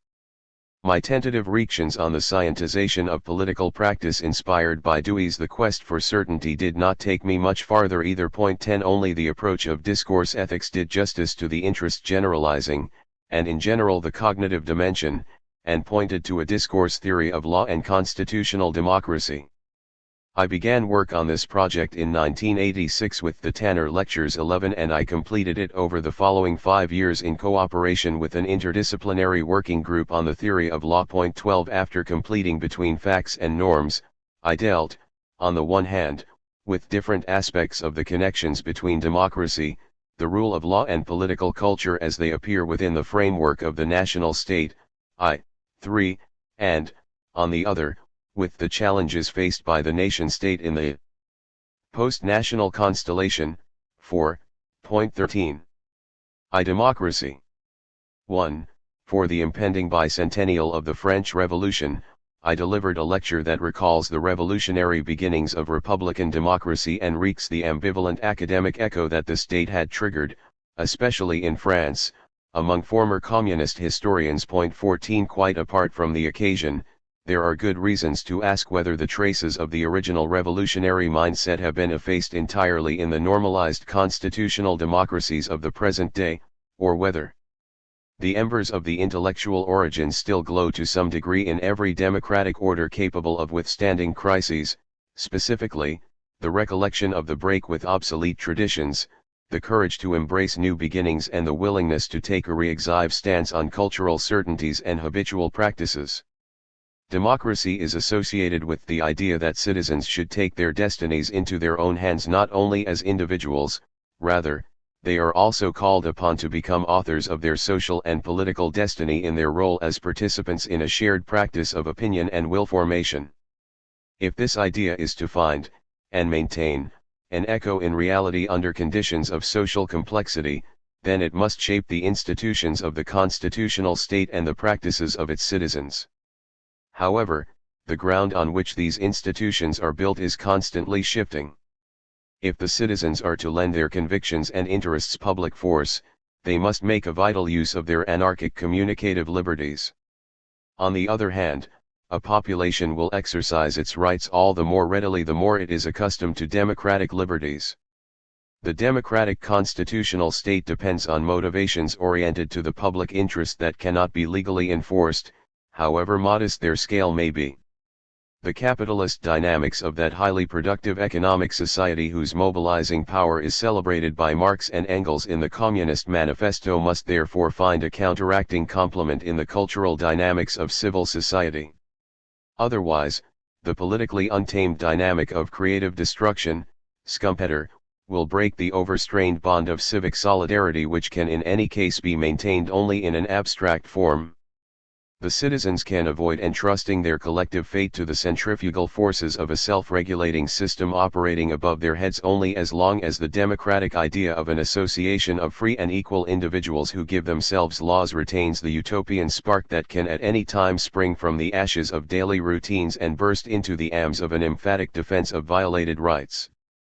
How can this idea of national sovereignty maintain a setting in the life of functionally differentiated societies that are becoming more and more complex with every passing day? In the above-mentioned lecture, I present 3 conceptual orientations that I went on to develop in chapters 7 and 8 of Between Facts and Norms. Classical republicanism is still wedded to the fiction that the people is the embodiment of sovereign power. The communication theoretical approach translates this concretistic reading into procedures and forms of communication of deliberative politics which justify the assumption that the resulting decisions are rationally motivated and point to learning processes. The body politic, the self of self-government, becomes dispersed in legitimizing discourses and decision-making competences. The sovereign will of the people dissolves into a complex of circuits of communication, although the chain of legitimation, comprising a variety of links of opinion and will formation, must of course remain anchored in the electoral decisions of the citizens. A stumbling block along the path to translating popular sovereignty into a theory of communication is the differentiation of the state apparatus into a functionally specified subsystem of a decentralized society so that the polity is no longer pinnacle or center, lumen, of society but forms only one among many of its parts. This is wreaked in the distinction between the communicative power of the citizens and the administrative power of the state apparatus. The citizens generate communicative power in the currency of relevant topics and good reasons by influencing the agendas of the state institutions through the formation of public opinion and through electoral decisions, the administrative power employed by the state to implement political programs derives its legitimacy in turn from this source. The threshold at which communicative is transposed into administrative power calls to mind the indirect way in which society exercises democratic influence over itself. At the same time, the people, even if it does not govern itself, does not simply allow the government to rule in its name. A public sphere that is receptive to communicative inputs from civil society constitutes the link between the institutions of the state and the sounding board of a life world that is in turn responsive to the external costs of the functional disruptions requiring political regulation. From a historical point of view, however, the political parties, which are the most influential actors in the mass media public sphere, have in a sense changed sides. Spokespersons and representatives of civil society have mutated into unofficial organs of state. Thus, it is an empirical question how the organization of mass loyalty as it were from above interpenetrates with the opposing process of the spontaneous opinion and will formation springing from the cells of civil society. The vitality, the perceptiveness, and the level of the public discourses depend to a large extent on the semantic potential, the depth and the articulatory power of a political culture that shapes a population's imagination and sense of justice. If we make the procedural conception of deliberative politics central to the theory of democracy, then differences from both the Republican and liberal traditions become apparent. The deliberative model has been a comparatively weak voice in the history of political ideas, in juxtaposing the three normative models of democracy. Therefore, I am less interested in a historical comparison than in making a systematic comparison intended to sharpen the profiles of the three models. 15 The three theoretical approaches develop quite different notions of the state and society and of the political process. Because discourse theory does not make realizing deliberative politics contingent on a citizenry capable of collective action but instead on forms of communication and on institutionalized procedures, it forges a connection between the participant's view and the objectifying perspective of the scientific observer on the democratic process. But it does not throw the baby out with the bathwater by replacing the expectations of virtue with which the Republican doctrine weighs down political decision-making with the liberal game of an aggregation of individual interests. Rather, with everyday communication, it offers a pre-political source of solidarity that is relevant for the political consciousness of the citizens and that, as a medium through which society as a whole is integrated, serves as a counterbalance to the other two media of integration, the market and political power. This theoretical comparison raises the question of how the deliberative model can be coupled with empirical research. I addressed this question in 2006 in a lecture delivered at the World Congress of the International Association for Media and Communication Research. 16 Social psychological studies on small groups can test the rational potential ascribed to political deliberation directly. By contrast, political science deals with large-scale communication processes.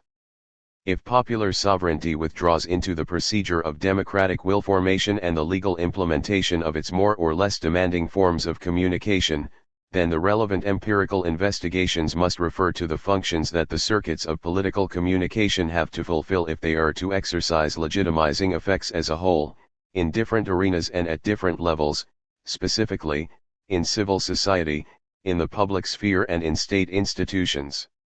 Many empirical objections against the concept of deliberative politics are groundless because they start from an insufficiently complex picture of the legitimation process. An example is the picture of a discourse among those present, which ideally fulfills various functions simultaneously. Such a discourse should mobilize relevant topics, necessary information, and appropriate contributions. It should promote alternative stances on opposing positions and make it possible to evaluate them in the light of good reasons, and, finally, it should allow only rationally motivated decisions to influence procedurally correct decisions. With a view to a large-scale legitimation process, it is indispensable as a preliminary conceptual matter to assign these different functions to different forms and arenas of communication and, if necessary, as in the case of the administration of justice, even to special types of discourse. The aforementioned lecture refers mainly to the informal contribution of mass communication to the legitimation process among the broad public.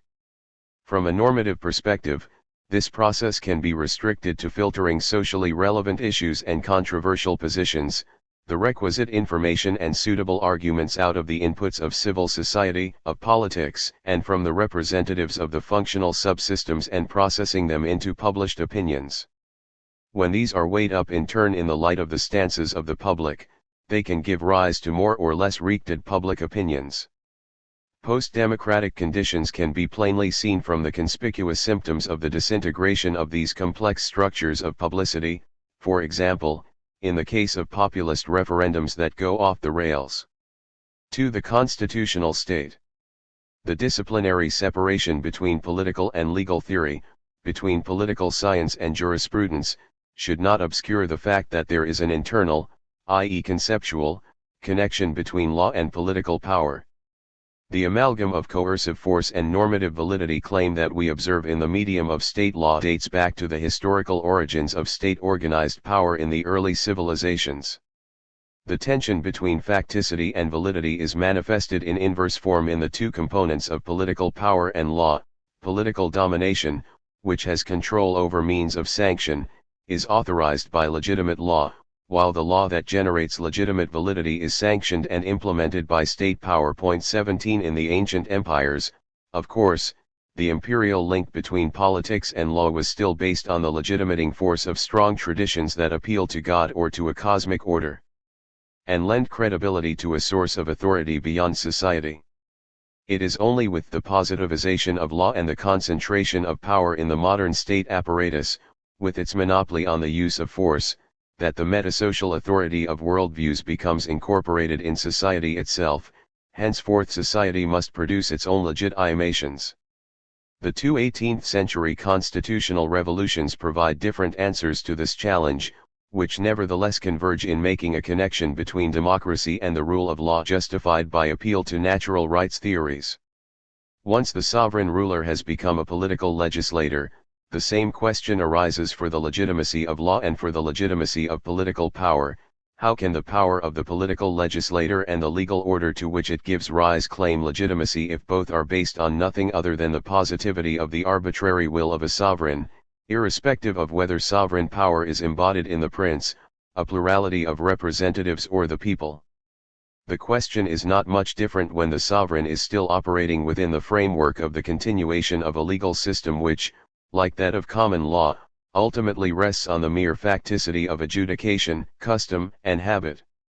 I take as my starting point the formal characteristics of positive law and the complementary relation between law and morality, and find the answer to the question of the emergence of legitimacy from legality in the democratic procedure and its legal institutionalization. 18 Democratic opinion and will formation must satisfy two conditions: all those affected must be included in the decision-making process, and the deliberations leading up to the decisions must fulfill certain deliberative standards. 19 This requires in turn that the procedure in question must be legally institutionalized.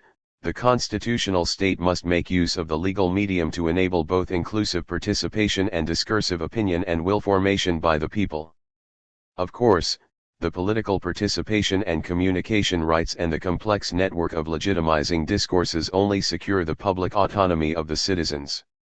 Under the contingent conditions of life in modern societies, however, they can make appropriate use of their public autonomy only if a uniform and materially assured private autonomy ensures that they are sufficiently independent. This dialectical relationship between private and public autonomy is the key to solving the problem of how to reconcile the two legitimating pillars on which the constitutional state rests. I developed the question of the competition versus the compatibility of popular sovereignty and the rule of law in detail in Chapter 3 of Between Facts and Norms, and took it up once again in the context of the long-running American discussion of the legitimacy of constitutional judicial review. 20 Radical Democrats have to come to grips with the liberal principle that democracy cannot define democracy. This principle is contradicted by the democratic legitimacy that the constitution-building process claims for itself. 21 Rather than taking refuge in the usual paradoxes at this point, I ground the co-originality of democracy and the rule of law by arguing that constitutional law can guarantee the political empowerment of democratic citizens only simultaneously with the private autonomy of these same persons in their role as private citizens. In the debate with Frank Michelman, I explicate this thesis once again in terms of a conceptual reconstruction of the necessary reasons that first qualify a practice as one of constitution building. This conceptual genealogical view enables me, in addition, to develop a dynamic understanding of the democratic constitution.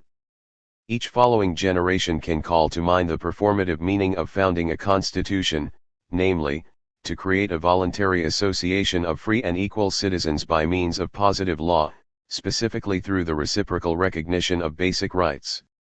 This intuitive meaning of an exemplary practice is made explicit in constitutional documents, and it can serve for following generations as a standard for relating in a critical spirit, under changed historical conditions and in the light of new challenges, to the text of the Constitution with the intention of arriving at a successively more exhaustive specification of the existing system of rights. 3. Nation, culture, and religion. If the reproduction of liberal institutions depends ultimately on the citizens' correct use of their communicative freedoms, then the political culture of a population educated to freedom and accustomed to political freedom plays an important role in this conception of democracy. However, this should not be understood as implying that the constitutional state can justify itself towards its citizens only by appeal to pre-political sources such as the nation or religion. Constitutional principles can be justified only by using the sober means of post-metaphysical thinking as a basis for legitimizing a fully secularized and completely juridified exercise of political rule. On the other hand, these judicious principles must also put down roots in the beliefs and mentalities of the citizens if reasons are to become practical motivations. The democratic state must expect its citizens in their role as co-legislators to exhibit a certain degree of orientation to the common good, even if it cannot and must not legally enforce such motives. This brings into play the liberal spirit of a political culture that diverts energies from pre-political sources, filters them and directs them into the channels of a civic ethos to provide the citizens with guidance in the correct use of their communicative freedoms. Point 22. This filtering function becomes clear once we clarify the relationship between the nation and the constitutional state. Pre-political sources, such as a shared religious background, the common language and above all the easily innumbed national consciousness, were indeed helpful from a historical point of view when it came to filling the empty legal forms of abstract civic solidarity with motivation. But when these traditional powers seize direct control over the legal culture by creating the appearance of a second nature, then the boundaries between ethnos and demos become blurred. And every form of ethnocentrism erodes the universalistic meaning of democratic citizenship. Following the collapse of the Soviet Union, certain political developments in Eastern Europe provided me with an occasion to clarify the concepts of nation of citizens, Staatsbürger nation, and ethnic nation, Volksnation. Point 23. Meanwhile, migrations are now also giving rise to nationalist movements in West European countries as the latter undergo the painful process of transformation into post-colonial immigrant societies.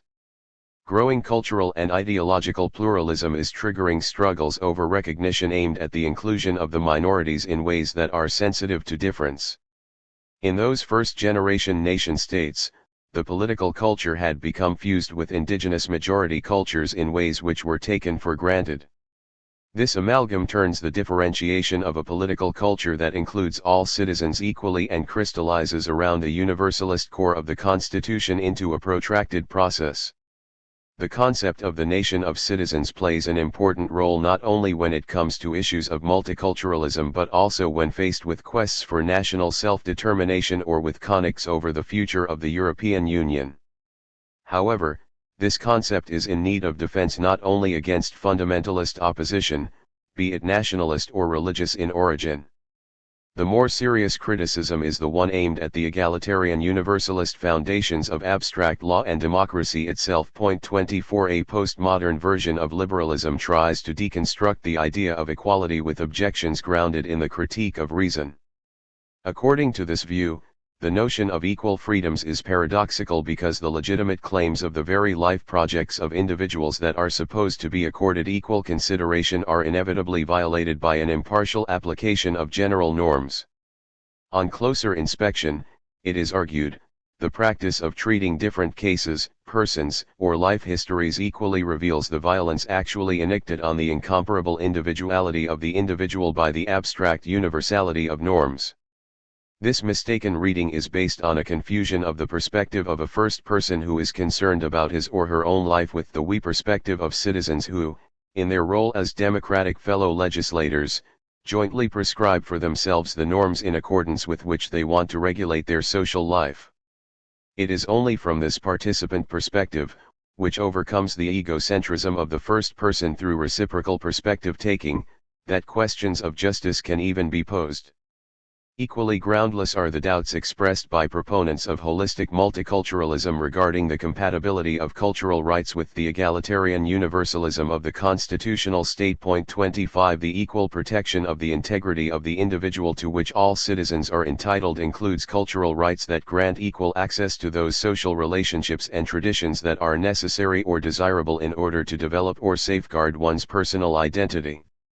A very different problem is posed by the attempts to repair the historical injustice suffered by indigenous peoples who were subjugated and forcibly integrated into colonial societies. Individualistic legal orders are overstrained when morally justified claims for reparations lead to concessions being made to indigenous tribal societies and forms of life that necessitate purchasing collective empowerment at the cost of according collective rights priority over connecting individual legal claims. The role of religion in the constitutional state is very different from that of nation or culture. As political power has become secularized, religion has surrendered the function of legitimizing political authorities and orders to philosophical justifications of constitutional principles. Religious traditions that sustain the political culture may often pose a challenge, and sometimes a threat, to the impartial application and development of the system of rights. At the same time, however, they are sources of energy from which a civic ethos, which is also subject to threats from a different direction, draws its vitality. The imperatives of accelerated capitalist modernization create and lead to the spread of mentalities and attitudes capable of eroding the normative consciousness of civil society over time. We cannot be certain that modernity will always be able to draw upon its own cultural reserves, namely, the canonical ideas of self-consciousness, self-determination and self-realization, for the inspiration and strength it needs to renew itself through solidary movements. Western modernity was again and again sustained by phases of dialectical appropriation of a tradition that it simultaneously kept at a distance. However, religion occupies a special place among the forces of tradition. On the one hand, these strong traditions dating back to the axial age recommend themselves in virtue of their enduring power to shape civilization. By prematurely reducing the complex diversity of public voices, the constitutional state could deprive society of scarce resources for founding meaning and identity. On the other hand, the democratic constitution is a product of a secularization of state power that neutralizes the political influence of churches and religious communities. The institutions of the state equipped with the means of legitimate force for implementing their decisions must not be exposed to the conflicts between competing religious communities. This ambivalent position explains the ongoing controversies over the role of religion in the public sphere, quite apart from the occasions for such controversies currently provided by fundamentalist regression. In connection with the American discussion on the public use of reason by democratic citizens, I drew attention to the complementary learning processes that the democratic state implicitly expects from both its secular and its religious citizens. 26. 4. Constitutionalization of international law. In 1989–90, political observers experienced a strange gestalt switch. Political events were no longer structured from the perspective of the competition between two social systems. After the replacement of the bipolar global order by the supremacy of the victorious superpower, the sharply defined reference system of social theory was displaced by older, still unclear models of international law and international politics. This new perspective also informs my detailed interview with Michael Haller from the turn of the year 1990 to 1.27. The First Gulf War made me aware of problems that have informed my subsequent work in political theory. The expanded spectrum of themes goes beyond the nation-state framework that still shaped my reaction on democracy and legal theory in between facts and norms. At that time, the explosive situation was already taking shape in which no state, not even the superpower, would be able to master the complexity of world society on its own. 28 And the international legal dimension of the Gulf War, which revived the controversy over humanitarian interventions, inspired hopes that the United Nations would play a more active role. I argued that a reformed world order would make a global domestic policy 29 possible without transforming the central institutions of the United Nations into a world government. European unification also acquired renewed importance against this background. World history seemed to grant a united Europe a second chance. 30 The nation-states were being drawn into the interdependencies of a highly complex world society, becoming more closely integrated at an accelerated pace. The system of sovereign states that had taken shape with the Peace of Westphalia in 1648 lost its sharp contours. At the time I still lacked the term post-national constellation that would determine the research agenda in the field of international relations in the following years. 31. The interview also touched on a key issue of the international discourse on human rights. Are the principles of international law so closely intertwined with the standards of Western rationality, that such principles are of no use for the nonpartisan adjudication of international conflicts? 32 On another occasion I addressed this question in the context of the debate over so-called Asian values being conducted at the time. 33 In that text I defend a universalist claim of human rights against doubts concerning the feasibility of justice between nations, whether based on a critique of reason or on a critique of power. Notwithstanding the fact that human rights emerged in the West, the latter can be only one party among others in this discourse. The West must learn from the penetrating scrutiny of its traditions by others to recognize the possible blind spots in its own interpretations of human rights. In the light of the U.S. invasion of Iraq in violation of international law, I used a rough sketch of the history of international law in an attempt to make the notion of the constitutionalization of international law fruitful for the idea of a global domestic politics without a world government. 34 Kant's philosophy of law again provides the starting point for the conceptual clarification of the transition from the legal order based on states to a cosmopolitan legal order.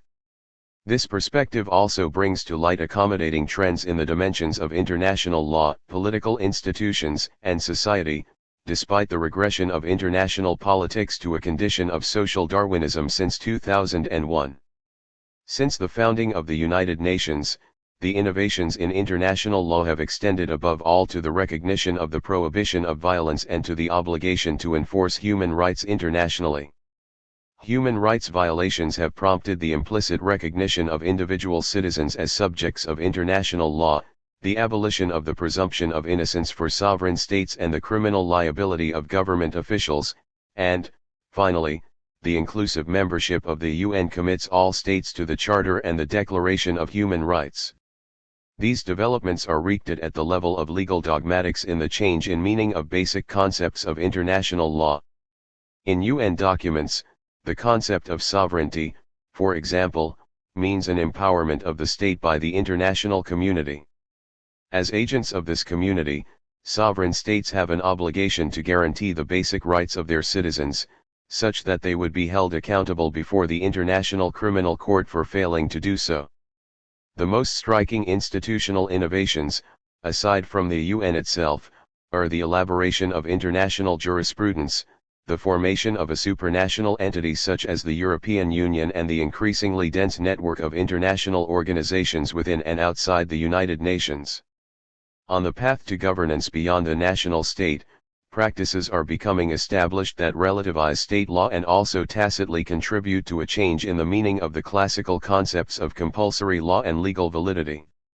Finally, these political and legal innovations can be understood as a response to a social dynamic that necessitates the construction of supranational capacities for action. The increasing interdependencies within world society are creating a need for regulations that go beyond mere coordination and call for political procedures for balancing and generalizing interests over extended time scales. These developments encouraged me to emphasize the necessary theoretical orientations for the design of a global multilevel system. 35 The three elements of statehood, The democratic constitution and civic solidarity that are interconnected in the exemplary form of the constitutional state would have to be unbundled in the course of the constitutionalization of international law and be rearranged at the different levels of the politically constituted world society. At the same time, the tasks of a transnationally negotiated global domestic policy of relevance for distribution call for quite different arrangements from those demanded by violations of international security and human rights, which must ultimately be treated as criminal offenses at the supranational level of the United Nations. Thomas Nagel's objection to any political constitution for world society, even one which remains below the organizational threshold of a world state, drew my attention to a further argument. The nation-states, which remain the most important actors on the supranational and international stage so far, are the primary candidates for the role of a driving force of a worldwide constitutionalization process. This provides a reason to adapt constitutional theory to this fact and to extend the concept of the constituent power in such a way that it includes states as well as citizens. Within the framework of the constituted world society, these states, in addition to the sum total of world citizens, would also have to be recognized as subjects of the global constitution. With this, however, two competing and equally legitimate justice perspectives would find their way into the global constitution. Against the abstract claim to equal treatment of the cosmopolitan citizens, national governments can derive claims for a partially differential treatment from the right of self-preservation of states in which the equal realization of citizens' liberties had already assumed an exemplary form. Ultimately, it would be the same citizens who would adopt one of these perspectives in their possibly competing roles as state citizens and as world citizens. The aforementioned outline argues that this competition should not be dealt with in the abstract as a problem of a theory of justice, rather, it must be mediated by fairly institutionalized political processes themselves. 36. 5. Critique of reason. Philosophy as it originated with Plato was wisdom and science in one. It shared with the other Asiatic wisdom teachings and religions its own path to salvation in the guise of the contemplative ascent to the ideas, which it would later abandon in the collaboration with Christian theology. From the beginning, it lacked roots in the rituals of the Greek cities, so that philosophy, unlike Confucianism and Buddhism, established itself exclusively as an academic activity. This may explain in part why it was initially understood as foundational science and why it has maintained a special proximity to the sciences up to the present day. Modern science developed under the guardianship of philosophical thinking, but since the 17th century science has liberated itself from this original unity with philosophy. 1 Nowadays philosophy still sees itself as a scientific activity, but when the predicate scientific is attached to philosophical argumentation, it no longer means that philosophy can be subsumed under science or that it is a normal science alongside others. If what qualifies an academic discipline as normal is that it has settled on a method and an object domain defined by basic concepts, then the difference between philosophy and science is that philosophy is non-settled thinking. By distancing itself in a further stage of reaction from every form of knowledge arrived at intentione recta, philosophy makes as it were an uninhibited use of a basic feature of human cognition, namely second-order thinking or reaction. This also explains the specific danger of philosophical thought. Bad philosophy is betrayed by a self-indulgent use of reaction, by empty reaction. If it is not to get lost in the endless loop of infinite regress, philosophy must find a foothold in questions posed by life instead of losing its way in internally generated problems. Philosophy promises to provide a very abstract form of enlightenment about ourselves. At any rate, the point of reference that redeems the choice of philosophical problems from arbitrariness is the self of a process of reaching a self-understanding.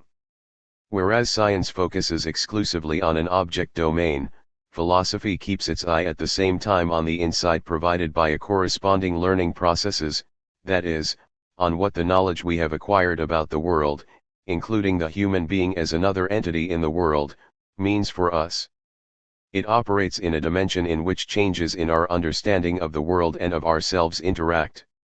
To be sure, because the human sciences gain access to their object domains through interpretation, they also refer to facts constituted in the life world in which the centering reference to us is inscribed.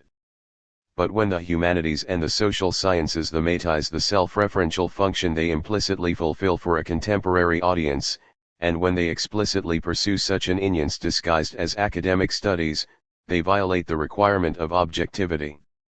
Thus, to take a drastic example, historical research must not be confused with the politics of history and memory. Only philosophy does not need to be ashamed of its self-referential function. Philosophy does not ensure the objectivity of its scientific reaction by obscuring the re-exive reference to an inclusive we, but on the contrary by generalizing it. The self of the self-understanding to be clarified through philosophical reaction is not a particular nation, a particular era, a particular generation, or even an individual, unless it is a question of this person in general. Something acquires philosophical meaning for us insofar as it is of existential relevance for us as human beings. The self-understanding of modernity retains philosophical importance in this sense only through a reference to history as a whole. However, nothing could have been more alien to the sceptical generation, Skulski, who began their studies in post-war Germany than the haughty mentality and pretension of exclusivity of the learned representatives of the German Greek humanist tradition. Nothing seemed more ludicrous to us in the light of the moral corruption of the German university than the claim of great philosophy to cure the world from a single fixed vantage point. We had been inoculated against the pretentiousness and elitism of the claim to a privileged access to the truth. This nimbus of the initiated may also explain why I was repelled by the aura of ultimate questions. Point 2 When it came to defusing false pretensions, however, a different motive was decisive. Only by adopting the egalitarian path of argumentation and enlightenment could we become contemporaries of a modern era that had remained inaccessible to my generation until 1945 in the domains of art and literature, of philosophy and science, and of law and politics. After the war, we encountered enlightenment mainly in the form of the impressive intellectual development from Kant to Marx. We had to take the final step from Hegel to Marx on our own, however, stimulated by studies such as Loeda's book From Hegel to Nietzsche. Enlightenment in the present context does not refer to progress in scientific knowledge as such, but rather to an improvement of our self-understanding as a consequence of a specific advance in knowledge about the world. Science is the medium of a form of enlightenment understood by Herder, Humboldt, and Hegel as a liberating process of intellectual formation. Hegel's extravagant attempt to reconstitute the fragmented unity of philosophy and science in terms of an absolute spirit provoked the criticism of the young Hegelians and led to a rupture in 19th-century thought, Loet. Since then philosophy has been looking for traces of reason in the contingencies of history. Feuerbach and Marx transposed Hegel's reality, which has become rational, into the status of a historically evolved potential of rationality still awaiting its practical realization. In the process, they restored to world history the dimension of an open future while still conceiving of it as a process of intellectual formation. And with the topos of the realization of philosophy, they associated an idea that I adopted at the time, namely that philosophy can no longer be understood as such, but only as criticism. Point 3. After Hegel, the theory of society inherited from the philosophy of history the task of a self-understanding of the present. It tried to identify in the succession of social formations the accumulated potentials of rationality that are blocked for the moment. This theory differs from other social sciences, therefore, not only in virtue of its more comprehensive categorical framework, which until Talcott Parsons also included cultural anthropology, economics, and political science, but also in virtue of its practical intention to provide an empirically based, but nevertheless future-oriented, diagnosis of the present. Of course, however empirically well-founded such diagnoses may be, they are not possible without a normative yardstick that is in need of justification. With his concept of the critique of ideology, Marx developed such a yardstick based on the idea of a self-reactive dissolution of systematic prejudices. Dispelling action-guiding illusions through reaction liberates subjects from social constraints, leading to an increase in autonomy at the level of political action. According to this conception, Progress in the dimension of freedom and repression is a result of the subversive work of a self-reexhive activity of which traces can be found in historical formations of consciousness. As late as 1971, I still described the theoretical structure of Marx's conception of social evolution as a twofold process of self-reaction of history, in reacting on its context of emergence and anticipating its context of application. Theory understands itself as a necessary catalytic moment of the social context it is analyzing. Specifically, it analyzes this context from the perspective of its possible abolition as one pervaded by force and constrained for. In the same text, I also raise objections that this conception fails to address. The reification of the self of self-reaction into the species subject leads to a mistaken transposition of the notion of a formation process as it applies to individual life histories onto history as a whole, with the result that subjects writ large replace intersubjectively shared forms of life. 5. Once I had replaced these concepts, still rooted in the philosophy of consciousness, with the conceptual tools of communicative action and rational discourse, I was able to develop a more differentiated concept of self-reaction than the one which features in knowledge and human interests. I realized that the conventional way of reconstructing the implicit knowledge of competent speaking, judging and acting subjects that for them is initially only performatively present must not be confused with the kind of critique of forms of self-deception that is intended to bring the latter to consciousness. This distinction between reconstruction and critique only reminds us of philosophy's original task of making the propositional content of that kind of tacit knowledge explicit which guides our cognitive and grammatical operations. And because this type of knowledge has always claimed the status of a special, of a pure knowledge. 6. I could no longer identify philosophy with criticism. During the 1970s, therefore, I developed the theory of communicative action based on a different understanding of philosophy. 4. Once social theory is no longer based on a notion of emancipatory self-reflection but instead on a conception of communicative reason, metaphilosophical reaction also takes a different direction. 7. Metaphilosophical reactions are now more concerned with differentiating the various tasks and roles that I had bundled together in the over-politicized notion of critique. Metaphilosophical reflections. A relatively early reaction on the question does philosophy still have a purpose, dating from 1971 marks the starting point of this development. 8. To Adorno's nostalgic response, which wants to remain faithful to metaphysics even while abandoning it, this essay opposes the more sober assessment that a new constellation is taking shape today in the relationship between philosophy and science, on the one hand, and between philosophy and religion, on the other. However, this conclusion also proves to be ambivalent. The philosophical schools that still existed at the time were living off the prestige of the 1920s, which, as we now recognize, was the most productive phase in German philosophy since 1800. On the one hand, the text betrays the satisfaction that Germany during the period of the social liberal coalition had for the first time become a contemporary of Western Europe, but no less apparent is the regret over the disappearance of the erratic nonconformism of figures like Heidegger and Carl Schmitt, Lukács, Bloch, and Benjamin, which had characterized German philosophy in the 1920s. The physiognomy of these unbridled forms of thought that had already been dismissed elsewhere was particularly manifest in a sensitivity towards those losses in human substance that are always the price to be paid for the gains of accelerating modernization processes. The distinguishing features of this period, which at the time of writing lay in the past, had been the critical stance adopted by philosophy towards its time and its ambitious goal of developing a theory of the present age, but at the same time the narcissistic gesture of the academic teachers and the idiosyncratic embodiment of philosophical thought in the style and habitus of stubborn individuals. Compared to this generation of teachers, in the early 1970s I noticed the trends towards the assimilation of philosophy to science which, in spite of the French postmodernists, have now in fact prevailed.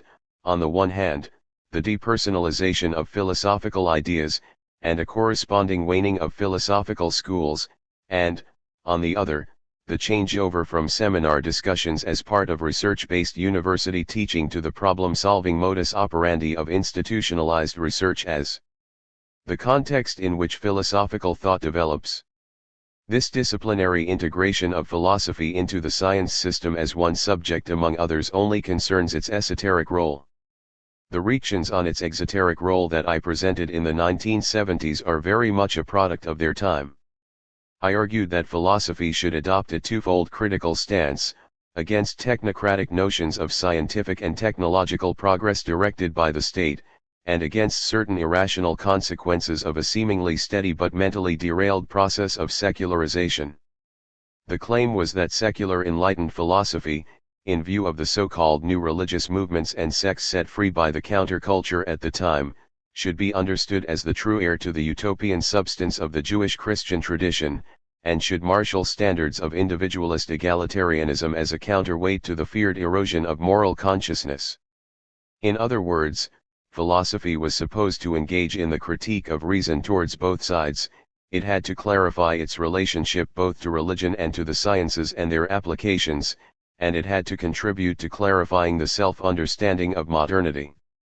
On this basis, it was supposed to play a public role in the context of a liberal political culture, namely, as the guardian of rationality which remains aware of its fallibility. In stark contrast to this diagnosis, however, in the course of the 1970s, it ceased to be fashionable to understand critique of reason in the twofold sense of a genitivus objectivus and a genitivus subjectivus. Instead, it came to be understood as one-sided criticism of reason as a suspicious object that necessarily generates fundamentalist misperceptions of its own achievements.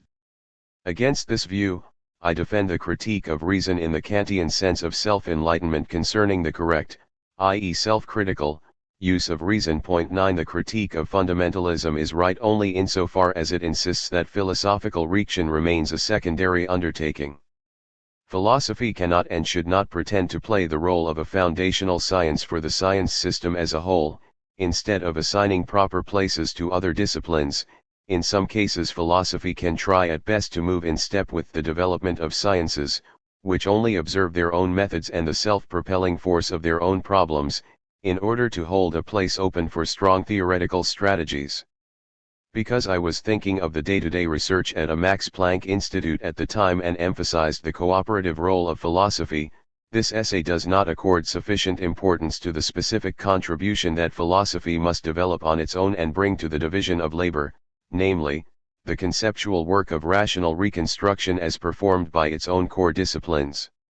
In this regard, philosophy not only engages in exchanges with the sciences.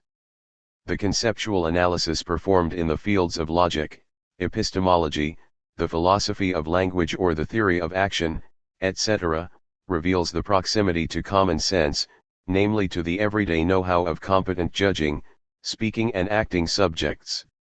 Philosophy stands in an intimate, but at the same time critical, relation to the intuitive background of the performatively present life world, because it makes the practical knowledge that we always already know explicit, thereby removing it from the performative mode of everyday knowledge. 10 That relationship to the life world ensures that even post-metaphysical thinking retains a reference to the whole, if not to the hypostatized totality of beings, then at least to the diffuse and impenetrable pre-theoretical context of our performatively shared historical, social, and cultural environment, in whose horizon we find ourselves located as a contingent matter. The reference to the whole also explains how philosophy can retain a function for self-understanding notwithstanding all of the developments towards the scientific objectivation of all domains. It never lets the discourse of modernity completely out of its hand, even if at times it shifts to social theory. In the discourse of modernity, it must respect the autonomous logics of the differentiated value spheres, Max Weber, of science and technology, law and morality, and art criticism, just as it must respect the autonomy of any discipline within the science system. But because it reconstructs the rational core of these pre-existing cultural and social structures, it becomes multilingual in a way which qualifies it to play the role of an interpreter in the public sphere who mediates between the expert cultures and between the latter and the life world. As long as philosophy does not regress completely to an academic discipline, it responds, however reservedly, to the need for orientation of modern societies and thus maintains its practical relevance. but the assignment of the sober role of a stand-in or placeholder within, and that of an interpreter outside the science system leaves open the question that the young Hegelians had answered by inverting the classical relationship between theory and practice: can philosophy contribute to a transforming political practice? After all, this was how the theme of the relationship between theory and practice had acquired a clear political, specifically, a social critical, meaning. In the context of an existing democratic order, however, this question must assume a reformist tenor, because the constitutional state can be understood as the project of an ever more complete realization of human rights, but at the same time binds its self-transformation to established legal procedures. Point 11. Especially in times of crisis, the sceptical question of what enlightenment a critical social theory can still provide becomes insistent. In an interview with Michael Haller following the upheaval of 1989-90, I explain why for the theory of communicative action emancipation can no longer play the role of a key concept, it now lacks the backing of a presumptuous philosophy of history. Point 12. Highly abstract social theories can at best sensitize us to countervailing trends and teach us to understand these ambivalences as appeals to our growing responsibilities to act in view of shrinking opportunities for intervention. To be sure, times of crisis are not only perplexing but also sharpen our vision for the kinds of problems that can be solved through collective action, although they can be solved only if the established parameters of public discussion change to allow new political alternatives to be entertained. After the fiasco of a theory that evidently became practical in the wrong way, I addressed the issue of theory and praxis once again in an attempt to explain the connection between philosophy and democracy. Point 13. Both arose in the same historical context and remain functionally interconnected. Therefore, it is not surprising to find philosophers today not only assuming the special roles of experts or life coaches, but also the role of political intellectuals. Philosophers will play this role all the more willingly if they share a dynamic understanding of the democratic constitution as the project of exhausting the normative content of the constitutional principles in different, and possibly better, ways under changed historical circumstances. Like any other science, however, philosophy is a fallibilistic enterprise and does not endow intellectuals who use their philosophical insights with any legitimacy that goes beyond their qualification as citizens. 2. Post-metaphysical thinking. Even after the turn to the theory of communication, I start from a young Hegelian interpretation of the recent history of philosophy. According to this interpretation, Kant devalued the specific class of arguments on which metaphysics had drawn. With the transition from the subjective to the objective mind, Hegel then took a step towards the critique of the philosophy of consciousness insofar as he recognized the philosophical significance of the new interest in history, culture, and society. After the break with idealism, this detranscendentalization of the mind made possible the empirically informed search for the symbolic embodiments of a form of reason historically situated in socio-cultural forms of life. Post-metaphysical thinking enlightened by historicism and pragmatism upholds the universalism of the Kantian heritage insofar as it defends a weak and fallibilistic but non-defeatist conception of reason.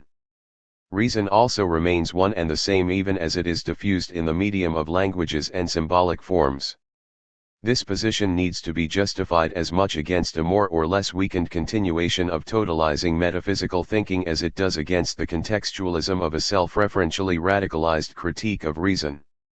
The fact that this kind of post-metaphysical thinking upholds the universalist validity claims of reason explains the twofold defensive posture of post-metaphysical thinking. Reason understood in communicative terms affirms a procedural unity in the transitory diversity of its voices. The theme of unity and diversity 14, which has been a central preoccupation of philosophy from the beginning, arises in different forms in the ontological, mentalistic, and linguistic paradigms, respectively. The problem cannot be convincingly solved either genetically, through the emergence of the many from the one, or functionally, through the synthetic performances of the mind that establishes unity in diversity, or dialectically, by overcoming connecting perspectives. It can be solved only in a constructive way, namely through the anticipatory power of the shared counterfactual presuppositions of participants in conversation. In fact, partners in conversation, however much they may be strangers to each other, can in principle learn from each other in discourse and can at the same time test what they have learned through their dealings with the world that they jointly assume to be objective. This fact that learning from one another is interconnected with learning from the world would be inexplicable unless concepts such as truth, rationality, or justification played the same pragmatic role in every linguistic community, albeit in different interpretations, and in this way facilitated a shared orientation to the goal of reaching an understanding about context transcending validity claims. Dieter Henrich's philosophical life's work, whose aim is to develop a metaphysics after Kant, represents a challenge for the thesis of the transition to post-metaphysical thinking. My controversy with Henrich 15 deserves attention in this context of a general clarification of the status of post-metaphysical thinking. Point 16 in its classical manifestations, metaphysics belongs to those strong traditions that interpret the world or world history in a homologous way to the holistic structure of the life world centered on us. But modern philosophy, which still maintains a privileged relationship with the life world, can represent this totality only as a pre-reflexive background. This explains the break with metaphysical and religious worldviews that represent the simultaneously encompassing and receding horizon of the life world as an objective totality. In addition, the basic conceptions of metaphysical and religious teachings depend on a fusion of validity claims that has been dissolved in the meantime by the irreversible differentiation between factual knowledge, on the one side, and moral practical insights and aesthetic judgments, on the other. A post-Kantian metaphysics that takes the epistemic relation to self in self-consciousness as its starting point tries to avoid the metaphysical objectification of nature and history as a whole, while nevertheless continuing the idealist line of thought geared to an encompassing unity. In the process it encounters two problems that have imposed themselves in the course of the 19th century. On the one hand, philosophy finds itself compelled to reconcile Kant with Darwin and Einstein, and in general to bring the individual self-understanding into harmony with naturalistic self-descriptions. On the other hand, the rise of the social sciences and the humanities, the challenge from history and the intrusion of historical consciousness into philosophy have shaken the foundations of the mentalistic paradigm. The detranscendentalization of consciousness has robbed the epistemic relation to self of its key strategic role for theory building. I have examined this movement of thought under the headings of the linguistic turn, situating reason and procedural rationality. Point 17 with this, the relevant reasons for the devaluation of metaphysical models are indicated, even though the merely rough sketch of metaphysical thought does not, of course, do justice to the substance of the Greek, and especially the Aristotelian, heritage that post-metaphysical thinking has taken on board. Besides, the inversion of the classical relationship between theory and practice gives rise to a deletion of the extraordinary in which the one-sidedness of the philosophical tradition had revealed itself, namely, the concentration on the representational function of language and the reduction of reason to its descriptive or theoretical function. This kind of logocentrism remained harmless at the practical level as long as the theory was written with a capital T and promised to provide the acting subjects with the necessary orientation in their lives. Metaphysics derives an aura from this implicit function, a remnant of which German idealism kept alive in the era of Bildungshumanismus. The loss of this aura is a belated sign that, since the 17th century, philosophy has lost its ability to create worldviews. From the perspective of the critique of reason, this raises the question of what philosophy, on a dated post-metaphysical conception, still has to offer. In this regard, it is far from clear that there is, as Apel claims, a trend towards the Western privileging of the logos. A line of argumentation going back to Hume suggests an exclusive alliance between philosophy and the sciences, and especially with those that count in each case as the most advanced and as paradigmatic. The corresponding position in practical philosophy is the reduction of reason to a narrow concept of rational choice. On the other hand, the same trend can also solicit a warning against irrationalism to which such a reduced form of theoretical reason gives rise. Therefore, an opposite line of argumentation going back to Kant insists on differentiating between various dimensions of a post-metaphysically dated and equally secular conception of reason. Kant gathered together the disjecta membra of the defeated speculative reason and reassembled them on the basis of his critique of metaphysics.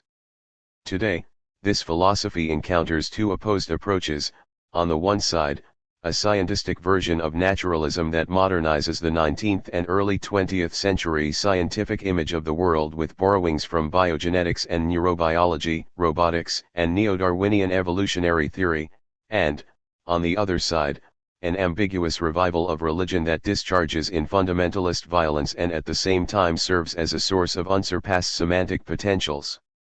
These oppositions revive the critical question of the self-understanding of post-metaphysical thinking. 3. The challenge of naturalism. The scientistic view that physical knowledge or knowledge of this kind is all that ultimately counts is a source of embarrassment for philosophy. Even for philosophers who share this view, all that remains is to adopt the style of hard science. However, such mimicry does not turn conceptual analysis into an empirical science. My initial response to the challenge of naturalism was to develop a genealogy of post-metaphysical thinking. 18. If we assume that today the work of philosophy consists essentially in explaining general competences and enriching on the distinctive logics of the differentiated cultural formations, the life world suddenly becomes a general theme that, in the far advanced internal differentiation of the discipline, still holds together the diverging hyphen philosophies. On the one hand, the performative knowledge of competent judging, speaking and acting subjects is rooted in the underlying structure of a life world. The latter can be understood as the ensemble of enabling conditions for the competences that distinguish human beings as socio-cultural creatures, namely, the ability to adopt an intentional relation to the world and to engage in reciprocal perspective-taking, to use propositionally differentiated languages for the purposes of communication and representation, and to engage in instrumental action and social cooperation. On the other hand, this general structure of the life world is objectified in the diversity of historically existing forms of life, including social practices and cultural forms of science and technology, law and morality, and art and criticism. From the perspective of a concept of the life world based on the theory of communication, Husserl's attempt to uncover the forgotten meaning foundation of the sciences by recourse to this life world provides a point of contact for the controversy with naturalism. At the same time, however, the genealogical question of the origin of this concept in the processing of the metaphysical and religious heritage of the axial age undercuts the transcendental distinction which informs Husserl's diagnosis that the scientistic understanding of the sciences is based on an objectivist self-misunderstanding. From the perspective of the path from worldviews to the life world, it is by no means evident that the epistemic role of the life world must be understood in transcendental terms as the background for the creation of scientific object domains. For only in that case would it erect an insuperable barrier to a scientific revision of the self-understanding of persons operative in everyday life. Yet in fact, the genealogy of post-metaphysical thinking makes it clear that a life world displaced into transcendental consciousness and elevated into the intelligible sphere can emerge as such only by way of a detranscendentalization of reason. The conceptual constellation of life world, objective world and everyday world serves for me as the key to a rough analysis of the development of worldviews. From the conventional viewpoint of the scientific image of the world, this development appears as a progressive cognitive unbundling of the objective world knowable by science from those projections in which aspects of the life world actually operating only behind us in the background appear as structuring parts of the objective world in front of us. Philosophy played an important role in dissolving these projections by first working out an ontological concept of the world as the totality of entities and then, since the 17th century, by developing a concept of the world as the totality of representable objects. This trend towards objectivization, which began with the modern natural sciences, seems to boil down to the assumption that a radical, scientistic form of naturalism has the last word. However, this conception fails to do justice to a different trend, which begins with the humanities and social sciences, towards objectivizing the sectors of the everyday world constituted by the life world. Since then, our image of the objective world has become polarized because the objectivization of everyday phenomena points in different directions. Objectivization must not be confused automatically with tailoring natural processes in the world to the dimension of dealings with manipulable and measurable phenomena. Whereas natural science approaches the idea of impartial judgment by eliminating the life-world qualities of the everyday world, the human sciences can aspire to the same goal only via the hermeneutic confirmation and deepening reconstruction of life-world experiences and practices. This bipolar objectivization complicates the project of a naturalization of the mind because the intersubjective constitution of a symbolically structured mind could prevent the cognitive sciences from tracing subjective experiences directly back to operations of the brain. If one wants to do justice to the shaping of subjective by the objective mind, one must accord priority in the sequence of causal explanation to intersubjectively shared acts and contexts of meaning which, as Putnam puts it, are nothing in the head of single actors. This is the thrust of the line of argument developed in an essay on Free Will 19, which takes the ongoing controversy as an occasion to argue for a weaker version of naturalism as an alternative to scientism. There is an epistemic gap between a mode of access from the observer perspective to the world of physically measurable states and events and a hermeneutic mode of access to symbolic objects and practices of the life world tied to the participant perspective. The dualism of the corresponding language games must be taken seriously because the one is not reducible to the other. The failed attempts to translate propositions from intentionalist into physicalist language reveal differences between competing descriptions of supposedly identical objects that cannot be bridged at the semantic level. Nor can the failures of reductionism be diffused by a compatibilist approach. The human brain does not think. On the other hand, we feel the need for a coherent image of the universe that includes human beings as natural entities. This is what motivates the search for the conceptual dimension of a natural history in which the initial conditions for socio-cultural learning processes reconstructed from above through conceptual analysis can be identified with a specific constellation of natural traits and behaviors. Such a correspondence would have to be established, for example, via the semantic bridge of a sufficiently abstract concept of learning and development that establishes a conceptual continuum between the categories of socio-cultural learning and learning in terms of natural evolution. Point 20. For the challenge of religion. The detachment of post-metaphysical thinking from metaphysics went hand in hand with an emancipation from subordination to theology. The discourses of epistemology and of social contract theory that have been authoritative since then crystallize around the two innovations of the era, namely the experimental and mathematic sciences and the bureaucratic power of the secular state.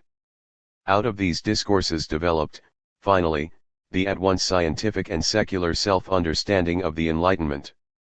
Philosophy allies itself with the sciences, which it must allow to follow their own course, at the same time, by adopting a critical stance towards religion and metaphysics, it also turns its back on its own past.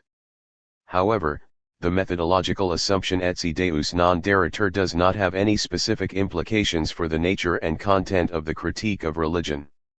While Hobbes and the encyclopedists looked for explanations for religious errors and illusions, in other words, for a truth about religion, Spinoza and the German idealists searched for truths in religion, notwithstanding differences in their respective characterizations of the world of religious ideas as a whole. To be sure, Kant and Hegel claimed for philosophy the right to distinguish what is true from what is false in the contents of the Christian tradition. But in order to discover this, they had to take the competing claims to truth in both fields seriously.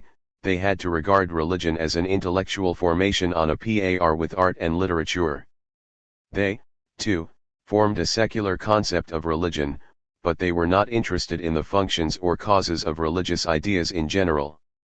Rather, they assumed that the philosophy of religion should fill a gap in a conception of the human mind whose analysis would otherwise remain incomplete. Kant's concept of pure rational religion is intended to answer questions left open by his moral philosophy. And, with his conception of religion as a form of absolute spirit, Hegel makes philosophy aware of the origins of its own religious contents that it has raised to the conceptual level. My reaction on the dialogical relationship between these philosophers and the Christian heritage rests on the observation that Kant's critique of reason, for example, does not remain impartial between religion and metaphysics. Point 21 Whereas his transcendental dialectic consists in restricting theoretical reason to the use of the understanding guided by experience and to reining in the excesses of speculative reason through a devastating critique of metaphysical traditions, his philosophy of religion is by no means restricted to the destructive business of a corresponding critique of religious traditions. On the contrary, it also pursues the task of making practical reason aware of religious sources from which it can learn something about the precarious connection between the worthiness of a morally meritorious person to be happy and her justified hope that she will in fact experience a corresponding level of happiness. The task of the philosophy of religion is to decipher the concept of the highest good belonging to moral philosophy as a translation of the biblical eschatological notion of the kingdom of God on earth. Kant thereby draws attention to a deficit that cannot be overcome within the framework of his moral theory. As rational beings, we are interested in promoting a final end. However, we can imagine the agreement of morality with happiness only as the result of an intervention by a higher power, because the human understanding can never foresee the cumulative interconnections between the contingent side effects of individually enjoined moral actions. Kant thought that he could postulate such a power because we are morally obliged to promote the highest good, and nobody can be morally required to do anything impossible. In fact, however, the problem is that Kant turns the promotion of the highest good, which would be possible only through cooperative action, into a duty in the first place. The excessiveness of this requirement transcends the boundaries of a rational morality, which is addressed to the free will of each individual person. Each individual has an immediate relation to the moral law. However, this objection clearly reveals a deficit that Kant wants to make good in the philosophy of religion. A morality that obligates the individual person shuts itself off from the public dimension of a shared enterprise. There are good reasons why it cannot make expectations, whose fulfillment requires the active solidarity of a collectivity, into the content of individually addressed moral duties. However, Kant's philosophy of religion deals with the collective contribution that the Church, and the people of God to which it lends institutional form, ought to make to the foundation of a kingdom of God on earth. In such passages, practical reason seems to encounter motifs in the biblical tradition whose semantic contents have not yet been translated into secular concepts but in which it nevertheless takes an interest. While Kant draws our attention to contents that secular reason can and should assimilate from religious traditions, Hegel discovered the rich semantic legacy of religious ideas to which philosophy has lent conceptual form.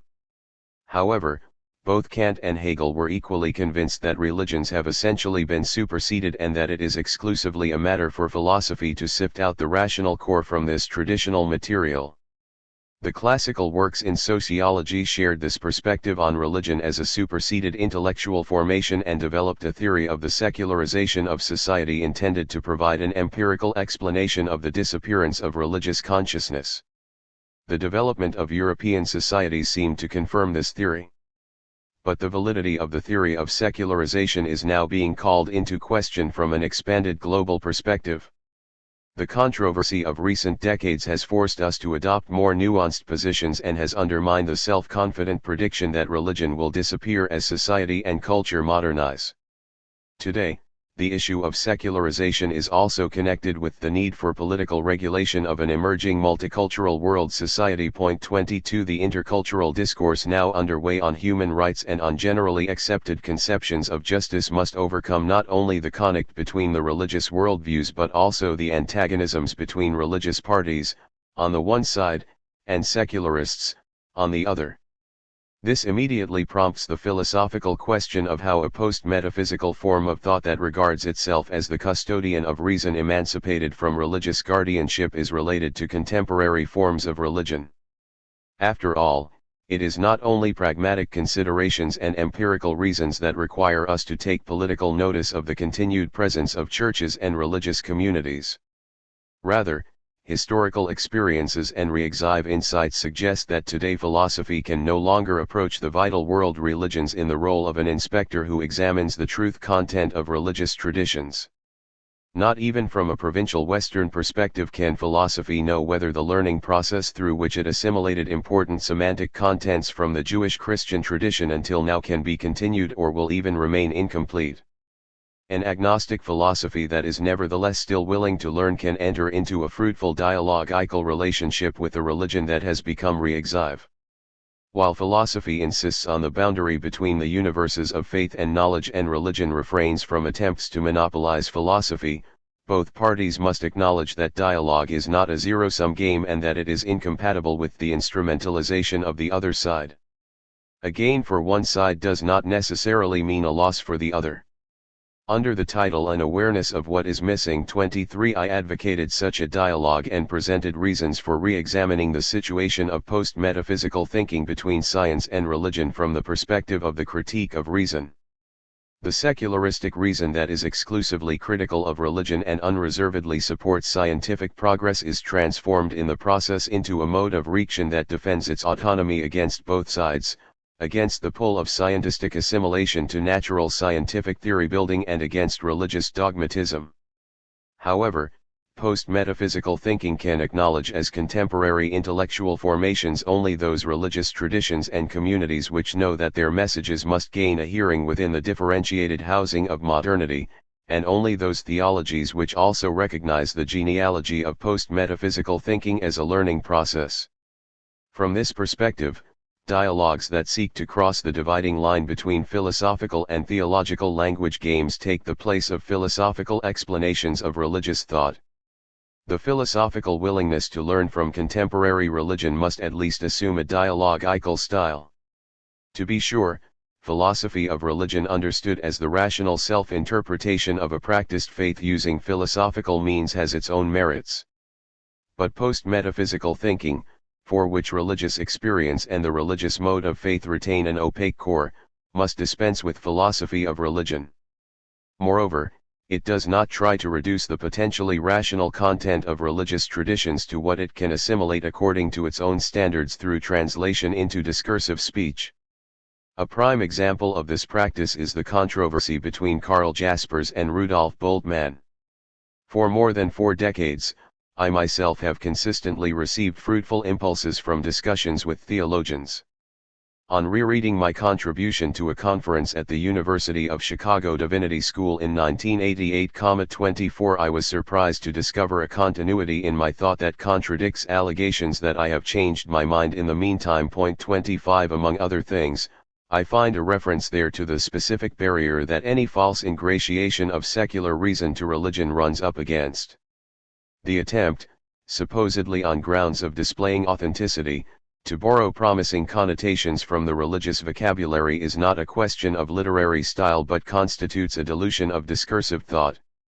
Ritual practices provide evidence of an early stage in the history of the development of the human mind. Mythical explanations, which attach a meaning to rites, probably already represent a subsequent attempt to interpret a meaning potential embodied in pre-linguistic symbols. 26 This mode of consciousness has become inaccessible to us sons and daughters of modernity. The religions alone maintain a connection to those archaic beginnings, even if today the meaning of the communal religious cult is interpreted in highly differentiated theological doctrines. Religion will hardly survive unless it remains rooted in a ritual practice. This is what distinguishes religion from all secular formations of thought even more categorically than any recourse to the authority of revelation. This should serve as a warning against effusive philosophical attempts to transcend the strict boundary between faith and knowledge.